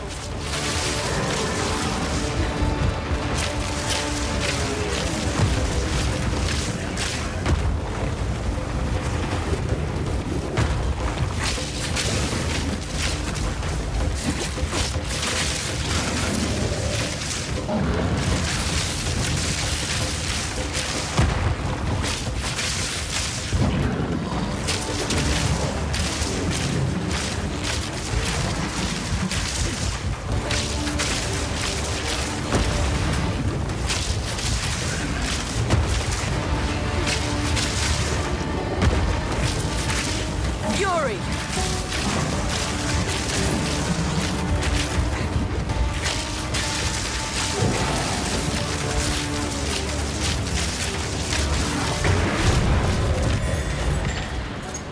If I ever see another necromancer, it'll be too... I have managed to kill them too with the first attempt, so it wasn't that hard to be honest, but I know them very well. As I said, just try to kill that witch first and then kill the monster. Alright, so in here we find the quest item that we just need to take back to Zarka and continue with our quest to the next location.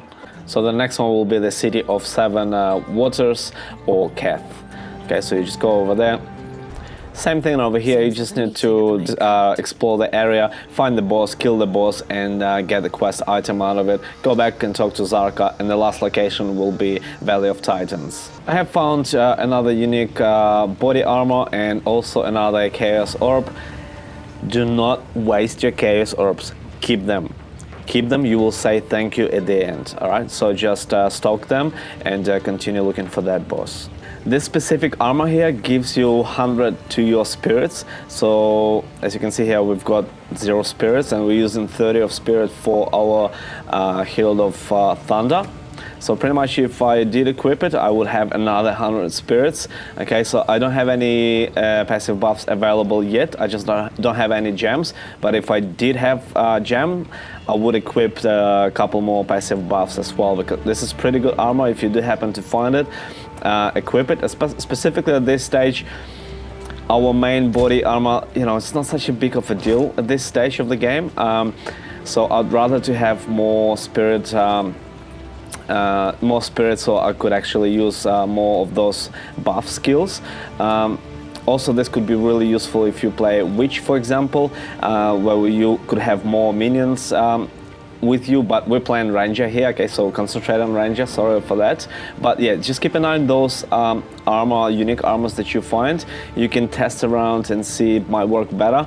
Unfortunately, I can't run you step by step, you know, throughout the whole game, because we will find different items with you. So just go ahead and investigate what unique items you pick. You know, you could have a better bow by now than I do, but hopefully I'm giving you enough ideas so you can improve your character. So the only thing pretty much that you can follow me, it's with my skills and support gems, and also passive skill tree, and overall how I approach the game.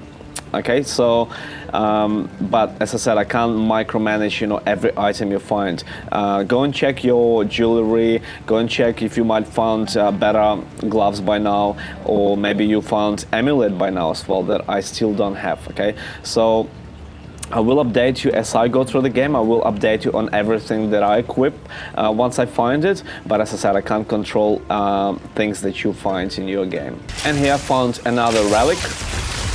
Okay, so this is another relic that you will use at Valley of the Titans. Okay, so now we have 2 relics. We could go ahead and do Valley of the Titans, but I just want to complete Keth first before I go ahead. And here I have found my first amulet that I can use eventually myself. This is not a perfect one for us, so we do get energy shield and increase maximum energy shield, which is just, you know, just a little bit of it will add just a little bit of energy shields, which is okay. However, this is not the best amulet that we can equip. Also, it +1 level to all spell skills. You know, shocking. Unfortunately, we're not using many spells apart from Barrage, and we do use Voltaic Mark as well, but you know, this is not huge for us. Hopefully we will find better ones soon, but this is better than nothing. This is the very first amulet that I have found, so I will use it for now. make sure you explore whole Keth before you continue through to another entrance. You will find the rare monster over here. This is optional boss. We will get quite a good item out of it, so make sure you find this boss over here and kill her.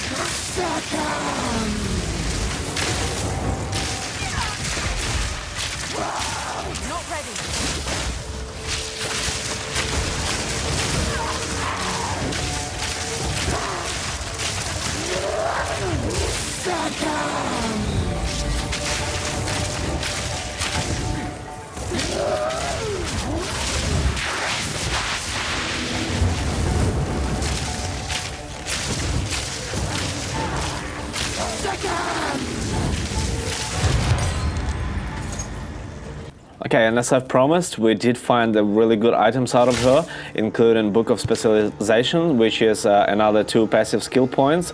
It is massive. Make sure you do kill her. Alright, so now we can actually get ourselves to upgrade this big skill over here, and let's see how it actually affects our DPS. So we'll learn this one, 340, and then we'll learn this one, jumps all the way to 400 without any tailwind charges. Okay, so now if we charge our tailwind, we have 470 DPS. Okay, so we are scaling up really good from this point in the game as well. We will get ourselves very shortly. Next point will be to get over here. Okay, this is another big one over here. So this is another power spike. So make sure you go this way next. All right.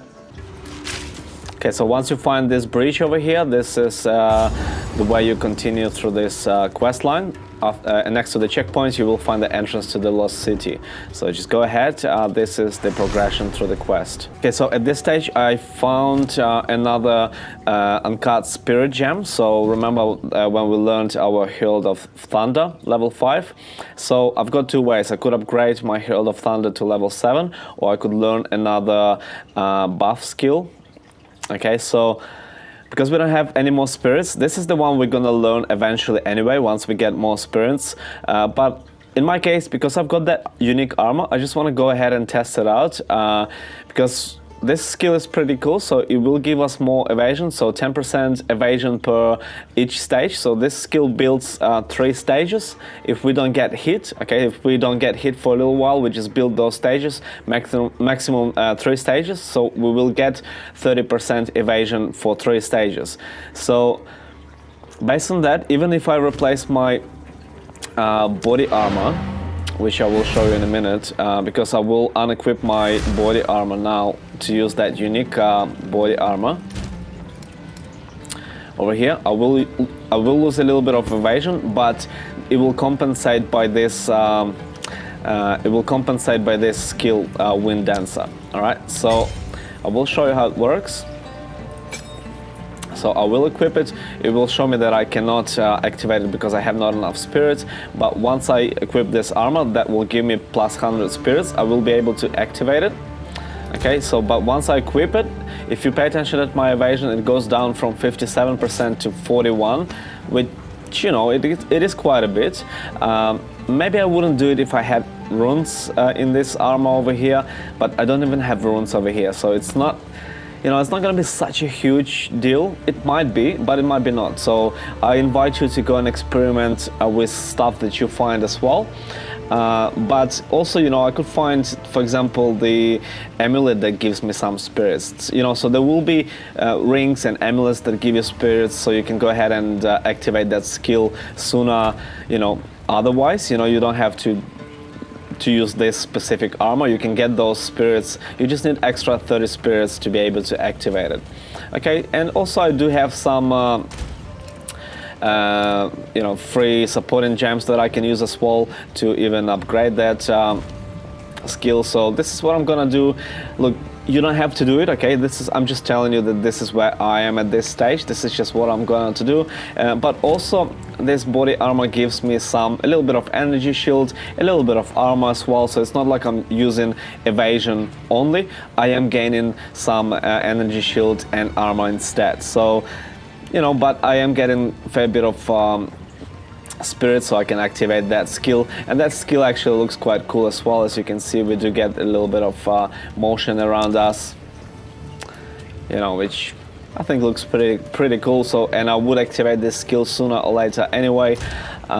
So yeah, this body armor looks pretty cool as well, so something different. So when you find some unique items, go and see what stats they give you, so you can go ahead and experiment things your way. Okay, nothing too important, just a little update what I'm doing at this stage. Just so when you see me looking like this, you know, you don't go like, whoa, why he looks like that and I don't. So yeah, because I activated that skill over here, and I will also add a couple of gems on it. This is what happens. Alright, so we just go back to Kath, finding the boss. So I'm back to Kath, and let me show you. So you can see over here I've got 3 charges on see over here, once those charges built on Wind Dancer, my evasion goes up as well. Okay, so as you can see, it's 57% now, and we build it even more once we build in our Tailwind charges. So it goes all the way up to, see, once we get hit, this is where evasion goes down, but this is what this Wind Dancer does. You can see it sort of pushes them away and also deals some damage to them. So this is how it works. Sooner or later you will learn it if you find your spirit gems, you know, go ahead and activate it. And if you cannot activate it because you don't have enough spirits, you know, you will get them eventually, don't worry. We will find some bosses that will give you that extra spirits, just enough for you to activate this skill. Okay, so this is part of our build. This is the skill that we want to use sooner or later. I've got access to it a little bit earlier due to having this unique body armor. As I said, it doesn't happen everything for everyone at the same time in the game, unfortunately, but it is just part of the game. Okay, in some cases you will need to improvise and go your own way, but the principles stay the same. Again, you could probably find one of these jewels early in the game. This is when I found it. So these are the gems that the jewels that we can insert in our passive skill tree over here. So we've got empty socket over here, and you can, you know, you will find different jewels. So the green ones, normally they are the ones that we want to use. They normally give us good stats for Ranger class. You know, it could be like damage or you know, your light and damage, anything could be over there. Okay, so you will be finding them. Make sure, you know, you equip them once you find them, and I will equip only this one because I don't have anything else. They can be also upgraded like any other materials. They can be upgraded to rare, rarity, and then also they can be, you know, different modifiers can be added. Open your inventory and literally just drag it into here. Okay, this is how you equip it. Unfortunately, as I said, quite a useless one, but once you found your first one, we will be finding them more and more throughout the game. So we just hope for the best, and hopefully we can find a good one, and hopefully we can get enough materials so we can also upgrade rarity and also add some more modifiers. So I'd rather use my materials on jewel, the good jewel that I might find soon, hopefully, rather than my equipment, because we will always change in equipment, and when we are short on those materials, I'd rather use it on jewels. Okay, so here I found another amulet, which I've mentioned before. This is much better for us, so it adds 12 dexterity, some mana, and also +1 level to all projectile skills. So it will directly affect our DPS because it will add level to our projectiles. It is pretty good, so look for those. As you can see, it adds instantly 20 DPS to lightning arrow only, but also you remember it accumulates all the damage together on all our other skills as well. So pretty good. Also, we can upgrade our amulets as well. This one is magic at this stage. And I have actually Regal Orb that I could upgrade it, level up with Rarity. I will go ahead and do that because I think this is really good amulet for us at this stage. Shocking. And we get some extra stuff over there. Nothing too exciting. We just got a little bit more life, which is okay. But yeah, this is pretty good starting point with amulets. Unfortunately, we can wear only one amulet, so keep an eye for those and see which one works better for you. You will find this cool spot over here. Make sure you don't die. There will be a lot of enemies trying to attack you, so prepare yourself. Okay, before anything, prepare. Make sure you have plenty of rods on the ground so you can clear them. Keep your mana full. Just keep hitting him, you'll be fine. That is pretty fun. Just don't get panicked, you know, don't get jammed against the wall, just keep hitting them. And keep your mana full. It's pretty fun. Here I've got another level as well. So previously I've got another level as well, so I've learned dexterity, and we keep just going up so we can get ourselves to over here. This is our next and final destination. So I've just learned another 5-2 dexterity at this stage, and yeah, just keep moving this way.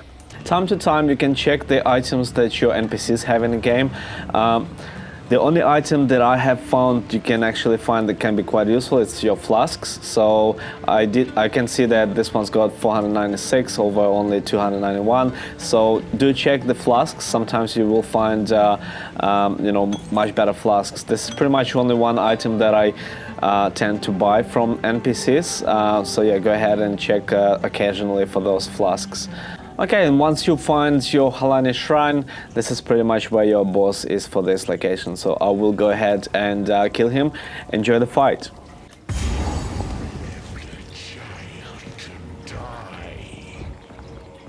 He holds a new loyalty now. Thunderstruck!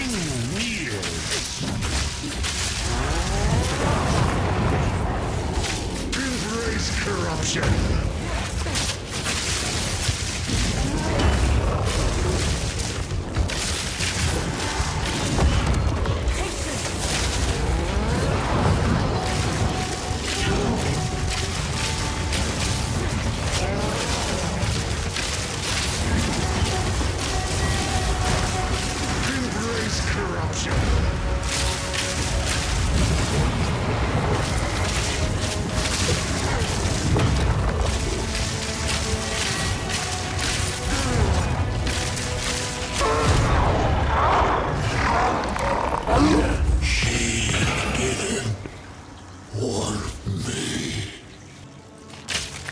As you can see, this build just melts these bosses in no time.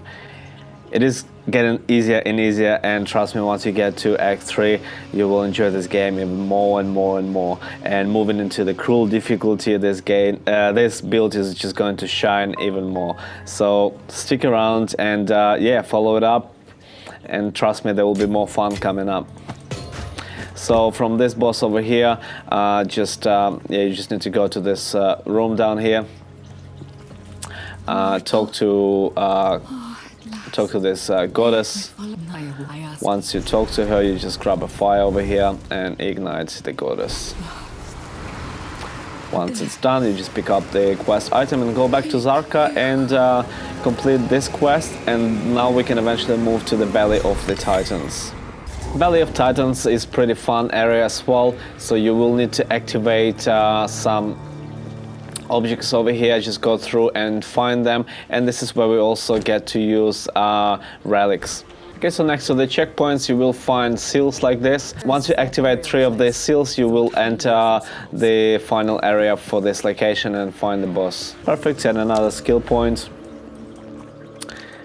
We just keep going this way over here, so we are not too far from getting another power spike. These are pretty massive for us. Okay, here next to the checkpoint, once you activated 3 seals, you will find the entrance to the Titan Grotto. However, before we go ahead, we still need to find the place for our relics to use, for these 2 relics over here. So just keep searching for that unless you found it earlier than I did. Okay, and here's the checkpoint and the waypoints. The waypoint, just in case you started with the Valley of the Titans, so then you could always come back and use those relics.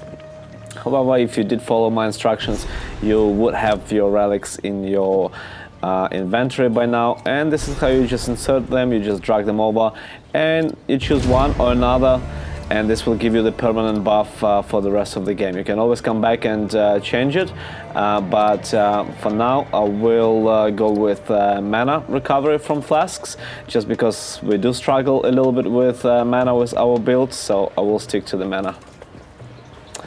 And with my checkpoint I will just go back to the Titan Grotto and enter and find the boss. I need more mana. In this area you will find a few uncut skill gems level 8, so just make sure you keep scaling up your main skills. Don't worry about any other new skills, just keep leveling up your main skills. Make sure you find this spot over here with the checkpoint and this Titan Sword. Once you click on it you will find rune and potentially some gold. This way you will be able to cross this cross over here, the Titan's Fall. Now we can go ahead and find our boss. Okay, once you find this way downstairs and the checkpoint and then upstairs, this is where your boss is gonna hide for this area. So go ahead and kill him. So enjoy the fight.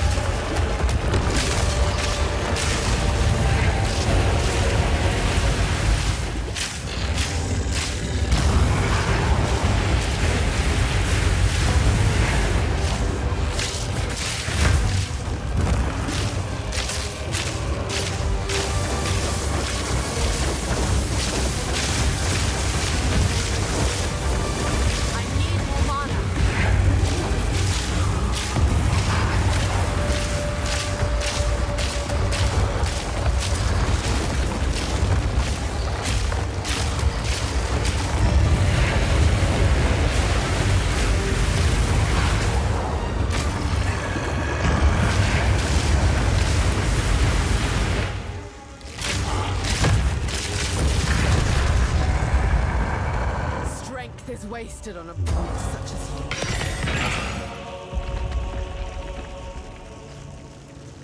So I managed to kill him with the first attempt. It was a little close call, especially I ran out of my flasks for mana and my life. So I was hitting him a little bit with my normal bow. This is why it is important to have it bind to one of your buttons. If you do struggle with your mana and life, you can just go and try to upgrade your mana flasks. And also you can respec some of your passive skill tree specifically for this fight. But anyway, you know, even though it was a close fight, that was the first attempt. All right, so you know, that's pretty good, I think, for the first attempts. We do have plenty of damage. Yes, I know we do struggle a little bit with our mana at this time, but you can also look at those different jewelries and amulets that you can use specifically for this fight if you run out of mana. Anyway, we just move on. We now gonna go and talk to Zarka, and we can get our horn, so we can actually complete this part of the quest and move on to the final stage of Act 2. Okay, so once you're back, just go and talk to Zarka. It'll take a bit of my finger. She will give you another useless Uncut Support gem level 1, so you can get the horn out of her. I will tell your tale. After that, you just go up this way, talk to It is Asala. time to fight to the last. She will tell you to use your desert map, and you can go to the Trial of Corruption over here. Once you're here, go to the nose of your caravan and blow the horn. Really are a brutal. Once you've done that, the wind will stop. You just go back and talk to Asala. Fight to the last. And now you can just travel to the Desha. Before you go out, go and talk to Shambrin as well, so you can get another quest from her. Accepted. So this way you will need to find the dead body of the woman in Desha, and once you find it, you will get another book of specialization, which will be quite handy for us, so we can level up those massive passive skills for us. So, and because we do struggle with mana a little bit at this time, I have used a couple of my Artificer's Orbs, so I can install runes into my armor, body armor in this case. So I will use runes that I have for mana, 12% increased mana regeneration rate, which is pretty good, and then also another one, 8% increased life and mana recovery from flasks. This will help us to sustain the fights better, specifically with the mana. So this is one of the ways that you can manage your mana and improve your mana recovery. So just go ahead and explore Desha. I was able to get another passive skill points, so I will just go straight ahead this way and level up my health damage. Okay, so we just keep going down this way and learn all of this over here. So pretty much 3 skills that we need to upgrade. So just a quick recap, let's check out our DPS at this stage. Once we build 10 charges with Tailwind, we have close to 600 DPS. Pretty massive, trust me, this is pretty massive for Act 2. I remember times when I walked into Act 3 with 200 DPS. And this is what this video is about. This is actually to tell you the right way to play this game. I've learned on my mistakes, so hopefully you don't do the same mistake. So we can have 600 DPS instead of 150 or 200 DPS only. And imagine trying to kill those bosses with 200 DPS. Trust me, there was a lot of struggle. I did go through, but look, that was a lot of unnecessary struggle. So stick around, we will get another power spike pretty soon as well, moving into the Act 3. Okay, so here you will find this rare monsters. Unfortunately, this is going to be pretty tough. In my case, hopefully you're not gonna get the one that pulls your mana. I did. So I'm trying to stay on top of my mana, and also while Delwyn trying to get their attention, this is my chance to keep hitting them. When they get close on me and I can't get away, I just keep hitting them with a normal bow shot. And as soon as I get opportunity, I just hit them with my skills. Once that one's gone, this one shouldn't do any more trouble. Considering how much damage we do have, this shouldn't be really hard at all. Just stay away from that explosion. And this way, once you kill them, you will be able also to tick the box over here, one of the boxes. And I did find another key for the trial, and as you can see over here, it will tell you that completing this trial will not grant additional Exalted skill points. So we can get those skill points only when we complete it for once, and then in Act 3 we can get another 2 skill points, and then more we can get later when we find better, higher level of these keys. You can go ahead and complete trial again, but just keep in mind if you do fail and die, this key will disappear. You'll need to find another one. I normally keep these keys when I feel a little bit stronger, so I can definitely complete those trials, so I can definitely get all those, you know, all that great loot that will help me to improve my character. So it's up to you. It's really up to you. I will keep it aside for now and probably complete it a little bit later. You can come back to complete it at any time in the game. So even if you through your Act 3, you can always come back and complete your trial once again. Also, I did find slightly better QVA over here. So if I place it on myself, I do add a little bit of DPS. But just keep an eye, keep an eye on those. You will always hopefully find some better equipment. So just test it out, put it on yourself, and see how it affects your DPS. Not GPS, DPS. Okay, so this one is slightly better. Every time we improve it slightly, it just accumulates into one big number. Just remember that, always look for the ways to improve your DPS, and that number will just grow and grow and grow. Okay, so every little bit is important. If you find this entrance a little bit earlier, this is progression through the quest. Before going ahead, you just need to find the dead body first. This is what I suggest you to do, so you can complete Shambrin's quest and also gain extra 2 passive skill points. And here's not far from that gate. As you can see, I have found the body. So we just pick up the final letter from her. Now we can go back to Caravan and talk to Shambrin. You found the when I have the. Once you talk to her, you will get Book of Specialization, which is, we know how great this is. And we only needed actually 2 skills for that big spike. So let's see. Our light and arrow DPS is 474. In normal state without any extra charges. We can open it and see how it improves our DPS even further up. So another 12%, 500 almost, and then bang, 550. And once we build up the charges, look, I believe it will be very close to 700 or more. So this one, it increases 50% increased lightning damage while affected by Herald of Thunder. Okay, so we are affected by Herald of Thunder at all times. If we deactivate it, it goes down to 454. Nature's fury. So pretty much 100 more DPS from this single line over here. It's massive. And once we get even more DPS, like 1000, it's like 50% of lightning damage while affected. It's crazy. It's a lot. All right. So imagine we had 1000 DPS, it will go even further up. So this is how these numbers, this is what I'm always telling you, this is how these numbers accumulate in a big number. Okay, so just a quick recap. This is how our passive skill tree looks like at this stage in the game. Okay, so we've got this line over here. We've got this line over here for physical damage. We've got crits over here build up.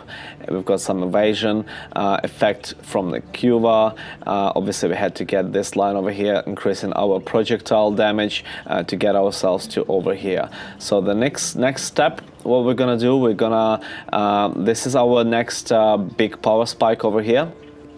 So if you press shift and hold over them, you will see how much it's going to affect our damage. Okay, but before getting that, we'll get up ourselves to over here first. We'll get another jewel socket over here, and then we come back and learn this line and get all the way to the end over here. This is pretty big as well, so it will give us more attack speed per 25 dexterity that we have. So eventually, once we learn all this, we will have a fair bit of dexterity, so it will increase our DPS quite a lot. And also on the way, we will have even more dexterity, as you can see. So plus 25 dexterity, plus 8 dexterity, and also some more evasion rating and even more dexterity. Okay, so this is the next line over here that we are going to complete, and also more improvement for our quiver, another 20% to bonuses from the quiver. Okay, so this is our next point over here. We need to learn all of this, so it will take a bit of time, but we will improve our DPS quite a lot once we learn all this. Okay, now once we're back to Dasha, you can go ahead and explore the rest of the area. You could also check your world. As you can see, I have completed everything, so now I can just go back and continue with my quest line. So I can go and enter this entrance that we have found next to the checkpoint. So we can just enter Path of Mooring, so we can go upstairs and continue with our quest line. At this stage in the game, you will start finding more of these dual string bows. If you do happen to find the one that is better than yours, that can deal more attack damage, it shoots another additional arrow, which makes you even more insane, cleaning those groups. But don't bother equipping it if it doesn't deal more DPS. You will not gain too much advantage from that extra arrow if your DPS is going to be lower than your existing board. Okay, so just keep an eye for those and also see if you can actually upgrade it to see, you know, like this one is normal, so I can go ahead and upgrade it. Unfortunately, I've got the cold damage on it, which is no good, so straight away I'm just gonna get rid of it. But keep an eye on those. If you do get the right one for you, you will be just a killing machine, non-stoppable killing machine. Also, you will be finding different rings and jewelry. For example, over here I found just a blue ring. Even compared to my rare ring, if I equip it, as you can see, I can get even extra couple 20 DPS.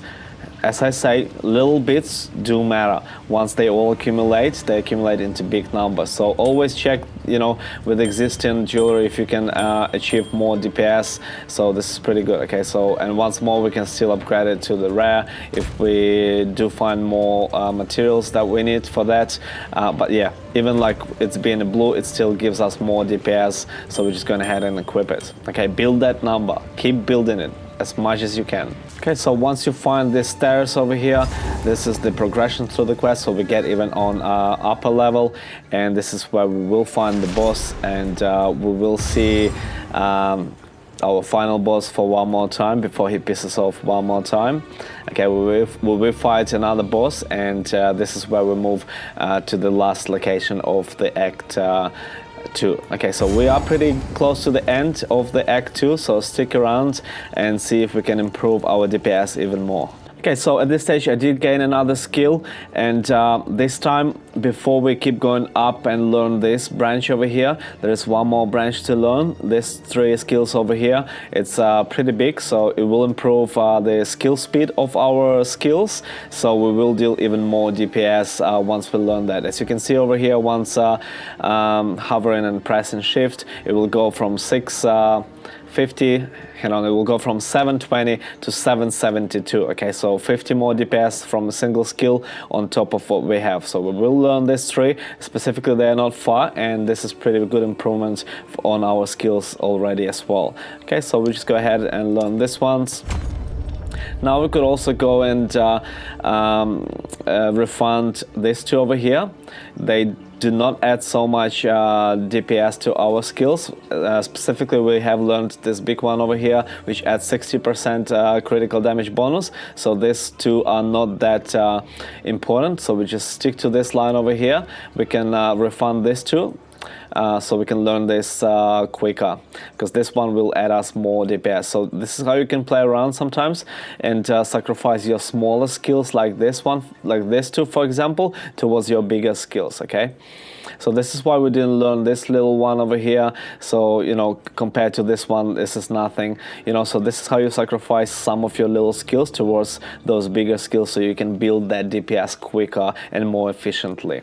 And as you can see over here, with these recent changes that we have done with our passive skill trees, we can achieve 739 DPS for Act 2. This is way more. I just want to remind you, this is way more than you need, and this is way more. And look at this, with the buff we can go all the way up to 900 and more.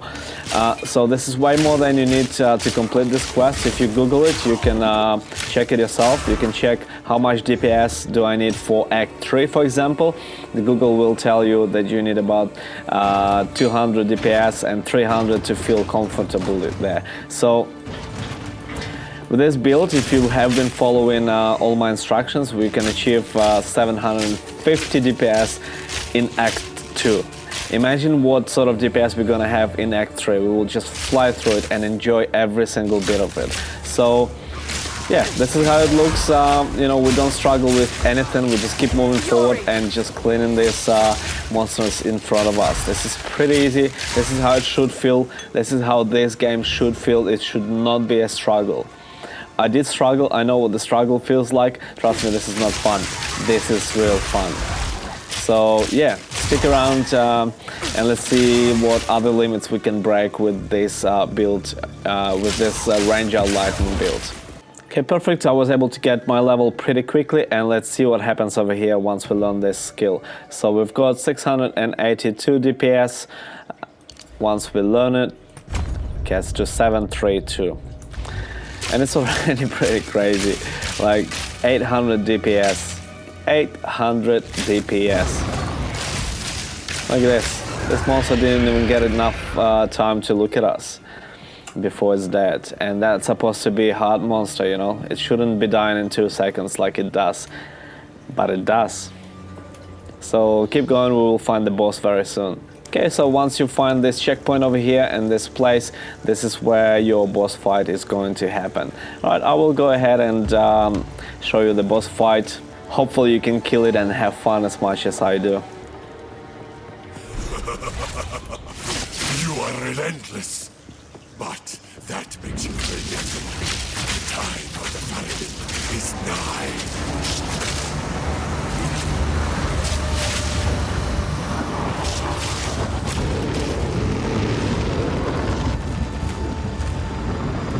Take this!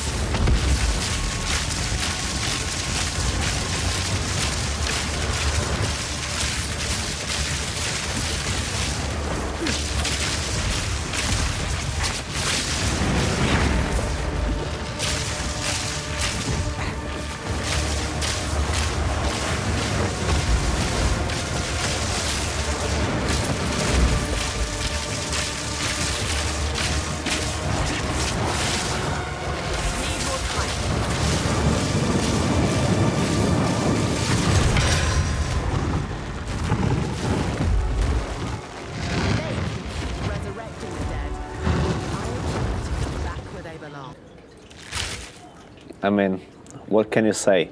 First attempt, easy just like that. Trust me, you will find a lot of people struggling killing these bosses and giving up on game, okay? Because of these boss fights can be quite frustrating. With this build, not a single boss is an issue. Even the next boss, our next boss is going to be our final boss.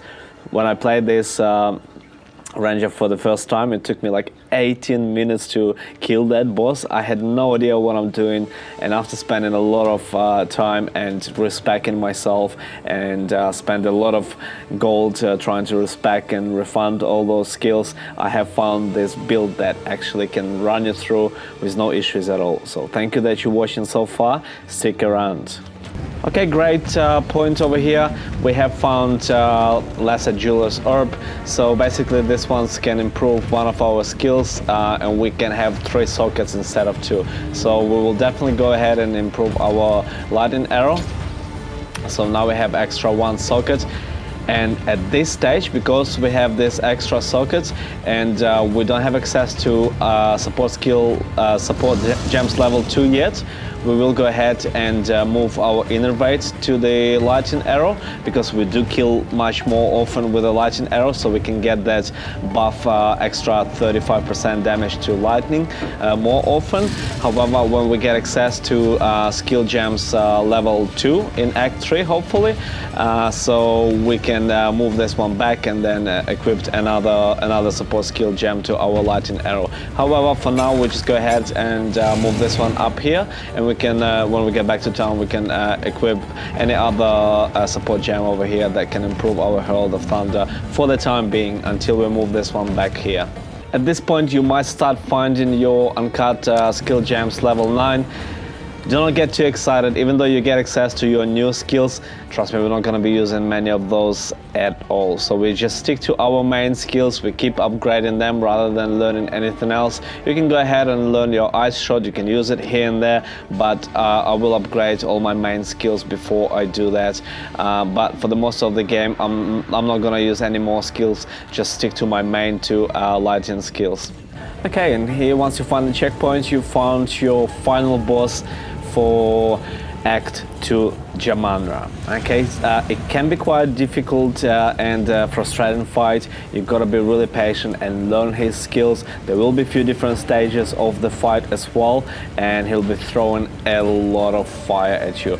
If you do have lightning charm, go ahead and equip it. Lightning resistance, I don't have it unfortunately. I will give it a go as is. I believe I have plenty of damage to be able to kill him, but let's find out. Yeah, go ahead and give it a go, but if you do struggle to kill him, equip as much lightning resistance as you can, so because this boss deals you lightning damage quite a bit, also fire damage, so yeah, we will find out soon. Let's go ahead and give it a go.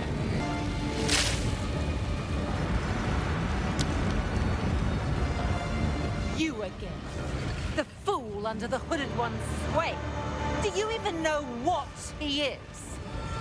No matter. You'll find my king far more capable than Count Geonor. My king, take the power you were promised. Put an end to this nuisance. The Sekhemas young. Bow before your king. The Medicus not bound, king.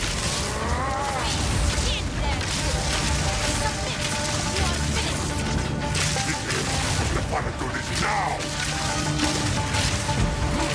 Out of mana. Not yet. By the sun!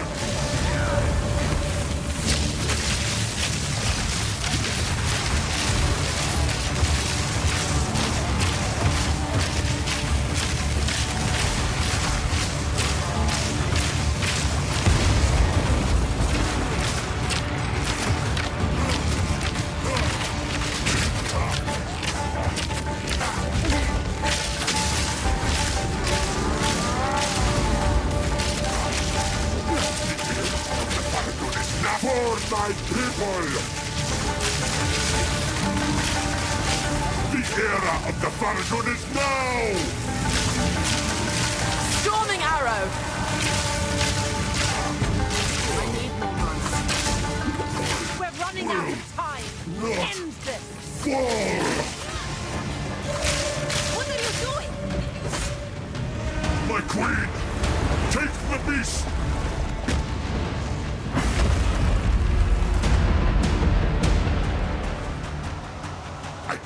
Time for this! Stand! Bend to my will! Impede my enemy! Forge of hate!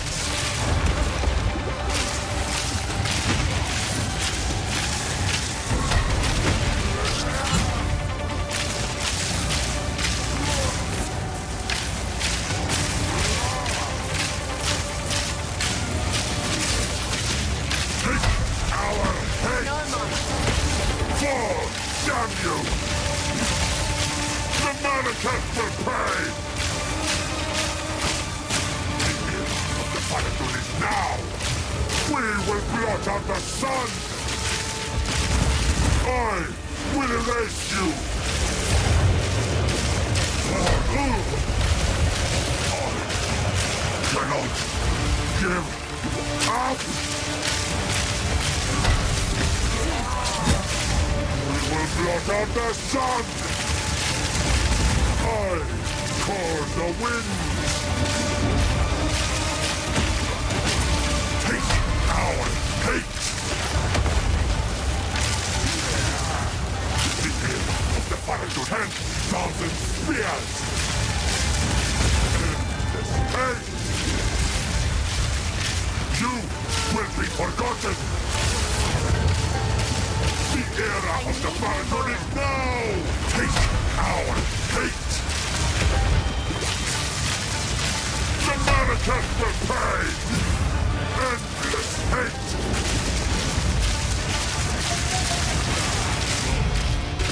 Die! Sekhemas! You have accomplished... This is not over. Not yet. Jamanra! I return you to the embrace of death! It is done.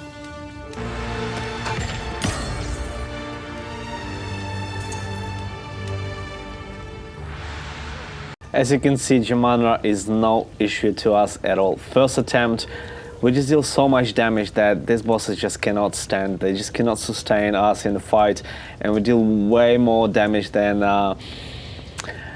the game developers could expect that we can deal. Okay, I don't think there's many builds that I can deal so much damage in Act 2 and kill Jamanra so quick and easy. I know, there could be some broken builds as well, but this build not only feel strong versus these bosses, also going through those waves of monsters so easy, so much fun. Well done, you have completed your Act 2, and welcome to Act 3. Go ahead and enjoy it. We will hit another power spike, so we will complete another trials in Act 3, and also we will obviously level up and learn all those new skills that will deal even more DPS. Please also make sure you stay around, because after Act 3 there will be huge power spike. After Act 3 we will just go beyond anything that you can imagine. We will improve our character to the max as soon as we get access to currency exchange. I will explain you everything you need to know moving into cruel difficulty, so you can go through all these acts again with so much fun. Okay, so I will see you in Act 3 for now. Once you're back, you will need to find Hooded One, so the caravan will stop and Hooded One will be not over here. You just need to get out of the caravan through this entrance over here, and just follow this road, so you will find Hooded One, and you just need to talk to him. Pretty much after this your Act 2 will be completed. Okay, so once you're back, you will not see any quest mark above Asala. You just need to press on travel to Sandweb Marsh. Yes, until then. Once you've done that, well done. Enjoy the end of Act 2, and I will see you in Act 3. Alright, so welcome to your Act 3. Once you're here, just talk to Hooded One and go ahead and find the Ziggurat, which is going to be your base for Act 3. So Ziggurat is going to be Encampment, that is going to be our base for the whole Act 3, and same thing, your same NPCs, just different names. Go ahead and find Ziggurat before anything else. Okay, and before I get ahead, please let me share some exciting news over here. I have found the bow eventually. I have found the better bow. I've used the same bow throughout the whole Act 2, and now eventually I was able to find the bow that is better than the one that I have as is. Without any runes installed, it's already better. As you can see over here, it's got 1 to 43 lightning damage already before we even improved it, and it's a blue bow. It's a magical bow. Alright, so when we equip it, oof, almost 100 DPS straight on top before any improvements. As you can see over here, massive bow. So hopefully you got this bow earlier than me and got as excited as I do now earlier. But anyway, so I've got this bow out of Jamanra, which doesn't happen very often. Normally those final bosses give us blue helmet, as I always say. In this case, I've got this bow, which is massive improvement. So look for this bow, specifically with the lightning damage. This is not the best bow in the game, okay? So if I did find dual string one with these stats, that would be incredible. Anyway, for now, I cannot complain. This is really good. So 773 DPS out of the box. So I will go ahead and improve it even further. So we don't have all NPCs at this stage over here. We will find Ziggurat, and this is when we get access to all NPCs in our base. Okay, so at this point in the game, you will not have access to all NPCs. You will only have Hooded One, Zarka, and your stash over here. But once you find Ziggurat, you will be able you'll get access to all your NPCs, but I have my stash and I will upgrade this bow, and let's see what happens. So I have 773 without any charges, without any other skills so far, and let's see what happens when we improve it. Okay, so I am lucky I have enough Artificer's Orbs, and this is the reason why I'm always telling you, don't waste your materials, save it until you need it. Alright, so this is the case. Hopefully I will not find even better bow in 2 minutes after I waste all my materials that I have. So I will use this. Shocking. Okay, so also I have runes that improve my lightning damage, so 1 to 10 lightning damage, and also there is another rune that improves 15% to physical damage. I think this could be potentially better than a lightning damage. 15% on top of my DPS is more than just 10, flat 10 on top of my DPS. So I will go ahead and insert this rune in my bow, and let's see what happens. I'm so excited. So 7, 8, 9 DPS. Once we insert the rune, 8, 4, 1. I love it already. And let's insert one of these runes, 1 to 10 lightning damage. See what happens. Bang. 900 DPS. And as I've said, I think that physical damage, 15% increase physical damage rune is better than your lightning damage, I believe. So look at that. I cannot wait to go out and destroy these monsters. I remember time when I did my first run with the Ranger, I had like 150 DPS moving into Act 3, and this is only when I actually started figuring out things and increasing my DPS.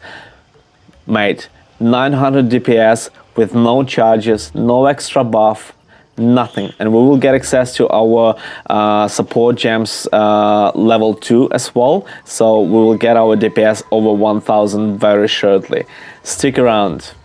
I was able to level up here quickly as well. So what we will do, we just learn this big one over here as well. So as you can see, 1129. Once we learn it, let's see what happens. Close to 1200, which is pretty good. Okay, so this is how your passive skill tree should look like at this stage. So here's Ziggurat Encampment. Just go ahead and open the waypoint over here and talk to all the NPCs inside. What kind of stunt was that? Traversing the moat. I can buy what equipment. I can smell. Hello there. In any case.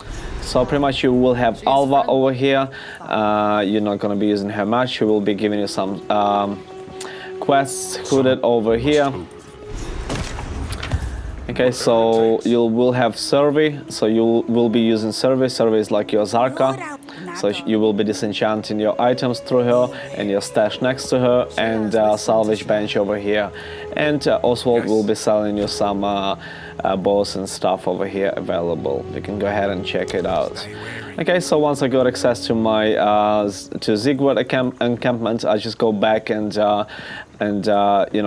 finish with the Sandswept Marsh, because it will have some other stuff available there. It will have additional boss fight and another loot, so I will go ahead and find that hopefully will help me to run through Act 3. Not that we have not that we need much more help, to be honest, with this sort of DPS, but I'd like to have those boxes ticked on my world map. Okay, so let's get into Act 3 and let me quickly recap before we go ahead. So these are my skills and skill gems. So I've got flat 1000 DPS on my lightning arrow, which is my main skill, and I've got martial tempo, adds 20% attack speed. I've got lightning infusion, 25% more as lightning damage, and also I've got ambush, so it gives me 100% more critical hit chance. So since we have learned our critical damage over here, and we will learn even more once we get up to here, we will learn more critical chance and critical damage. It will work really well with this skill, so we will leave it for a while. Even when we get access to better gems, we will add a couple more gems as we get more sockets over here. Lightning rods, I've got scatter shot and acceleration, and Herald of Thunder, innervate, concentrated effect and magnified effect. I have equipped also on Wind Dancer precision, so it adds me 30% accuracy rating while the supporter skill is active. I will change it as well once I get access to support gems level 2, and I've got persistence and conduction on Voltaic Mark. Barrage also got premeditation and arcane tempo. And let's look at my equipment. So I do still have this unique body armor, so it gives me 100 more spirits. So I was able to activate another skill, so I've got more spirits. So I did sacrifice my evasion, you know, for armor and energy shield. However, I do get 100 more spirits. So once we get through the game, we will get more spirits in Act 3. So I will consider going back to normal body armor with evasion rating, but for now I have it so I could actually activate Wind Dancer sooner. If you do want to activate Wind Dancer, there are other ways of doing so. You might find some amulets by now or rings that will give you those spirits. However, you know, this is not. It is important. This is the skill we're gonna be using for moving into cruel difficulty and late game. But you will activate it sooner or later when you get access to those extra spirits. Okay, so and a bow. I was really lucky to find this bow. Recently just equipped it, so it's only magic bow, so I've got only 2 modifiers, but they are spot on modifiers, exactly what we need. So one is adding lightning damage and another one increasing attack speed, which directly affects my DPS. And I have 2 runes, one for 15% increased physical damage and another one 1 to 10 lightning damage. So this is where we're at. I've also got Quiver. Hopefully I can get a better one sometime soon. Also look, you know, hopefully when we add more modifiers, when I upgrade my bow to rare, hopefully we can get even more. You know, but for now it is what it is. So I've got 1000 DPS flat without any extra charges with Tailwind. So I am pretty happy with this damage moving into Act 3. If you go in Google and ask Google how much damage do I need for Act 3, it will tell you need 200, maybe 300 on the top end. We have over 1000 DPS, and once we combine all those skills together, it just gets insane. Alright, so go ahead with your Act 3 and enjoy this amazing build. So the first thing we'll need to do is just go to Jungle Ruins, and let's have a look actually, you know, in the real world, how does it work. Look, this is way too much, you know. As you already know, when you move into new acts, those first few enemies will be, you know, pretty tough to begin with. This is already really promising, and once we build those charges on Tailwind, we get 1250 almost DPS. So, look, this is huge. Like, look even at this ones, you know. Like, you just keep moving forward. This is not a play style for the Ranger. Normally you would go back and hit and go back, hit and go back. We just keep moving forward with no issues. Alright, so let's clean this jungle first. I was able to hit another level straight away. So we have learned this ones over here that adds extra elemental damage to us. So at this point, I will just keep going up this way so I can learn these skills over here and learn pretty much whole branch over here that will add more dexterity and even more damage to us. So I will just keep going up.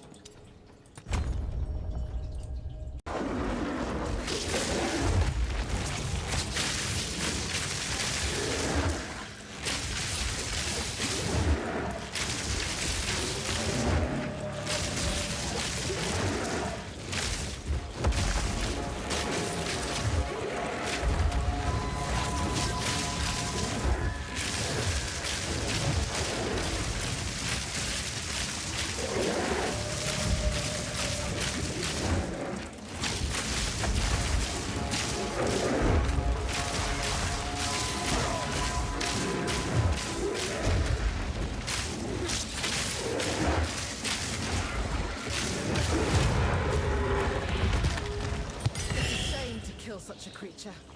Alright, so you will find this guy over here, and with this build you will have no issues killing him, and you will find another book of specialization, which is absolutely outstanding. We can get to our skills even sooner. So without any hesitation, just go straight to the right over here and learn this branch over here before we move and learn all this. Right, so we have already increased a little bit our DPS, and just continue through your Act 3. Okay, so you will get quests from Survey. To complete her quest, you will need to go to the Venom Crypts. It is really good area with a lot of loot, so go ahead and explore it and find that permanent buff. So over here I found my first Uncut Support skill gem level 2, so we will just go and search Primal Armament. Okay, so that's 25% more weapon elemental damage. So this is another huge improvement to our DPS. So let me show you.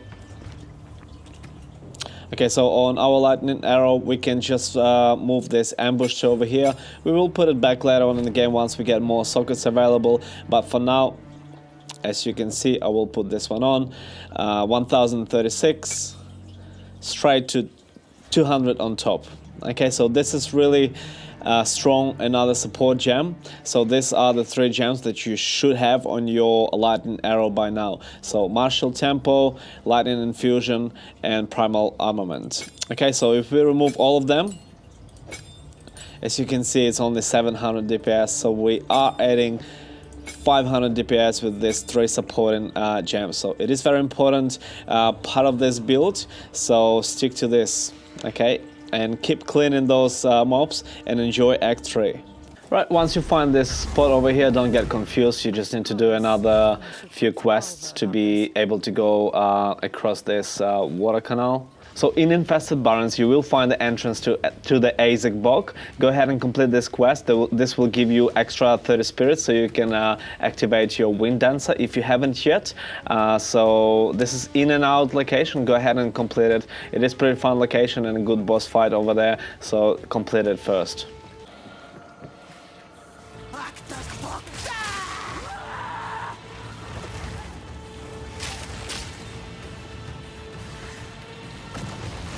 Thunderous shot.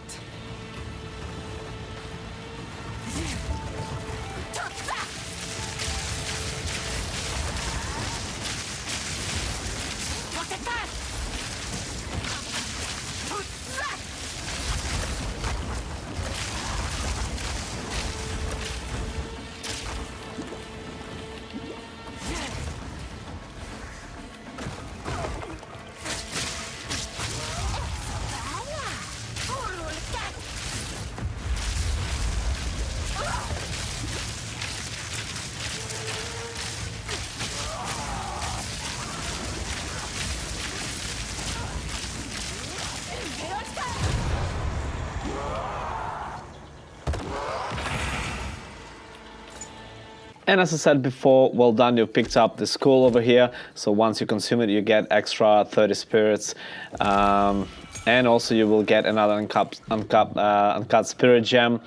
So you can go ahead and upgrade whether it's your Herald of Thunder or Wind Dancer to level 10, which is pretty great. You know, you don't really need any other of these skills. The next one will be aiming to Roar mount. So eventually we can get on top of the Roar and ride it. Okay, and here's another 2 excellency points that we can gain in this game. All right, so here we've got access to Temple of Chaos. So this is where you complete the trial for Act 3, just the same like we did in Act 2. However, we still need a key for it. So before, I have just opened the waypoint, so I can always travel back to here. So before going ahead, we need to find the boss in this area, in Chimeral Wetlands. Once we kill the boss, we will get a key, and we will also find the entrance to proceed through the quest. Go ahead, find the boss, kill it, and this way you can get a key so you can complete the trial.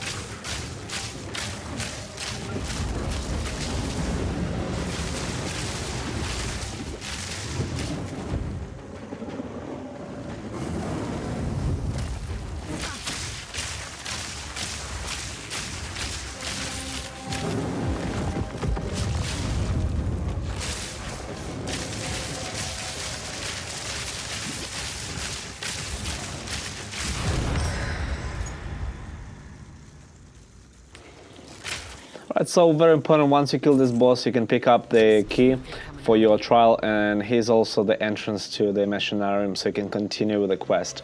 You can always double check your world, make sure you complete, you tick all the boxes. Once we get the loot from this boss, it should cross over. Yep, so we've ticked all the boxes over here. You can just continue into Machinarium with your quest. So here's your Machinarium. I have opened the waypoints over here so I can always travel back and continue with the quest. But before going ahead, I will actually go and complete the Temple of Chaos trial so I can gain another 2 Ascendancy points. And this is how you complete your trial. Chaos awaits.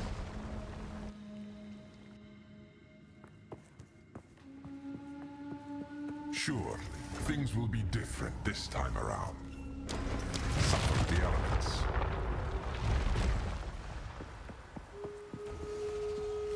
Challenger, prove yourself worthy of chaos.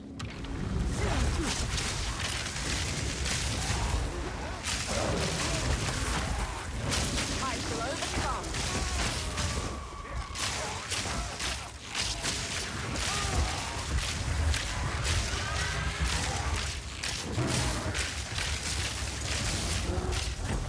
Out of mana.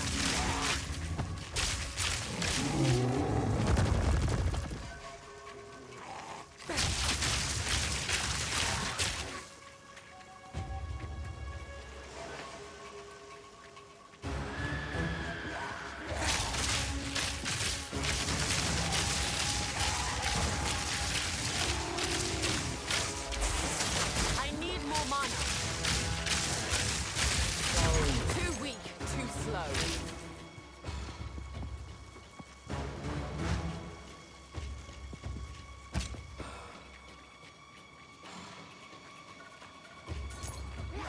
Take this!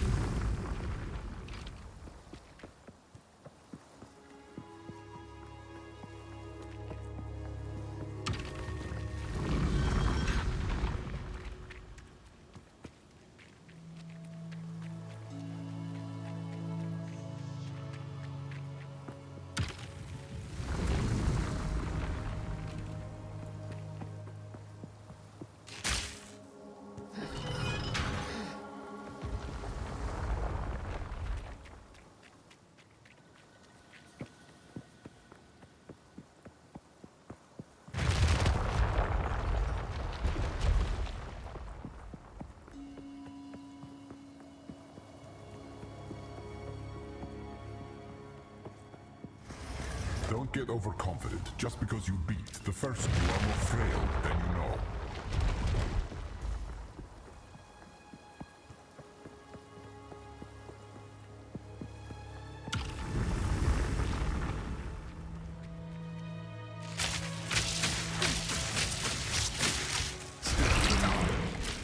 Thunderous shot!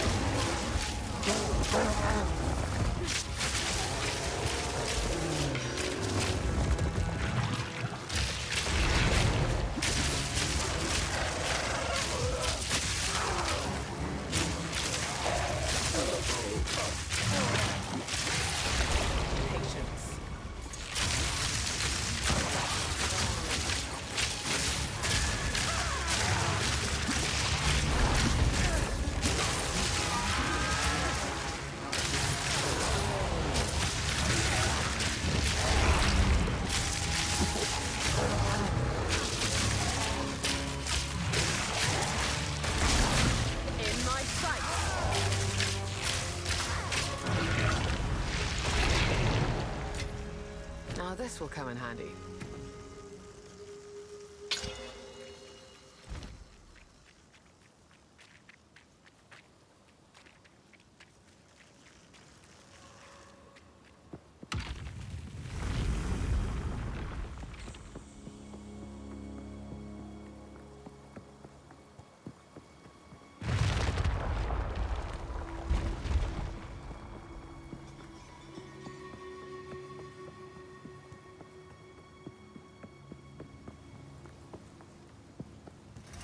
Don't give up so early.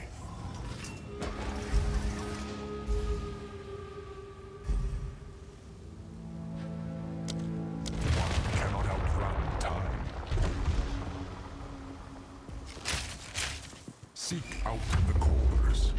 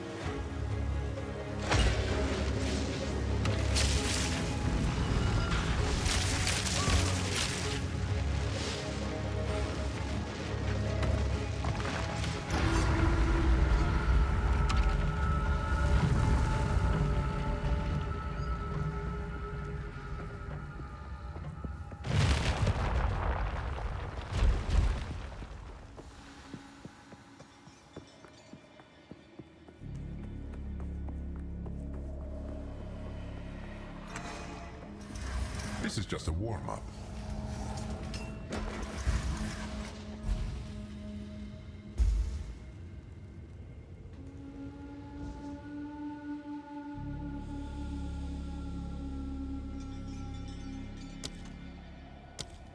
Your guilt weighs you down.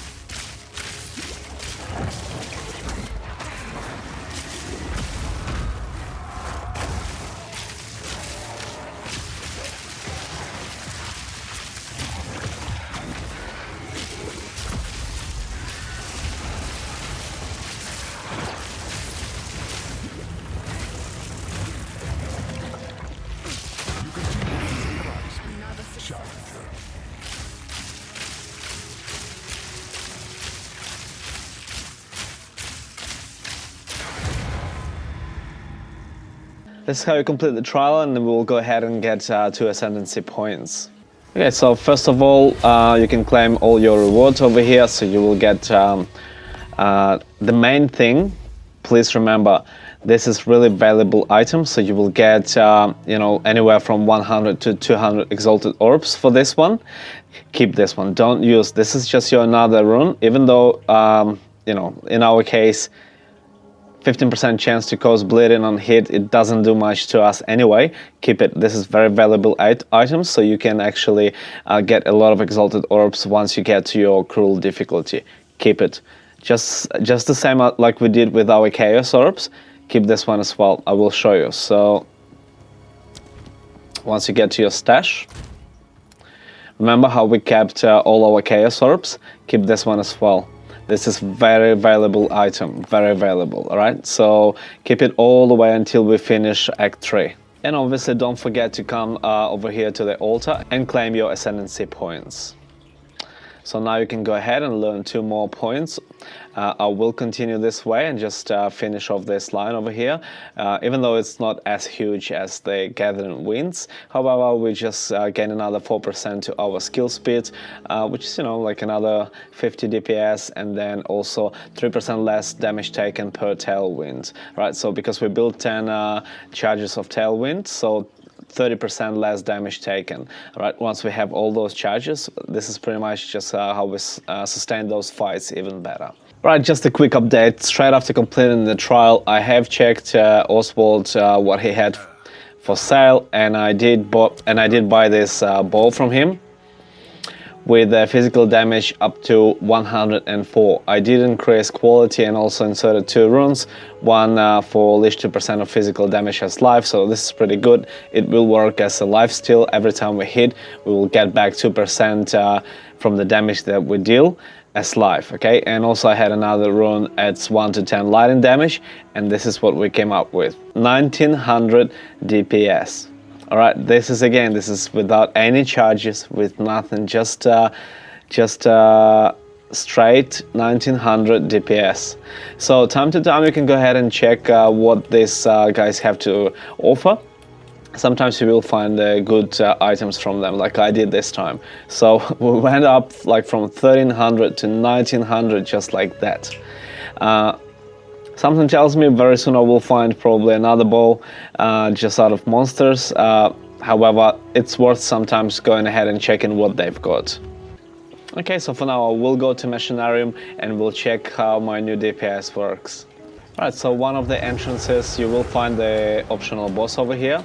So just go ahead and kill him because he will give you a permanent buff.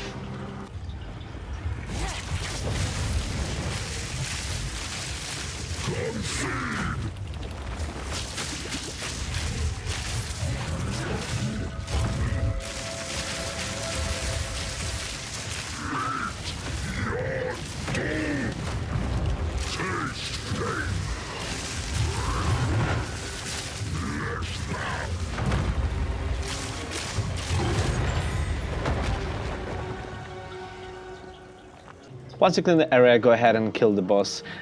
Again, you should have no issues with this build at all. Go ahead and have fun.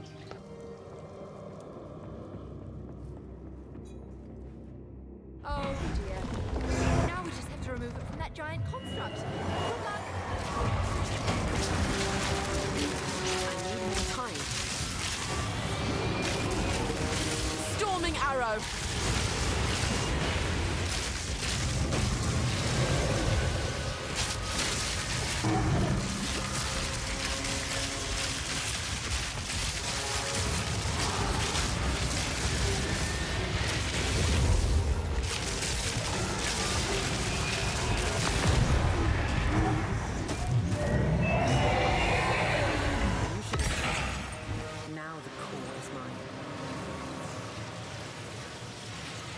I mean, come on. Come on, is it gonna get any hard in this game at all?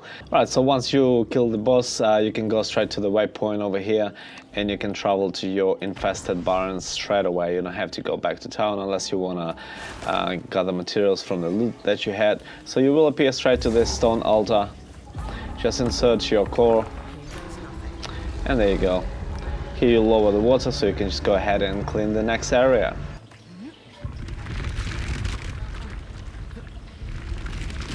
Alright, so once you lowered the water, as you can see on your world as well, this is the first time we're going downstairs, and as you can see the water's gone. So this is where you talk to Alva. She will be waiting for you downstairs, and you will also see the door. So pretty much the next part of this quest, we will be looking for the key to enter this door. Once you talk to Alva, you will find yeah, you've got a new quest, enter the Drone City to search for Agorat, and then you will find the key. So once you find the key, you come back and open this door. Alright, so once you find this place, you will be able to do Oswald's quest. There will be fun boss in this area as well. Pretty cool area, just go ahead and clean it and kill the boss at the end of it. He does deal a fair bit of fire damage. You could go ahead and equip your fire resistance, jewelry and stuff, but come on, just go and kill him.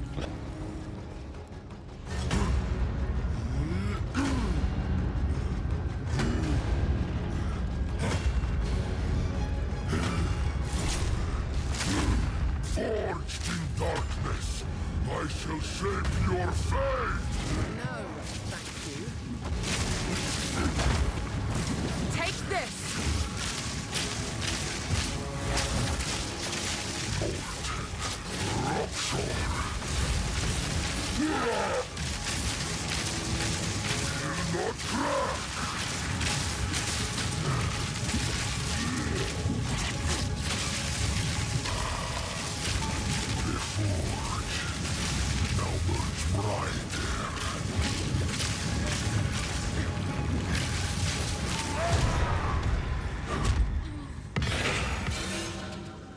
All this heat.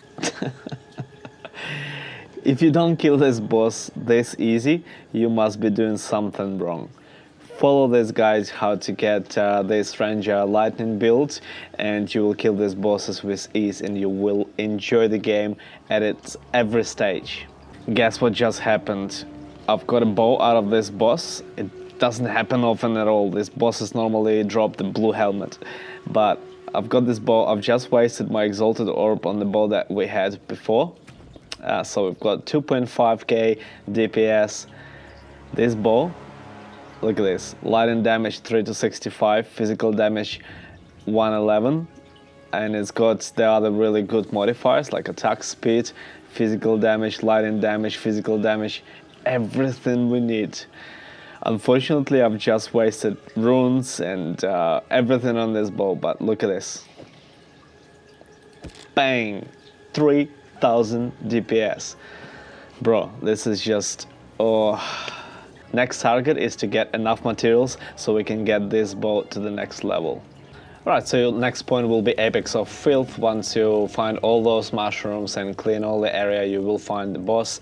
And with this next level DPS, I don't know guys, I don't think there's a boss in this game that can actually sustain the fight against us. Anyway, let's go ahead and clean this boss.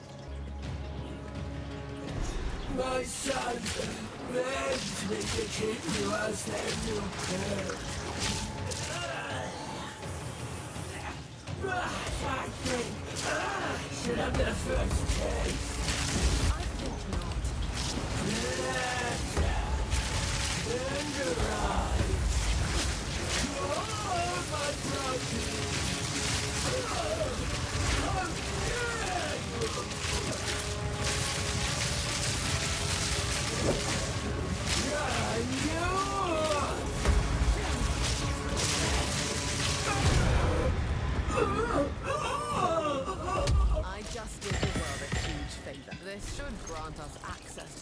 Okay, so this is where you pick up the key for that door that we've discussed earlier. So now with this idol, you can go ahead and open that door.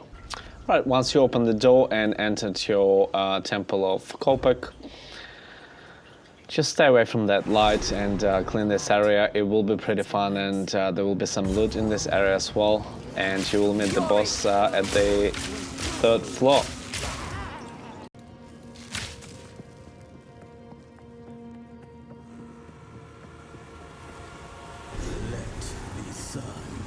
Curl Can't kill what you can't catch. Storming arrow.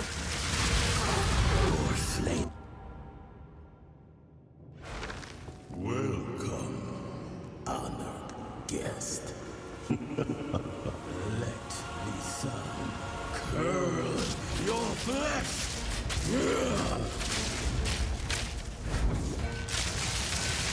Euphoria.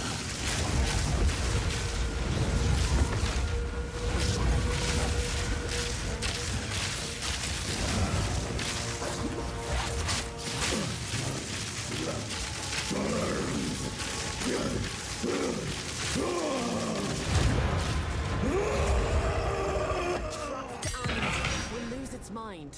Eventually.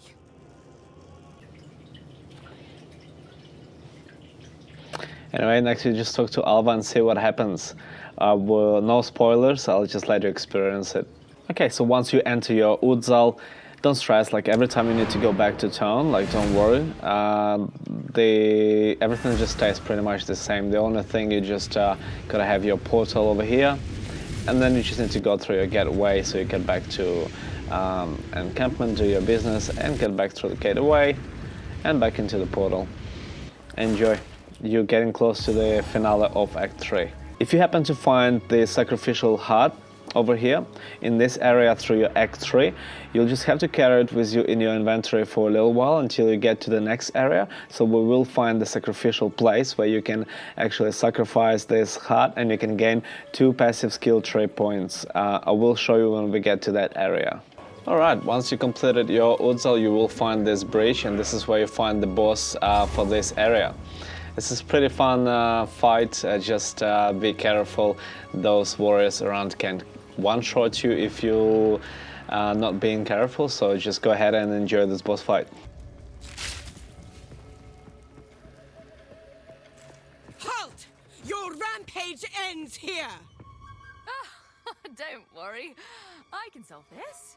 This is all just a misunderstanding. Which one of you activated the gate? Which one of you is a Val blood? Why, that was me, of course. I am Alva the Lion, treasure hunter extraordinary. Take her! Bring her to Doryani. As for you, I will pay back every drop of Val blood you have spilled. I will not relent! Charged arrow. Stupid spear! You will fall before us! Pain sharpens the mind. Feel our calisthenics!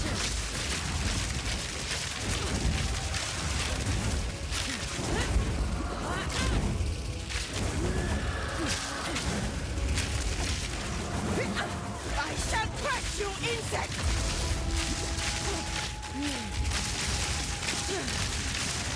I need more mana. Feel our calisthenics!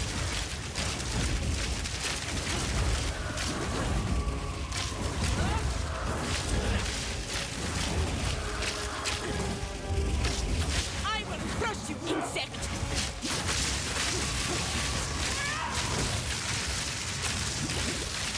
You are nothing but a locust. What signal is this? Where did she go?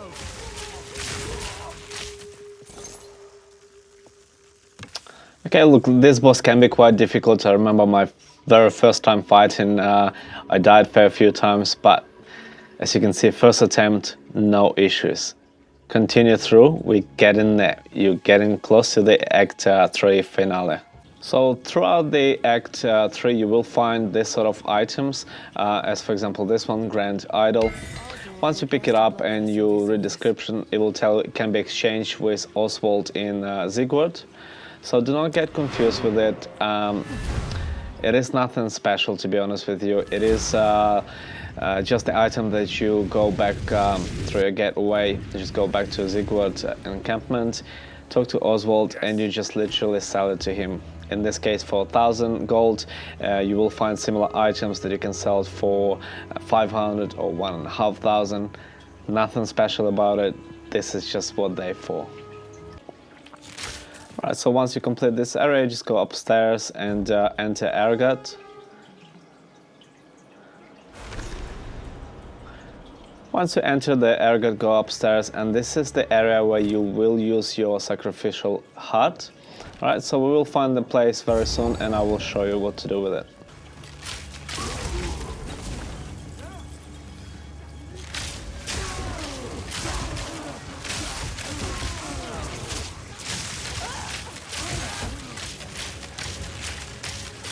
Right, so once you find this place over here, this is where you use your sacrificial hut. You just click on sacrificial dagger, you place sacrificial hut, and just stab your sacrificial hut. Just like gutting an animal. And just like that, you get 2 passive skill points available straight away. So eventually you could get rid of your sacrificial hut and get those 2 skill points and more space in your inventory. Once you found this entrance, well done, you're nearly there. This is the last area for Act 3. So this is Act 3 finale, and we can find that final boss and eventually complete Act 3 and move into the cruel difficulty. Alright, well done. If you got yourself to this point over here, you're just about to confront the final boss for Act 3. Let's go ahead and tackle this boss. Demon of Exalted has finally come for me.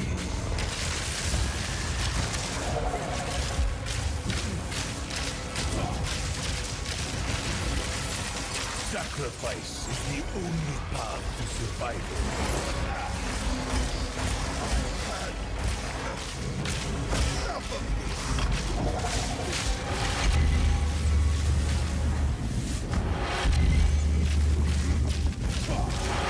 Best laid plans.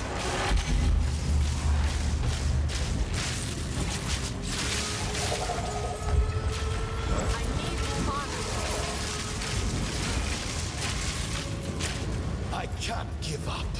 I must save my people. You know why we're here?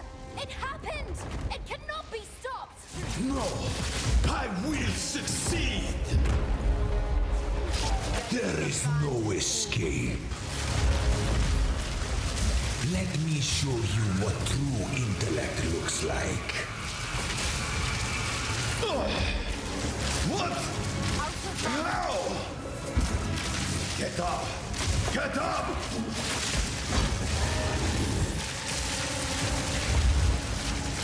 Fatal ambition. This is not over yet. I will burn you alive. No! Do not fail me. Not now. How could this happen? All I've done. All that I sacrificed. Your people cannot be saved. History is... Well done, you have completed all 3 acts, and guess what? Now it will get even more fun. We will get our huge power spike. Now we will get access to our currency exchange. Once we get through that very first area into our first encampment, I will run you through the whole currency exchange so we can improve and upgrade our character to the max.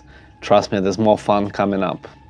And this is how your character is going to look in Act 3 Cruel. You're just gonna be around with 21,000 DPS, not caring what's ahead of you, just one-shotting everything right in this thing. And once you kill your first boss once again...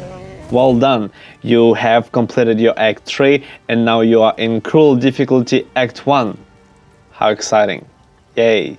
Couldn't developers come up with something more interesting? I know this can be a little bit frustrating, but trust me, this time when we go through all of this again, we have access to currency exchange, and this is the huge game changer.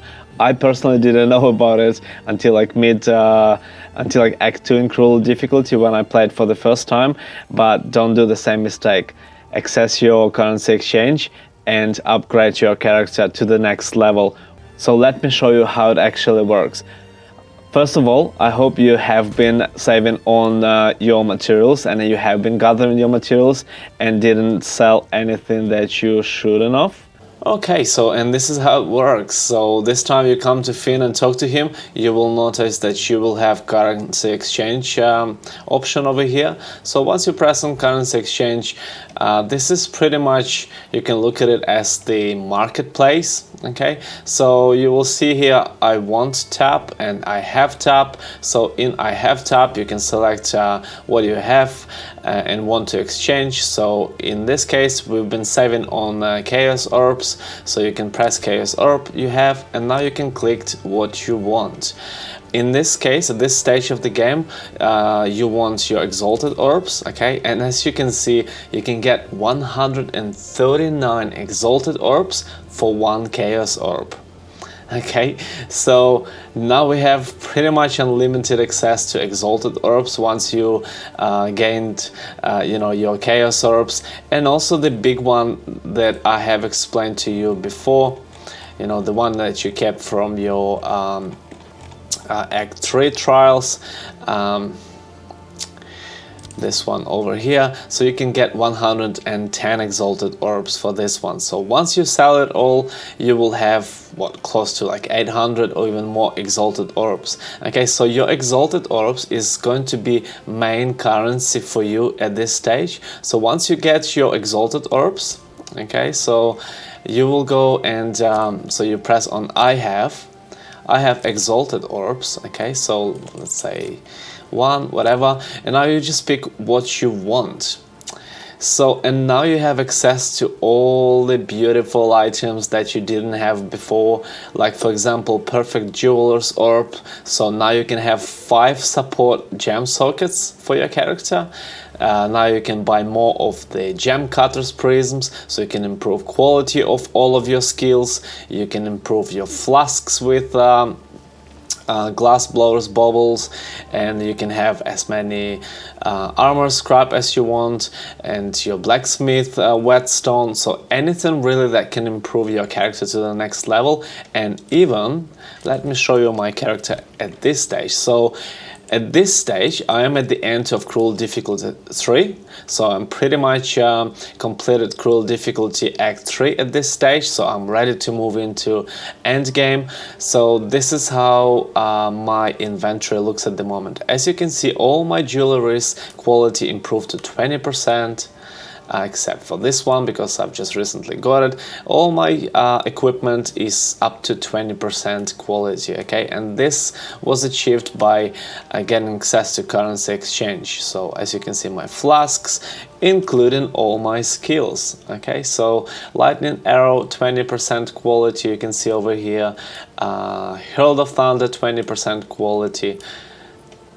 Everything, okay? And as you can see also, I have 5 sockets for my support gems available as well. So all this been achieved through the currency exchange. So now as you've got heaps of your exalted orbs, okay? So let's show me. I will exchange my chaos orb over here. So I want to exchange just 1 at the moment, and I want to get my exalted orbs, okay? So this is the market ratio at the moment, okay? So this is what you can get right now, okay? So if I want to go ahead and I just press over here and over here, it means I lock these numbers and I press place order, it will appear, as you can see above Finn, the quest mark will appear, or just the light above him, and this mark over here. And once you talk to him, you see you have received your 139 exalted orbs. Okay, you can just transfer them all to your inventory. Once you transferred your exalted orbs to your inventory, you can just transfer them to your stash. Okay, once you got them all in your stash, as you can see, I've got heaps of exalted orbs. So like, not only that I can improve all my, you know, all my rare equipment, I will use exalted orbs to buy all this beautiful stuff to improve all of my equipment. Okay, so this is how it works. Further in the game, you will find even more chaos orbs, so you can get even more exalted orbs, and so on. All right, so now you can get your jeweler's orbs. so you can get your 5 sockets for your skill gems over here and use all these beautiful support gems. Alright, so also once you go back to your currency exchange, what is really important to know as well, so this is the ratio over here that you can get it for right now. Okay, so one chaos orb for 138 exalted orbs. As you can see, it always changes. Tomorrow it can be 1 to 90, or it could be 1 to 100. You never know, it always changes. So basically that's real people selling, put on the market their exalted orbs for chaos orbs. Okay, so people want chaos orbs and they happy to offer you 139 exalted orbs right now. However, if you press Alt, you will see competing trades over here, and as you can see, some people selling one chaos orb for 145 exalted orbs. So this way you can just go and pick your. So you pretty much can set up any price for your chaos orb as that you want. So you can go ahead and set up, you know, 300 exalted orbs, let's say. It will cost you some gold to place order, but once you place this order, you cannot cancel it, so you will lose your gold. Okay, but also probably no one will buy your chaos orb for 300. Okay, so the point of this competing trades, you can go ahead and look. All right, so some people happy to pay 145 exalted orbs, so you can go ahead and select number in between. Okay, so let's say we want to set up 140 or 141 exalted orbs for one chaos orb. So this way, if you do that, let me show you. So let's say I want 142 exalted orbs, and if I place order, it will be over here and it will say order listed. Okay, so and you will not get your exalted orbs instantly. However, you know, you can come back in 10 minutes and your order might be completed. There you go. As you can see now, like if you've been realistic with your numbers, you will get your order completed pretty quickly. Okay, unless you found some really rare item and then you want to sell it for a real amount of exalted orbs, and there's not many in the game. So over here you can see that, you know, people have 6,000 of them selling for 138. So this is why they're available right now. Okay, and even more, like 220,000 for 135. So there's always availability, the stock shows over here. And for these larger amounts of exalted orbs for one chaos orb, as you can see, there's very limited stock. Okay, so this is why it's harder to sell for more money. So if you want things like instantly right now, you go ahead and buy what's available right now. Or if you're happy to wait for a little bit, you can go and try to get more even. So this time, as you can see, I've got 142 exalted orbs, and this works exactly same with all other materials. Okay, but it wasn't in this specific case, there wasn't huge difference. So now I can just go ahead and take them. All right, so now they belong to me. Let me show you another example. So let's say I have, now I only have exalted orbs, right? But let's say I want more of the perfect jeweler's orbs, so I can have 5 sockets for each of my skill. All right, so if I press that, as you can see, for the market ratio is 55 to 1, so it means I will need 55 exalted orbs to buy one perfect jeweler's orb. But if I press Alt, I can see that some people happy to pay 31 for one. Okay, so instead of going and wasting or not wasting, let's say spending 55 exalted orbs, I can go and place order for, let's say, 40. So I go in between with more realistic number, so I can spend less exalted orbs and get this perfect jeweler's orb. Yes, it might take, you know, a little bit longer. Sometimes it could be 30 seconds, sometimes it could be a couple hours. You never know, but at least this way you can save some of your exalted orbs. So this is pretty much how your market ratio works. Let me quickly also run you through what I suggest you upgrading right away. If you haven't upgraded your weapon to quality 20% yet, and if you don't have enough materials, go ahead and definitely buy your blacksmith whetstones, okay? So you have plenty of them to improve quality of your weapon. And then also you can improve quality of all of your armory, okay? With scrap, armor scrap, and also improve quality of all of your skill gems. So let's see over here, we've got market ratio of 4:1 for gem cutters prism. Okay, so you do need 4 or 5 gem cutters prisms to improve quality of your skills. I think at the time, so one gem cutters, I think it improves 4% of quality, so you need five of those to be able to improve quality for your skills. You know, you don't have to improve all of them right away, but you know, you can improve your main skills to start with and save a little bit on exalted orbs. But this is really the point. This is really how you improve your character to that next level. All right, and as you can see, I've got 13,000 DPS now flat, okay, and it goes above 20,000 with all the buffs and all the charges. All right, so this is how I was able to upgrade my characters. Once you get to your cruel difficulty, currency exchange is huge. It's amazing tool, so you can improve your character to that next level. All right, so also you can improve the quality of your rings. Okay, I suggest you to go through all of these items, okay, that are available. They called currencies, okay, so including the runes as well. So as you can see over here, now I have 1 to 60 lightning damage per 1 rune.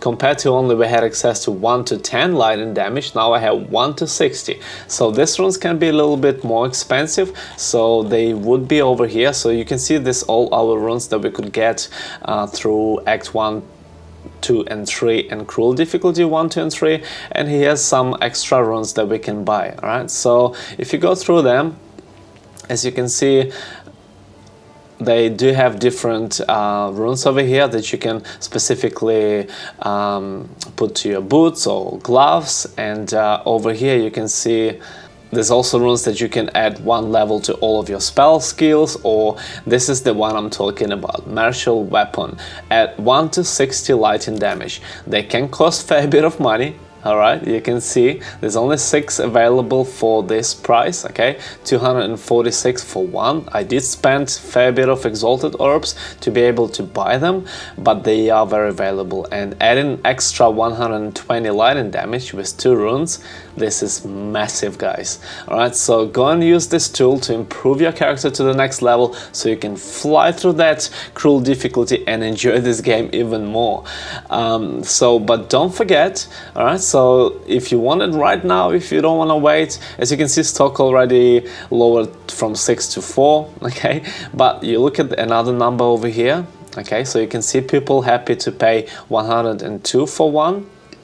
So you can go ahead and set up, you know, the number in between, more realistic number, so you can get these runes for cheaper. Yes, you might wait for, you know, sometimes 10 minutes, sometimes a couple hours, but let's say we can set up 150, all right, for 1, and then we can just by pressing over here, this means you lock in these numbers and then place order, and you can wait for another like 10 minutes hopefully, and you might be able to buy one. All right, so this is how your currency exchange works. I did explain it to the best of my abilities. Hopefully, you know, this helps you.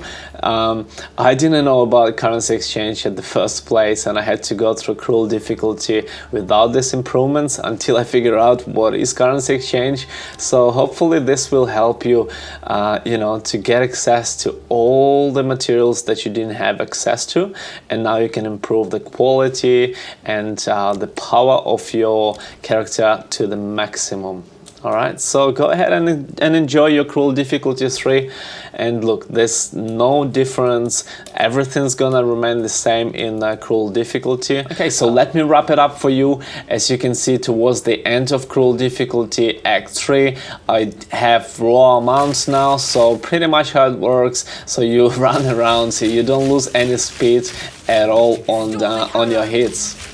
As you can see, you just run around like crazy and pretty much one-shot everything that is on your way. It is pretty fun, guys. Like it's a whole next level. As you can see, it's a huge fun. The big improvements that I should mention in my inventory, as you can see, I've managed to get that bow with additional arrow now. Okay, and I have improved it with 2 runes from currency exchange. Okay, so now as you can see, I have 2 projectiles. If you didn't manage to find this bow that can shoot 2 arrows at the same time, I suggest you equipping a specific support gem that called Fork. You just need to uncheck over here, so it will shoot additional projectile, but you will lose 30% damage after forking. So you know, it's really up to you what bow you want to use, but I do suggest you to find one of this and improve it to this sort of stats that I have. As you can see, physical damage 152, and then I've got lightning damage 120. This is because of these 2 lightning runes.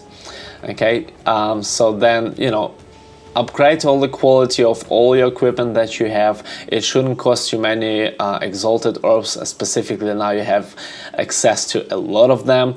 Alright, so yeah, try to find this bow, equip your jewelry to increase your damage even more. As you can see, I've got this jewelry here with this modifier 1 to 40 lightning damage to attacks. So you will find all this beautiful jewelry and equipment and your quiver as well, so you will be able to upgrade your character quite a lot. So about my skills, the big one, I do have raw mount. As you can see, we can just run around like crazy without losing any movement speed on shoot. So this is just huge.